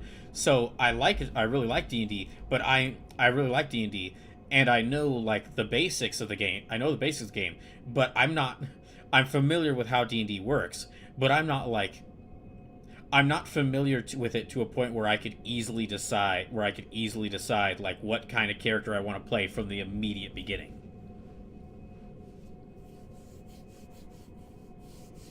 It's like, okay, this is not an art. It's like, for example, compare that with, like, for example, when I play Fallout. I've played Fallout so many times that I know that I played Fallout games so many times that when I start the game, I immediately know what sort of character I want to play. And I can immediately spec everything towards that character. And now, if this was my 30th time, and going back to Bloodborne, if this was my 30th time playing Bloodborne, and I did know how all this works, ahead of time, that you're not supposed to just try and get a feel for the game while seeing what upgrading stats at different rates to see what they do, to see how it works. If this was, like, if I already knew this was like my 12th time playing this game and I already knew this, then it wouldn't be bothering me so much. But because this is my first time and I'm finding this out,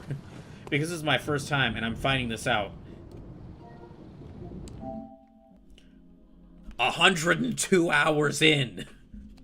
Yeah, it is really annoying. It is annoying me.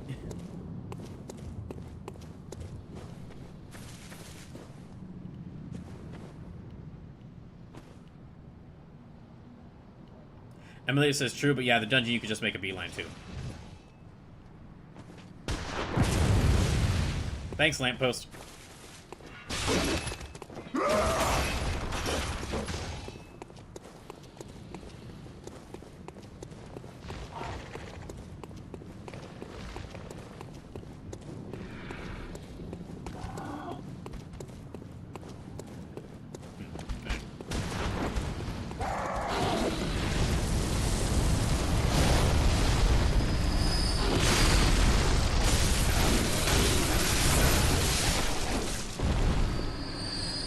Mascu says, I'm in the main city, so very long into the game, and I only just learned how to actually make use of Karlach, so I wouldn't respect her better than how I had her. Oh.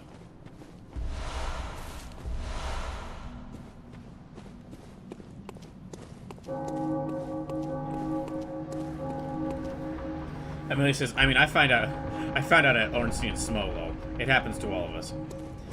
But yeah, it's really sounding like, from me playing this, is that I think I'm gonna enjoy Elden Ring more when I eventually get to playing that on the channel, and I think I'm actually probably gonna enjoy Sekiro more.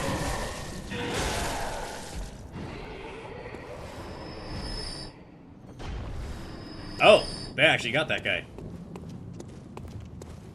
Thanks. Just helped me out a lot.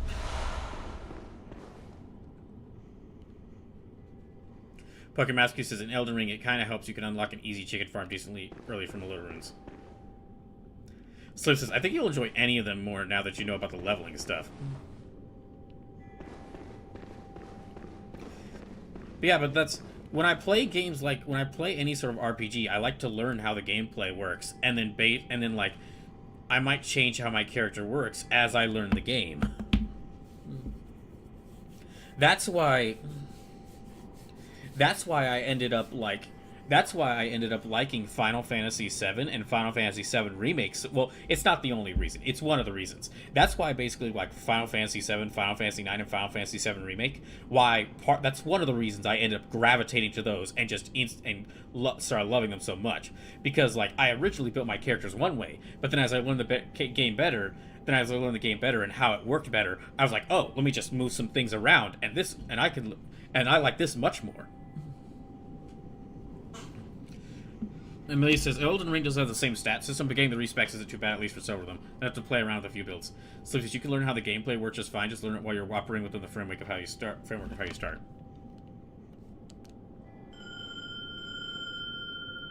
he says, don't try to be a spellcaster when you're staggered for close combat. But what if I get the really cool... But what if I get a really cool spell, and I want to try using it?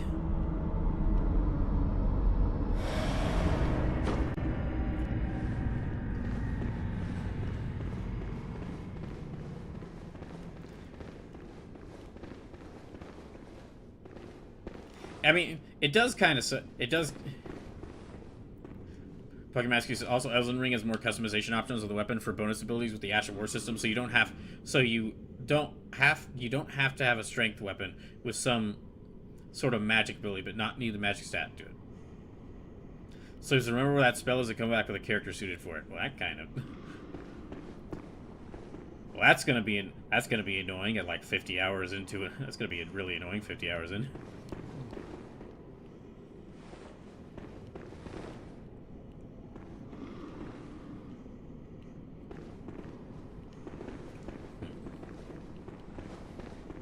Okay, I'm gonna give this one more try. Yeah, I'm gonna give this one more try. Emily says, I mean, aside from Bloodborne, Magic and Souls like is notoriously OP, so that's partially why. Faith, on the other hand, rip.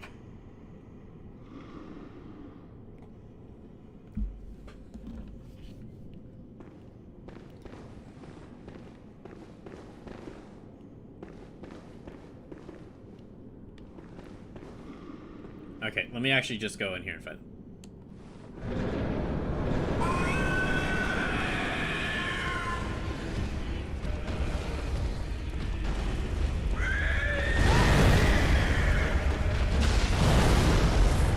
Okay, it's sounding like for Elden Ring, or like if I play or whenever I get to the Dark Souls games, I need to just have, like, before I even play the game, decided what kind of character I want to play. Before I even know how the game plays, and then just focus everything around building that towards that one thing. So I'll have to keep that in mind.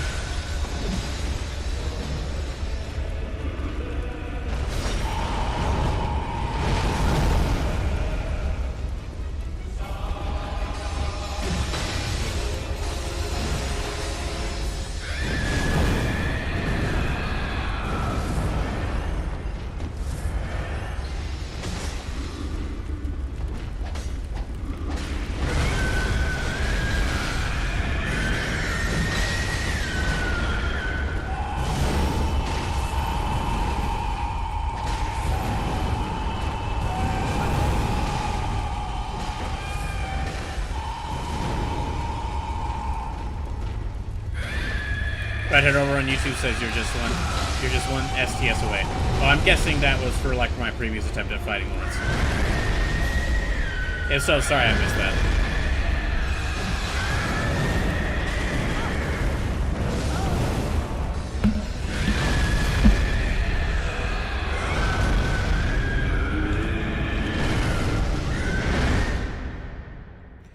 Okay, Amelia says lightning pre-nerf first weapon fate has been pretty awful for damage every game. Amelia says just look up weapons, lol. And maybe, honestly, maybe video their moves. As long as you know what weapon you want to use, then you can play around that. I kind of really hate that, though. Like, I get, you're right, and I get that, but I want to learn the game. I want to joy, when I play an RPG like this, where I want what I thought this would be. Sorry. When I play an RPG like what I thought this would be, and I discover a new weapon, I like saying, oh, cool, a new weapon. Let me see what this does. I don't like the thing of like, oh, okay, now this chest is like this is like a fire sword, and that's not towards my build. Not even gonna go toward. So this whole dungeon's not even worth going into. Let me just go over here instead. It takes like the joy of discovery away from it for me. Amelia says, in Elden Ring you can respec easily enough to be fair. Souls games, though, yeah, it's not ideal. I think this is kind of my overlying issue with like Souls games in general, is that I like to play games like RPGs, turn-based RPGs, and action RPGs, and strategy RPGs, learning the game so that I can learn stuff. But it seems like really with a lot of From Software RPGs, stuff is like they heavily balance things in favor of like a specific playstyle. And if I'm not playing that, and if I'm not doing explicitly that playstyle, and if I don't know I need to do that playstyle, then I try to play the game. Then trying to play the game while discovering the game is not worth it. It's like, well, not. It's not that it's not worth it. It's just like, I'm not gonna get the full experience of the game. Pokemon Cube says, at minimum, what style do you want? Big Unga Bunga, balanced weapons, rapid speed, mage, magic. That's the big thing. Just main thing is because start. Okay, maybe what then I should do for if I go to Dark Souls 2, and Dark Souls 3, maybe then what I should try to do if I play those games is just actually let y'all vote on what sort of play style I have. And instead of trying to experience the game for the first time, just... No, that sucks. That's fucking stupid. No. I was about to say actually look up guides on how to play in this specific style, but no, that's fucking stupid. If I just... Why would I look up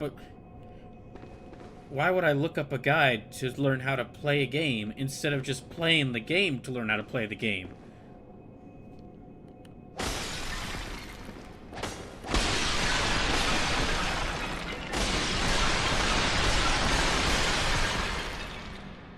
So since you can't experience it on your own for the first run, you just do it by building a framework for yourself.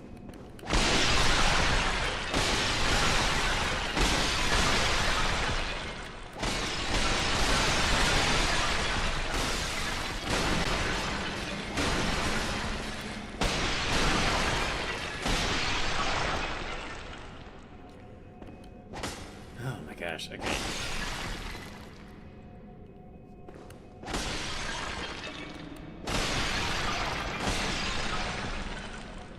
So if you start as a Dex character, don't decide midway through that you're going to switch to a Strength build because you got a shiny new thing. Okay, so what I'm learning... Okay, fine then. New plan. We're just going to go and sell all these weapons I'm not going to use, because apparently I only should have been using one weapon, and shouldn't have even bothered to get the Moonlight Greatsword this entire time. I'm just going to sell this damn thing.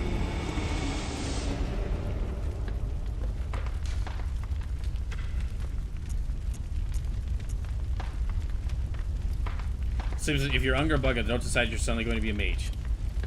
But that's why I have the second weapon, so that if I want to use it, so that if I don't think the first weapon will work, then I can just sell the second one. Or excuse me, if I don't think the first one will work, then I'll use the second one, because I think that will work better for the situation. Gosh, I really don't. The more I find out about how this game works, the more I dislike it.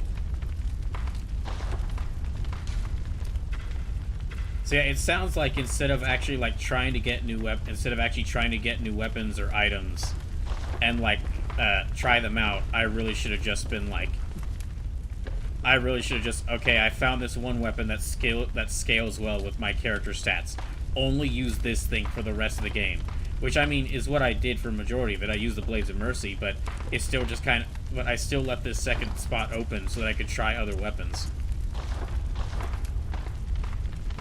That just kind of sucks that I have to... That just kind of sounds like it sucks that I have to base my entire playstyle around a weapon I'll find like 30 hours into the game. Fine, I won't sell the Holy Moonlight Sword, but apparently it's not... Yeah, I'm just going to deposit in storage.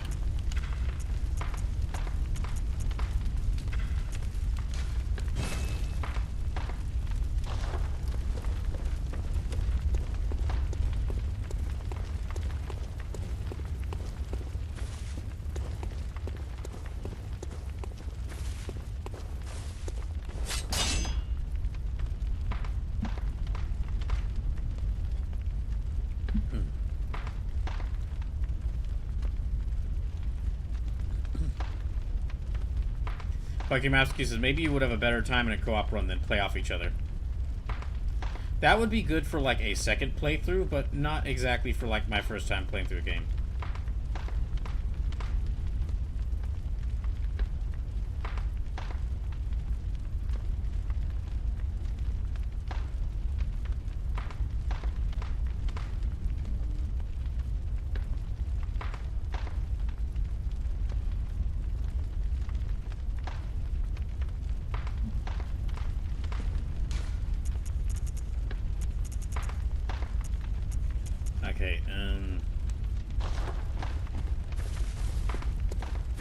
Okay, I only have like 3 insight left, so I can't really go fight Lawrence again. Gosh dang it. Okay, we've got about a little less than an hour and a half. I will try to fight Orphan of Kos again, I guess.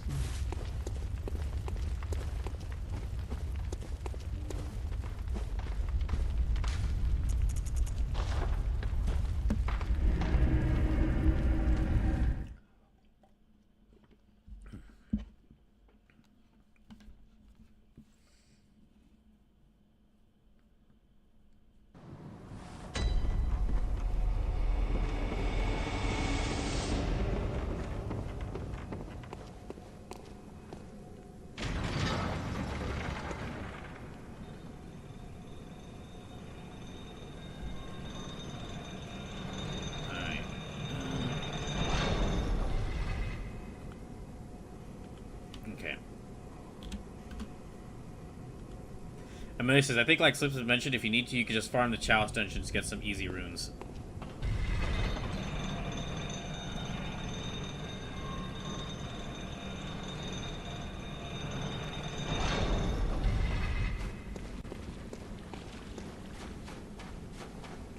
Okay, yeah, I'm gonna try fighting...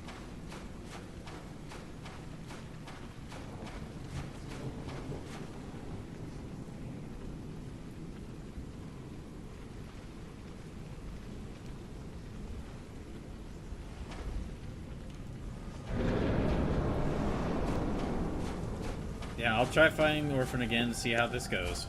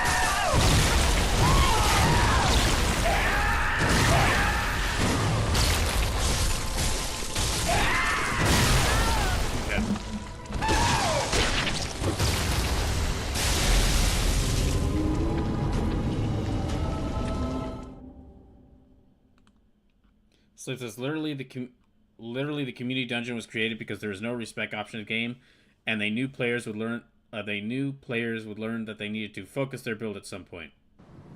Pokemon Cube it says in a way, think of your build choice like when you play through a game, and they give you a choice of how to progress the effects. Though there's no wrong build to go with.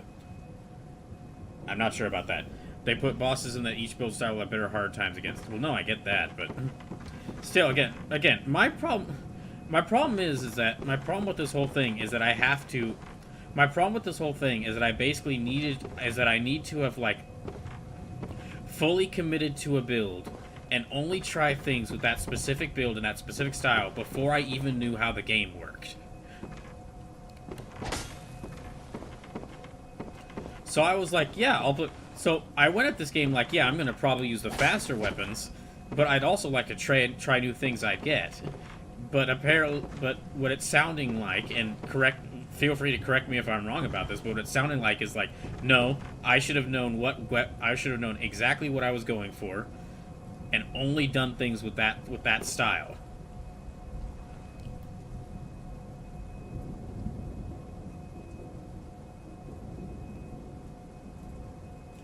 Amelia says, it's also, I think, a mix of how Dark Souls had a lot of old game design since it was made back in 2011.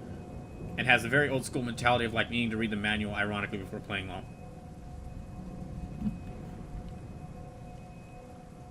Okay, in that case, fine. Then I'm gonna go... Okay. In that case, then, I'm going to... Oh, excuse me. And needing to read the manual unironically before playing all. Alright, fine then. I'm gonna go to the Chalice Dungeon. Okay, we're gonna go here a little early. Fine then. I wasn't planning on doing this yet, but I'm gonna go here a little early, and I'm gonna get a bunch of blood echoes, and I'm gonna build up my stats. I'm gonna build up my each of my stats.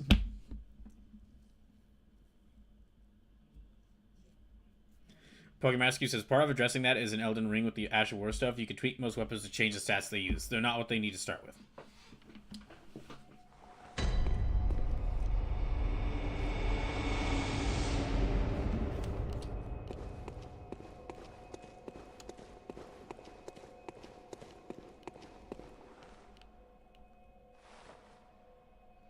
Amelia says, yep, in Elden Ring you can basically reforge weapon use a different stat profile. Okay, that sounds great.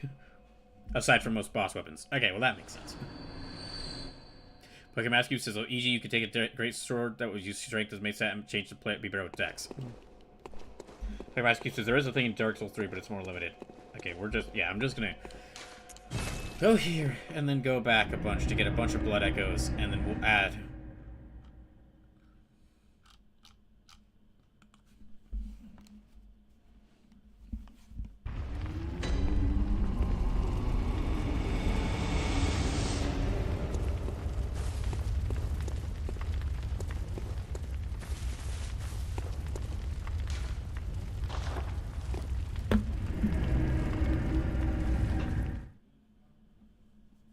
Emily says, at least in latter games.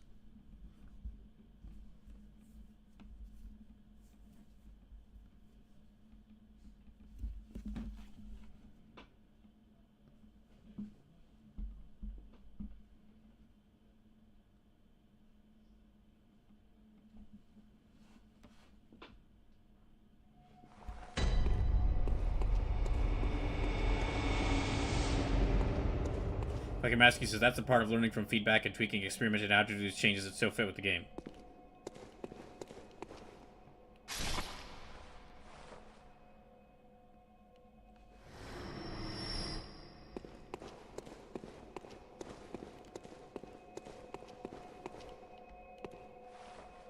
Okay. Yeah, we're gonna do this a few more times. Alright, and this, okay. Could y'all give me those soft point for the stats? Like, what are the points I should get the stats to?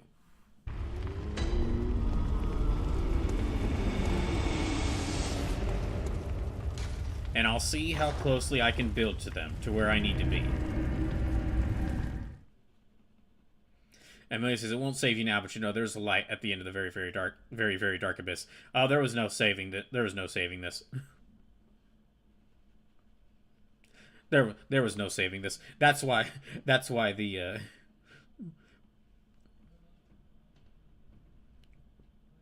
like, I'm still gonna try to beat this and still gonna try to fight all these remaining bosses, but yeah, this is okay. Sleep says vitality 50, skill dex 50, endurance 40. Everything else 25, 50. Okay. Then I'll try to shoot for those.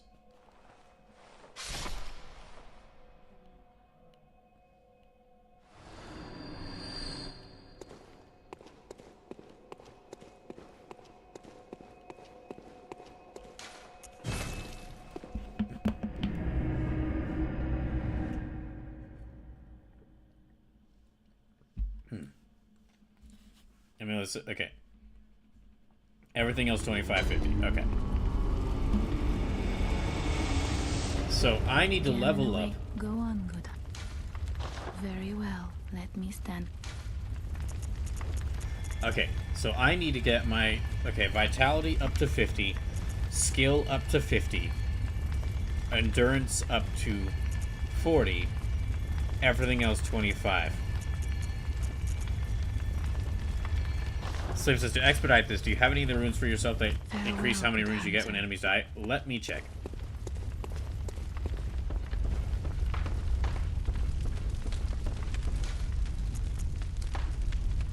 There's HP, raises stamina. This is blood vial maximum.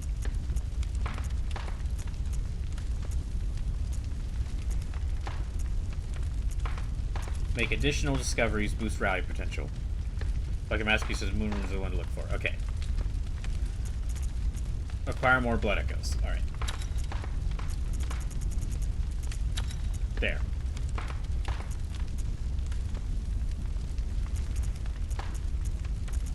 Visceral attacks will grant more blood echoes. I won't use that one just now.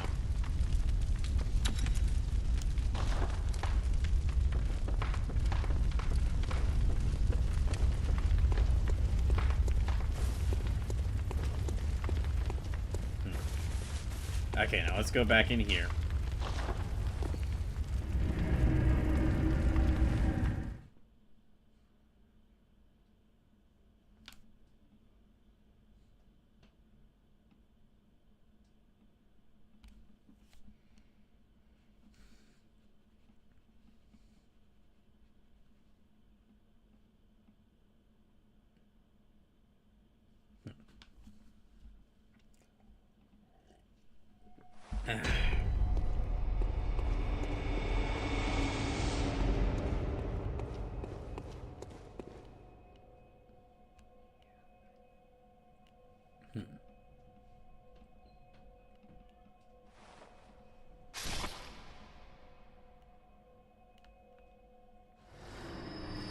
Okay, that's quite a bit more.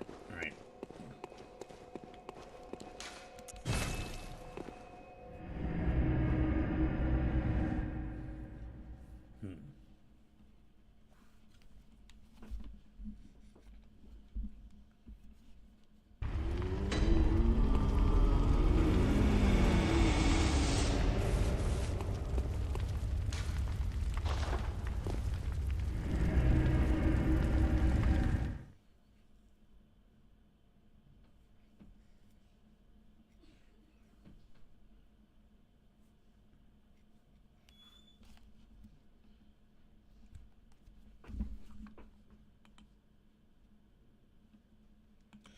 Okay.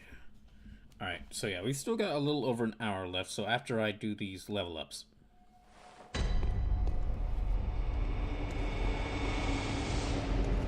Amelia says, to be fair, all the games have beaten with like level 1 runs lol, so it's definitely possible. It's just how much you want to suffer. Well, everyone who's played this, who's beaten this game with like, everyone who's beaten these games with like level run game. Oh. Everyone who's beaten these sorts of games with like level 1 runs has played these games like religiously, like a lot. It's like how if I were to want to learn how to speedrun a game, I would need to have played it like quite a few times.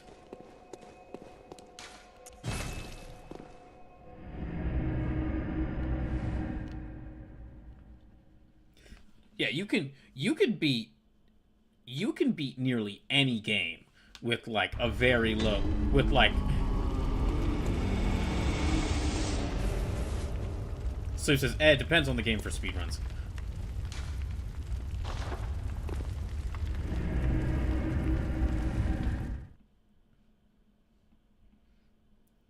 I was able to get the RE9 speedrun trophy on 3rd playthrough. Oh dang, congrats. But yeah, it does depend on the game. Some games but for games like this, the people who got like level 1 runs, like they've played it a lot.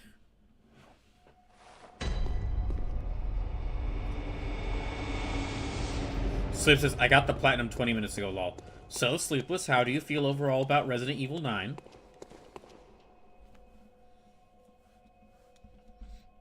Did you parry a rocket? Did you parry a missile? Or no, excuse me. Sorry, better question. What was the craziest thing you parried? It has been really funny to watch. Okay, so we all know the Chris Redfield Chris Redfield boulder punching meme. Leon is now become. We are seeing in real time the development of the sequel to that meme with Leon Parry, God of Parrying Kennedy. And that was all. That was already that was already kind of becoming a thing with after Resident Evil 4 remake, but now after Resident Evil 9, it's there.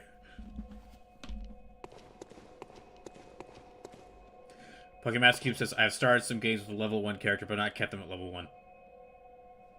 But I mean, well to be pedantic, Pokemon Master Cube, you start. Well, to be a pedantic asshole, Pokemon Master Cube, you start every Dark Souls game with a level 1 character. Every time you play it.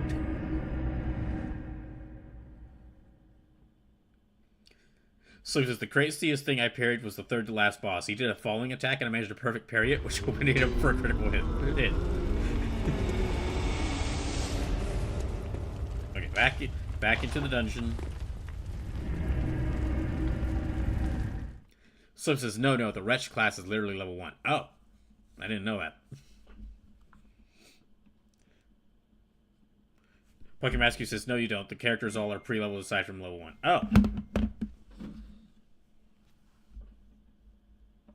Sorry, actually, I didn't know that.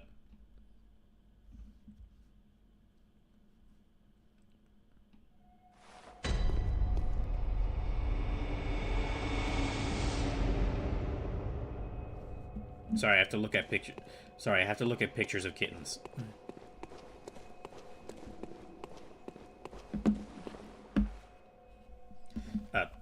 The family cat had kittens today.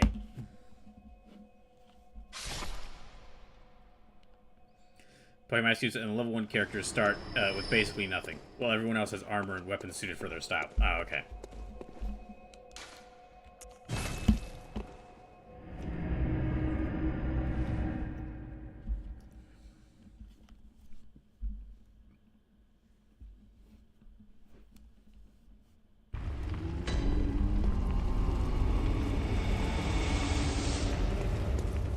Pokemon Master Cube says the idea of the level 1 characters that they are blank slate, all stats starting at 10 points so you can go anywhere. So he says their stats are weird. They have 10 in everything, which makes them a perfect blank slate to build all of it if you know where to go with, but horrible if you don't.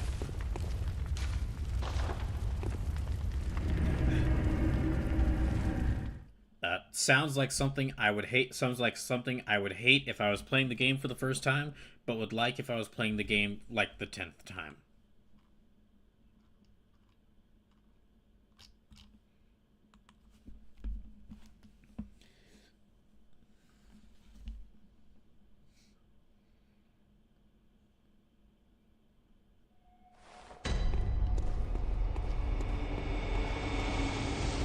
Pokemon Master Cube says it's definitely not a first-run character.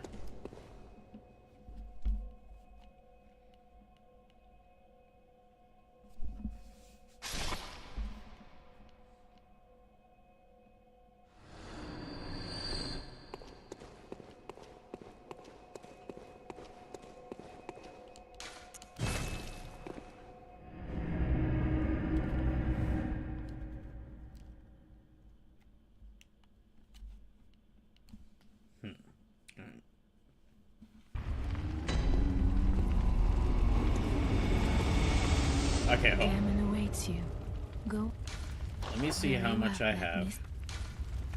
Okay, I'm gonna level up my stats. Okay, hold on. I'm gonna pull up these numbers again.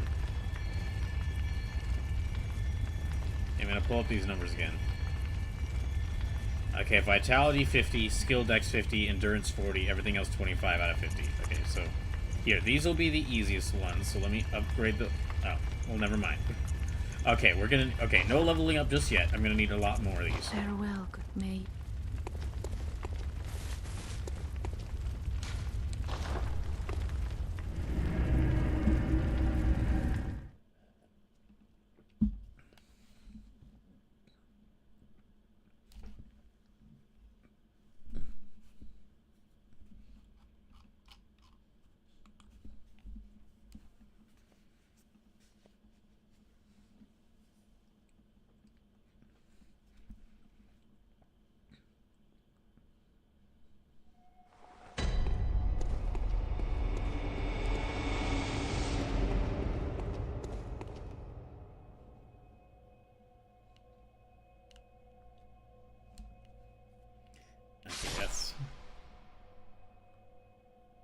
I wonder if there's a well, there has to be like a maximum amount of blood echoes that you can get. Yeah, there has to. There likely is a max amount of blood echoes the character can get. I wonder what it is.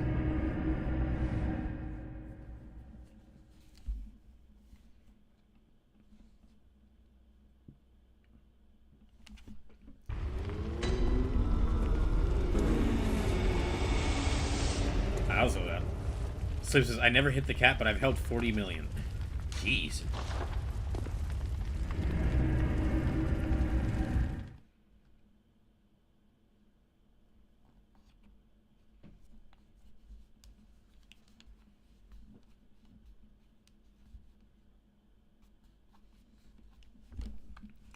Okay, and okay. So as far as who I still have to fight, I guess I'll probably have to give up on fighting Lawrence, because I only have like what 126 lives left.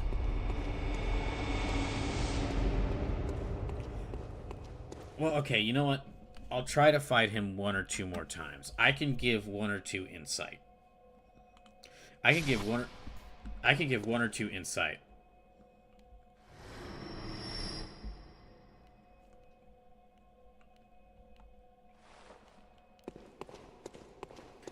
Yeah, I can afford to lose one or two insight. So after I do all these level ups, I'll try to fight Lawrence again. Okay, Pokemon Cube says Bloodborne the level up needs to go up slow as they don't really intend you to spread things out. Demon Souls and Dark Souls 1 also are slow levels after initial bit. Dark Souls 2 is the fastest because of some controversial choices they made with stats, so they need you to level faster. Well, slow down a bit for DS3 to go back to what it was. Elden Ring is a bit faster than DS3, but not DS2 faster levels.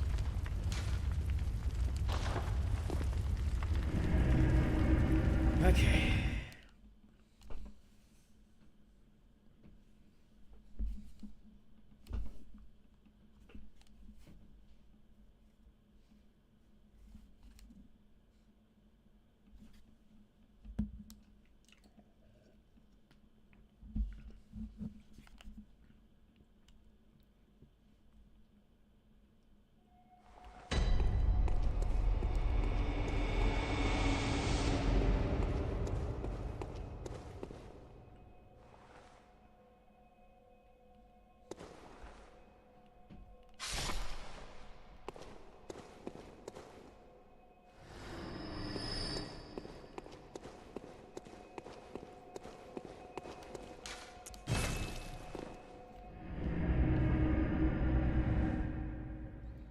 Okay, Master Cube says, so the Blood Echoes cap 999,000 or 999,999,999. That makes sense.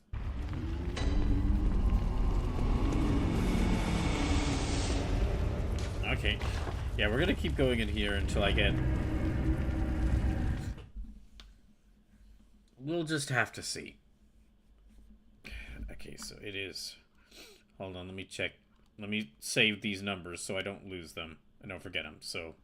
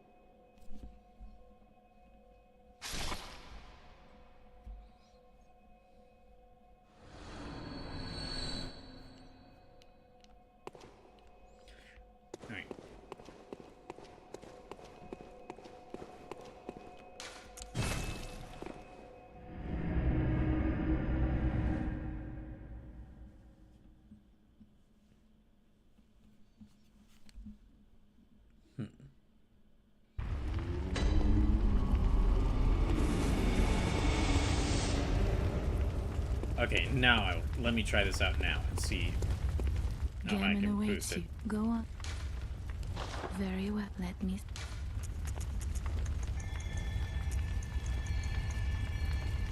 Okay, that's those two. That's those two up to 25. Strength is at 25 already. Endurance. let me upgrade these. Alright.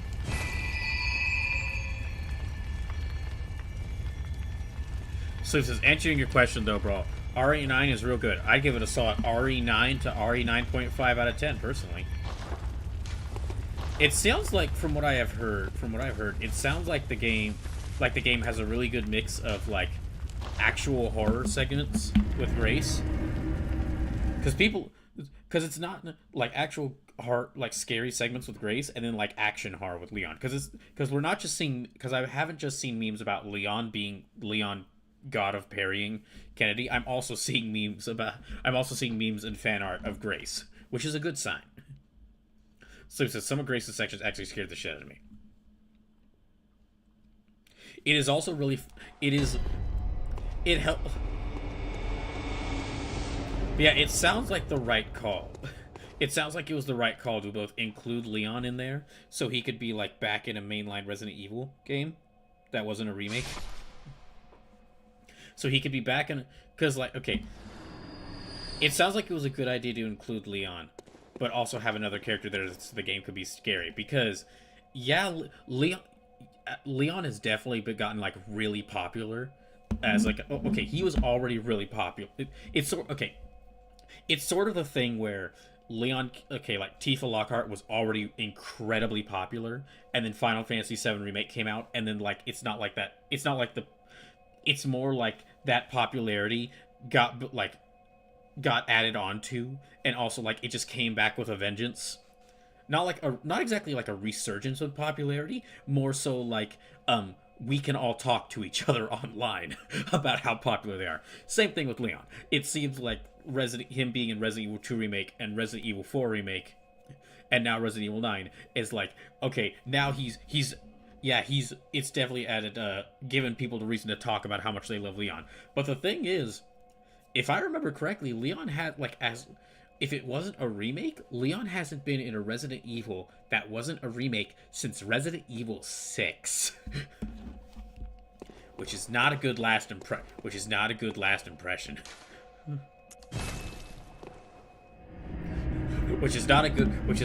end note for. That's not a good end note for any character. Bucky Master Cube says, as someone who doesn't really like playing horror games, I've attempted to get it. The more so for Leon action parts, I'm going to not like Grace's parts. So I will struggle with. Pokey Master Cube, I would say.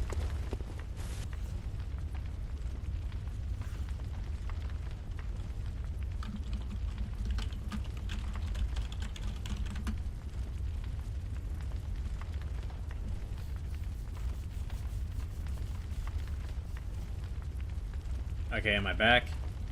Oh my gosh, am I back? Gosh dang it. Okay, am I back?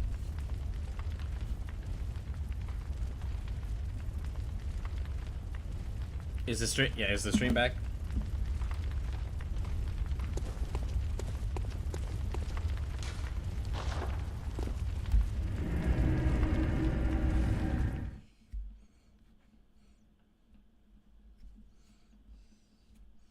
Bucky Master Cube says, I have played Resident Evil 4 Remake. It was my first one.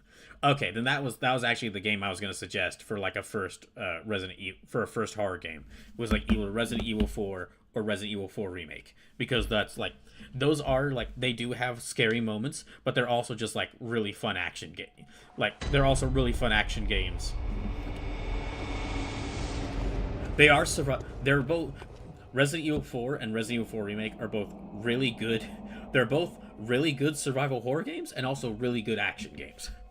So this was my first one, Resident Evil 8.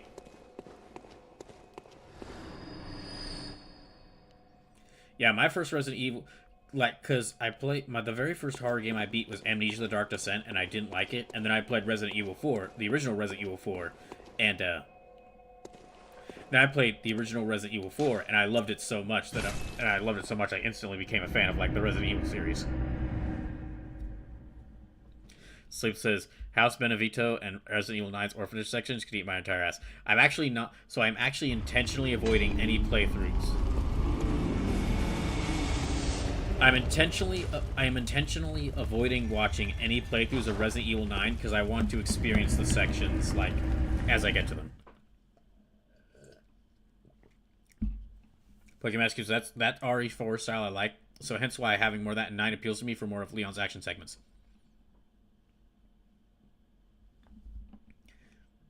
So he says, I'm sorry to spoil you on a section's locations, bro. You're fine. You're fine. I don't know. You just said the orphanage. I don't know what. I don't, you didn't say what's in the orphanage. And also,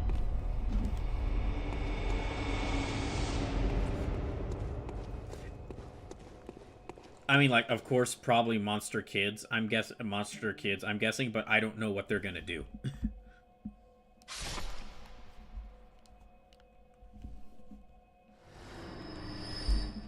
And also, of course, and of course, there's an evil orphanage in a Resident Evil game.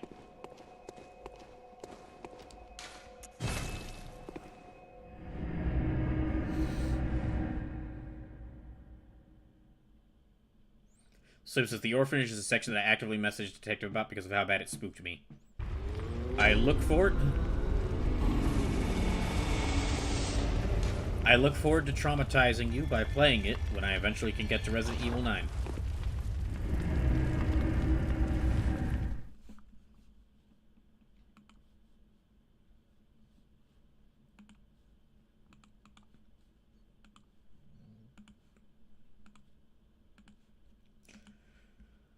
Alright,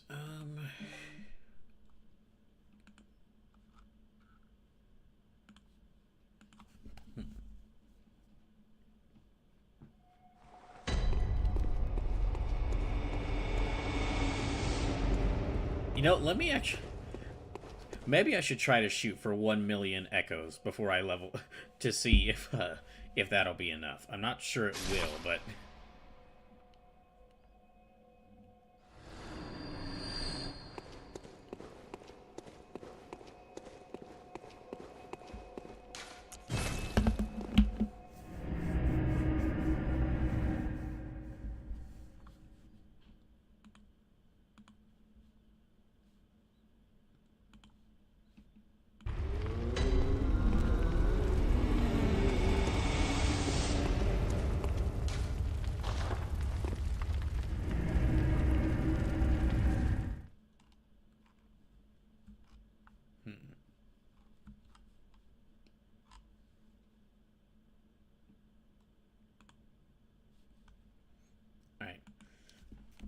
Pokemon Rescue says, first one was the chase out of the village from the big guy and hunting you before his boss fight.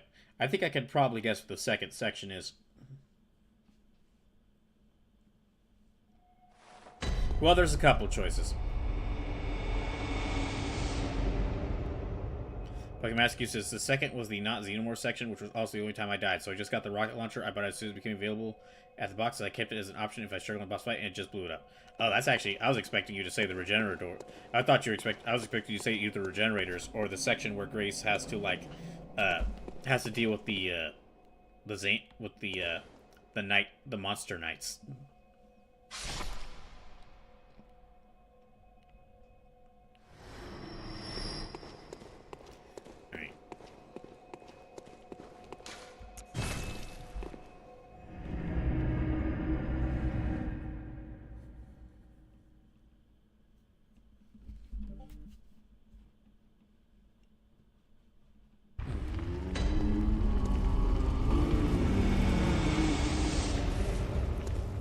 Okay, no, that's only 54,000.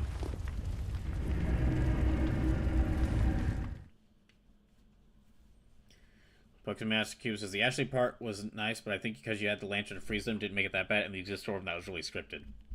Okay.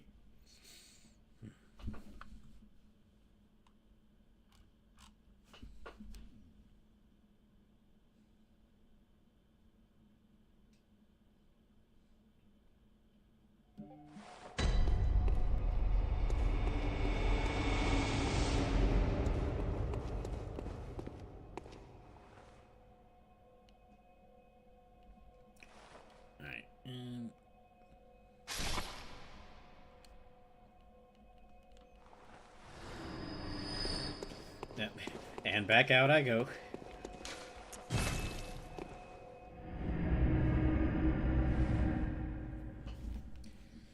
Okay, so we've got about a little less than an hour left.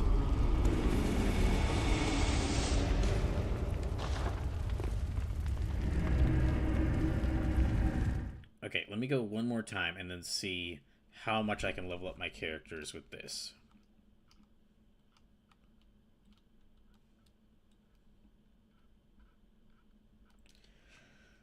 Alright, so I've already got...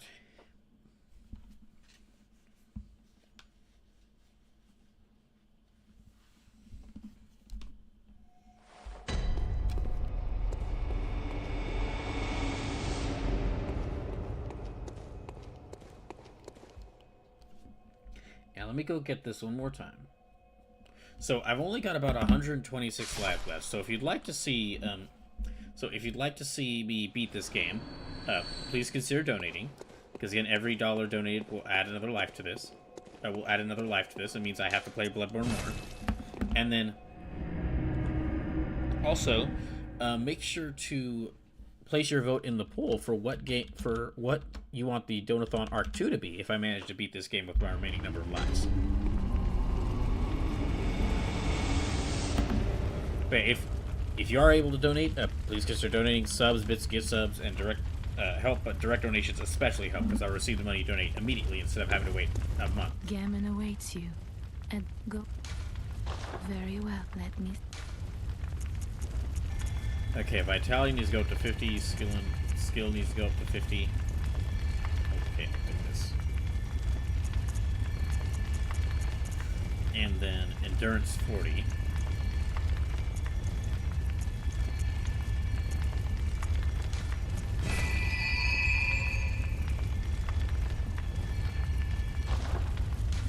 Farewell, good mate. So I'm gonna need to get a lot of blood echoes now.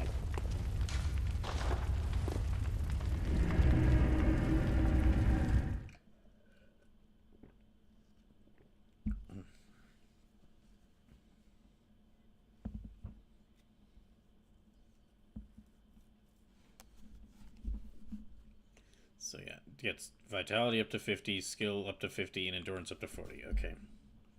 And then I'll try to fight Lawrence one or two more times and see if I can beat him then.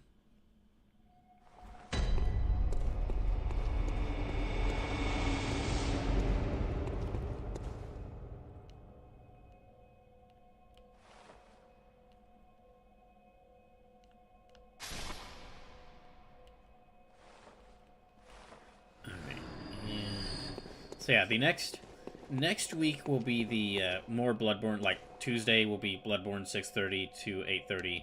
I'm only gonna be able to do 2 hours because again, that's with my current work schedule. That's as long as I can stream on Tuesdays and Thursdays is only 2 hours. So yeah, Tuesday and Thursday will be more Bloodborne. Sunday, of course, will be another 6-hour stream of Bloodborne.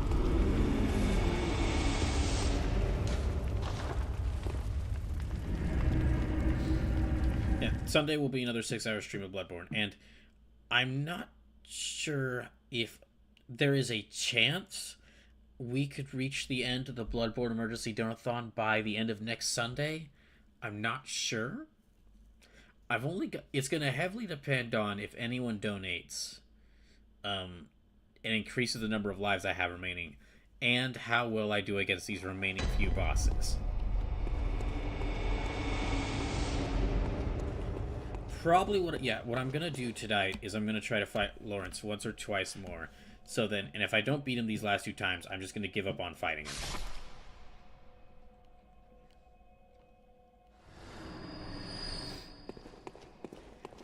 And then I'll have to save fighting Ligarius. Well, yeah, I'll have to save fighting Ligarius for like next week, sometime next week. I'll probably focus on. After Lawrence, I'll probably focus again on fighting the Orphan of Kos. And then...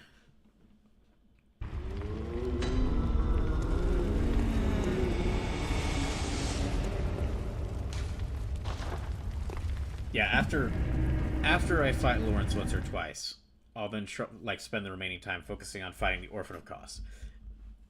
And and then yeah, at some point next week I'll try to fight, or at some point this upcoming week I'll try to fight Ligarius again.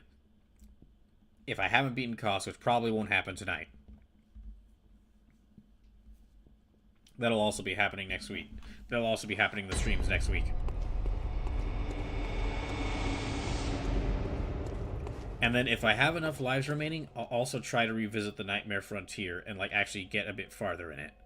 Because I did stop in the Nightmare Frontier like really early in. I did stop in the Nightmare Frontier like really early in.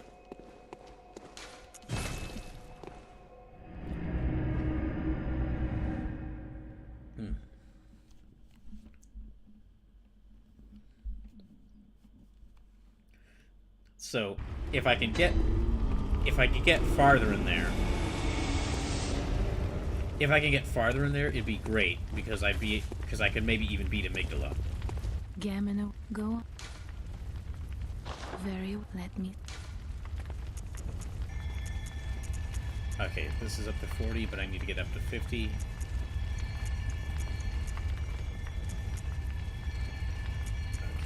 should be up to... Farewell, good hunter. May. I don't think I have any... No, I don't.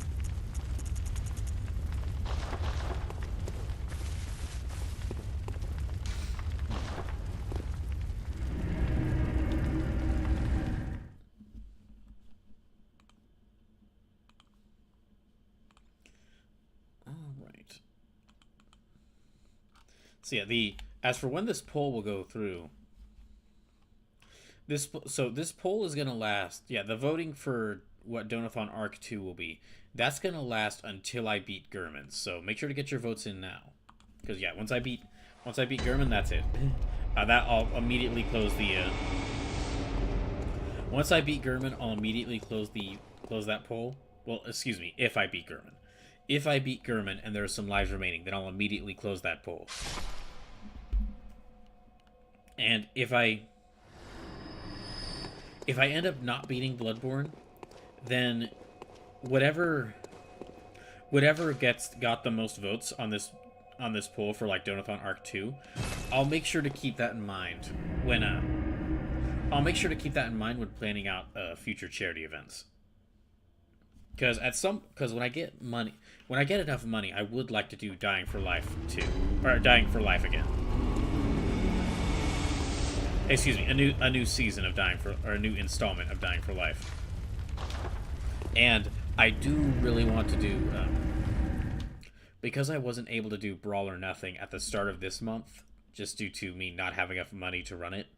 I'd really like to, when I can get enough money and move out of my parents' house and get everything set up, be situated there. I'd really love to like do Brawl or Nothing this year so that I can do it this year. But I haven't even given any. But that would take a lot of time. I haven't even thought of. Oh, El Robot resubscribed resubscribed for 44 months. Thank you. Welcome in. Okay, and that brings us up to. Okay, that brings me up to 131 lives out of 674. And that should bring the total amount of money donated up to... Okay, 618.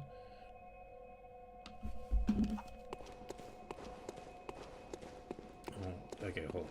618 plus 6, that should be $624.69.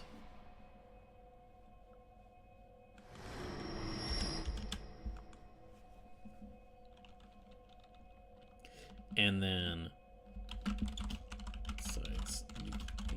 okay, so we are now, where we're at now, we are now like a little over $75 away from the next donation goal, which would be y'all getting to decide a new emote for the channel.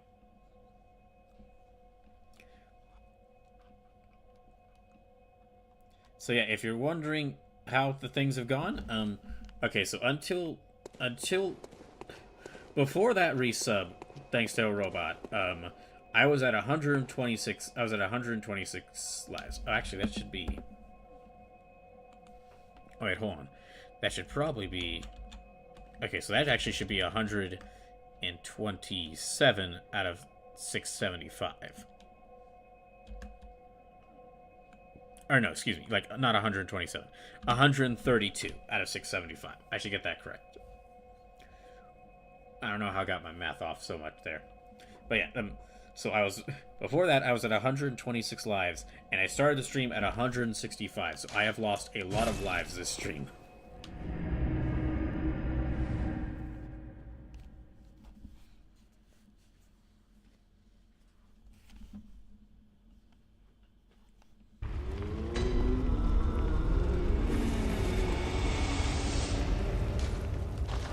Okay, let me just go back in here. So yeah, we've got a little less than an hour left, but I will be like every stream. The streams will be continue to be Bloodborne on Tuesday, Thursday, and this upcoming Sunday. Pokemask says, but thinking on it overall, probably will get RE9 once it's a bit cheaper. Looking at CEX for some good prices once you get proper secondhand stock. Pokemask says, I just realized you missed an opportunity with a sub moment. As you are in a dream world, you should have changed some of the pop-ups and sets related ones. I probably should update some of the alerts.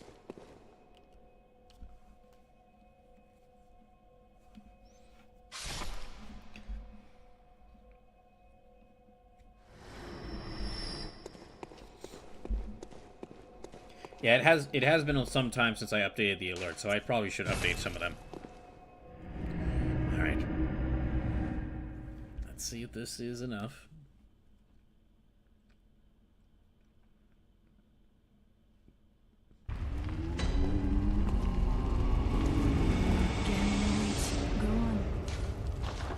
Let me. Pokemask says plasma needs to be in there. Such a great henshin. Well, I should probably try to include some. If I do go with more Kamen Rider gifts, I should probably try to include some from some of the older seasons because I really think I. Well, I've got like I've got an alert for Double. I've got an alert for Geats, and I'd have to see what other seasons I have an alert for. Okay, let's go. Wow, all that, only 3 levels up. Okay, we'll do that one.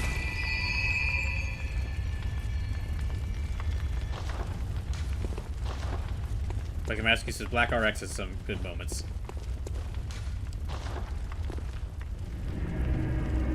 Well, I'm also planning on like fully watching through Ryuki for the first time.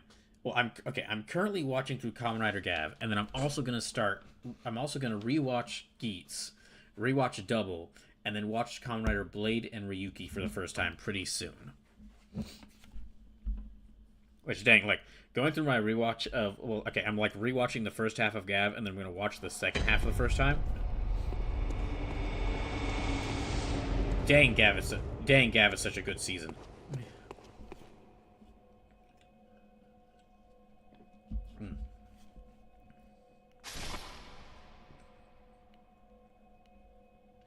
But yeah, that's kind of like the next next 5 seasons of Kamen Rider I'm gonna watch. Well, the next 4 seasons of Kamen Rider I'm gonna watch after Gav. Although I might start them like while I'm watching Gav. The one problem with watching Kamen Rider Gav is that because the whole show because all the powers come from snack foods. Because all the powers come from snack foods, it is miserable watching that show when you don't have a lot of food. Like, I used some of my money to get more groceries this weekend because trying to watch this show as they have like constantly show off like cakes and snacks and candy when you don't have a lot of food. It is unbearable. It is so painful.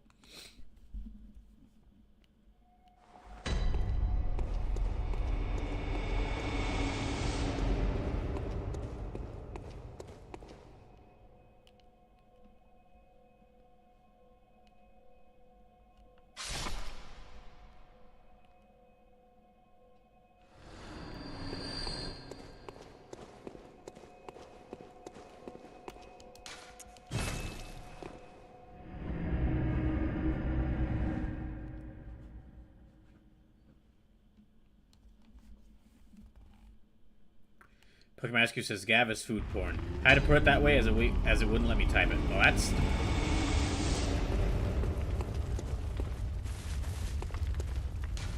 That's a... Sure. Okay, Twitch. Great.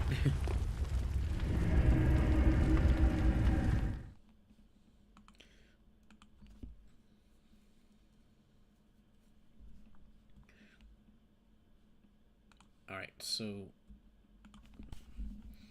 Let me run through here a few more times to get my level stats up to these parameters y'all mentioned.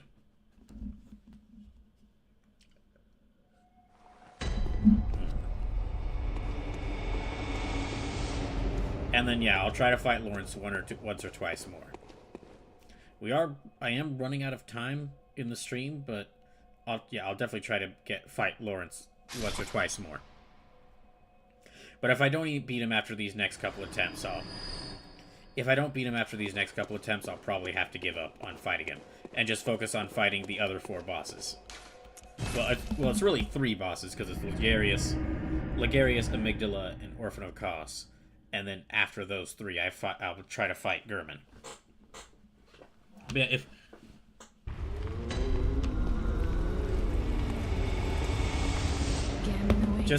Just gonna send out another reminder. If you haven't already, make sure to go vote in this poll as to what Donothon Arc 2 will be. Make sure, like, it's a Google form.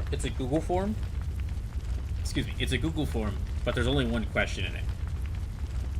It's really just giving you all, like, the options for what Donothon Arc 2 could be, if I manage to beat this game with some lives remaining. So make sure to go vote. Make sure to go place your vote if you haven't already. Become your strength. Let me stand.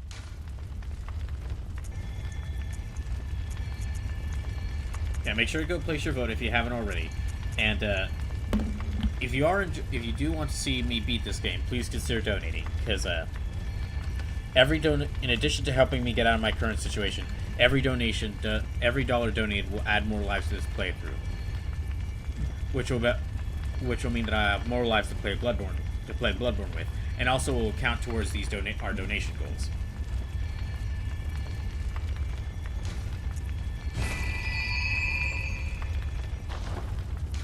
Farewell, okay. Good hunt, mate. Okay, let me go back and get a few more.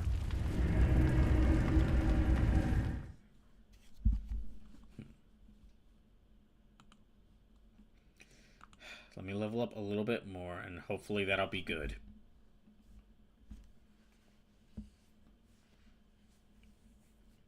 I just need to get... Well, no, I have to get Vitality up to 50. Okay, so I've got quite a bit more.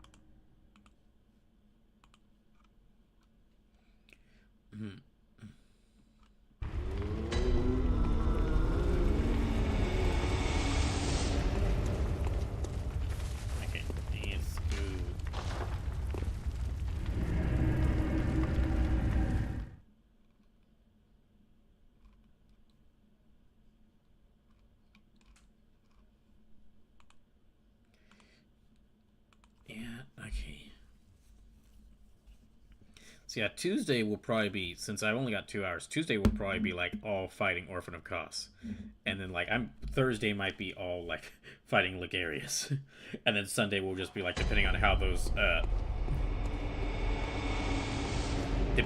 Tuesday and Thursday streams go, like either fighting who I decide to fight, or who I haven't fought.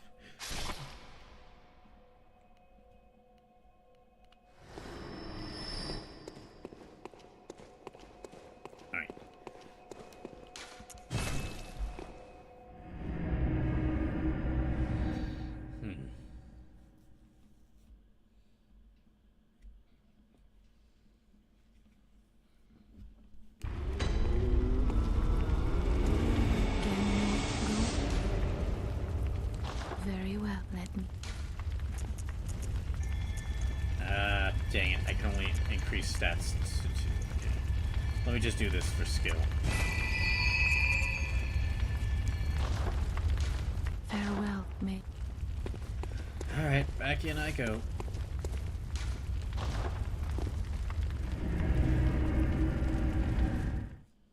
If this is the way you're supposed to have your stats aligned, depending on for like your particular build, I'm curious how players did this before this dungeon was made. Do they just have to go out and just grind for blood echoes constantly?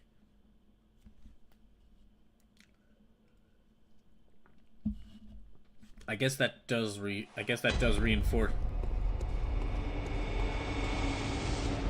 If so, I guess that does reinforce the themes of the game, that the hunters are going out, that you as the hunter are going out and like just slaughtering everything just to get more blood and thus more power. But it also sounds like really really annoying. So says, yeah, the long way. I mean, on the one hand, it does reinforce the themes of the game that in order to get strong, that your character is obsessively collecting blood, is obsessively hunting beasts to get more blood. But it also does sound really annoying.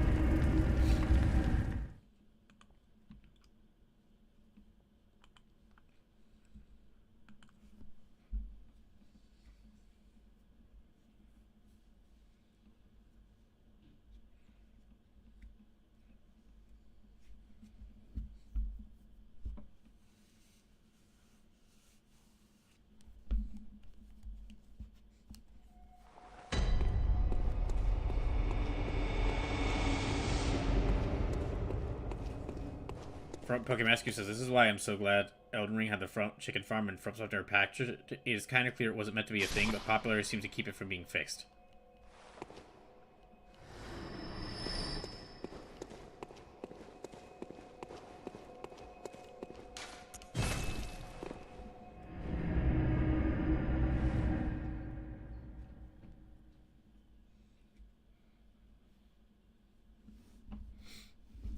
Pokemon Rescue says, I probably should explain.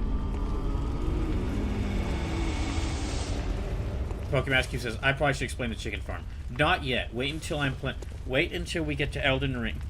Wait until I eventually get to Elden Ring, and then we'll see if I can find the chicken farm on my own without y'all telling me, so that I can have something to look forward to when I try to have something to look forward to when I play that game. In addition to hopefully playing better than this. Steph Hark says, I mean, I too only become more powerful and terrifying when I become a blood beast by light of the monthly full moon, so this tracks. Hi, Detective. Hope you're doing well.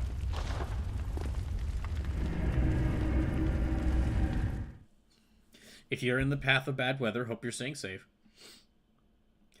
Pokemon Rescue says, well, it's a side quest reward if you want to get it early, well, otherwise it's late game. Then I'll just see if I can maybe try it. I will say, as much as I'm gonna go into Elden Ring, trying to learn the game as I play it. You know how I like to play games. How I like to play games like this, or try to play games like this, or want to play games like this. I kind of already know what I'm getting is that even though gameplay-wise I'm going to try to learn the game as I go, I probably will, like, pull up a guide for how to get the right story ending I want. Because I kind of already know what story ending I want to get in Elden Ring. Which I know goes against what I just said. Which I know goes against what I said about not wanting to look up a guide.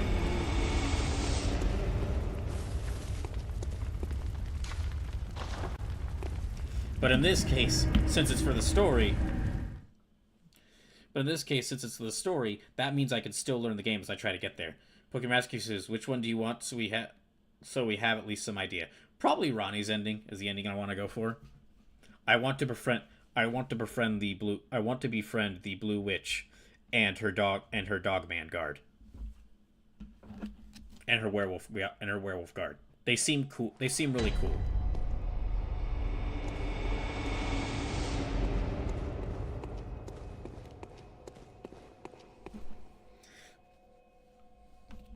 If I can ask you, says hers is the kind of the most story heavy ending. Okay, let's see how much levels up I get from this.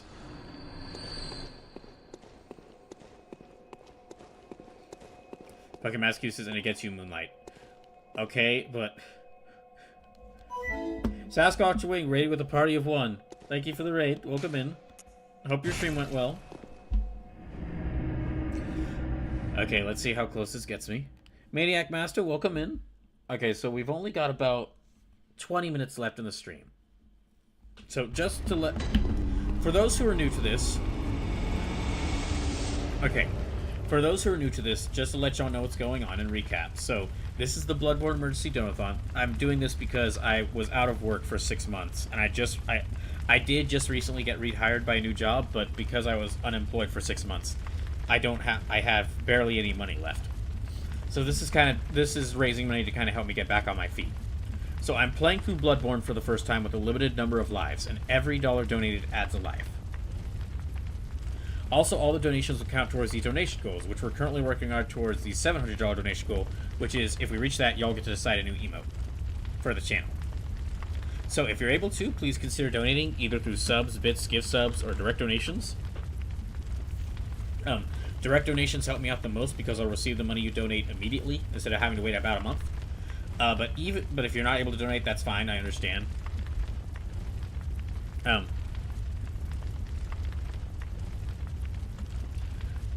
And then also make sure. Okay, so because I am near the end of Bloodborne, make sure to go vote in this poll that I've got going on right now, which you can use which. Basically, I'm letting y'all decide. If I manage to beat this game with some lives remaining, I'm letting y'all decide what I do next. What I carry the extra lives into and do next. So y'all's options are like a From Software Dungeon Crawler Roulette Donathon. I would basically be going back and playing like the very first series of games From Software ever made, the Kingsfield games, and also a couple other games in addition to that are in the same genre that From Software also made. Second option is an Armored Core Roulette Donathon, where I would play through a bunch of Armored Core games. And for the first and second options, how it works is every time I lose a life, every time I die in the game, I wouldn't just lose a life. I would also spin a roulette wheel, and wherever it lands, I would play that game next. Third option is playing through all the main story of Jump Force with a limited number of lives. And the fourth option is playing through XCOM 2 for the first time with a limited number of lives. And then every time a character dies, I would lose a life. So, make sure to go vote in that poll. And thanks for tuning in. At the foot of the great let me. Okay.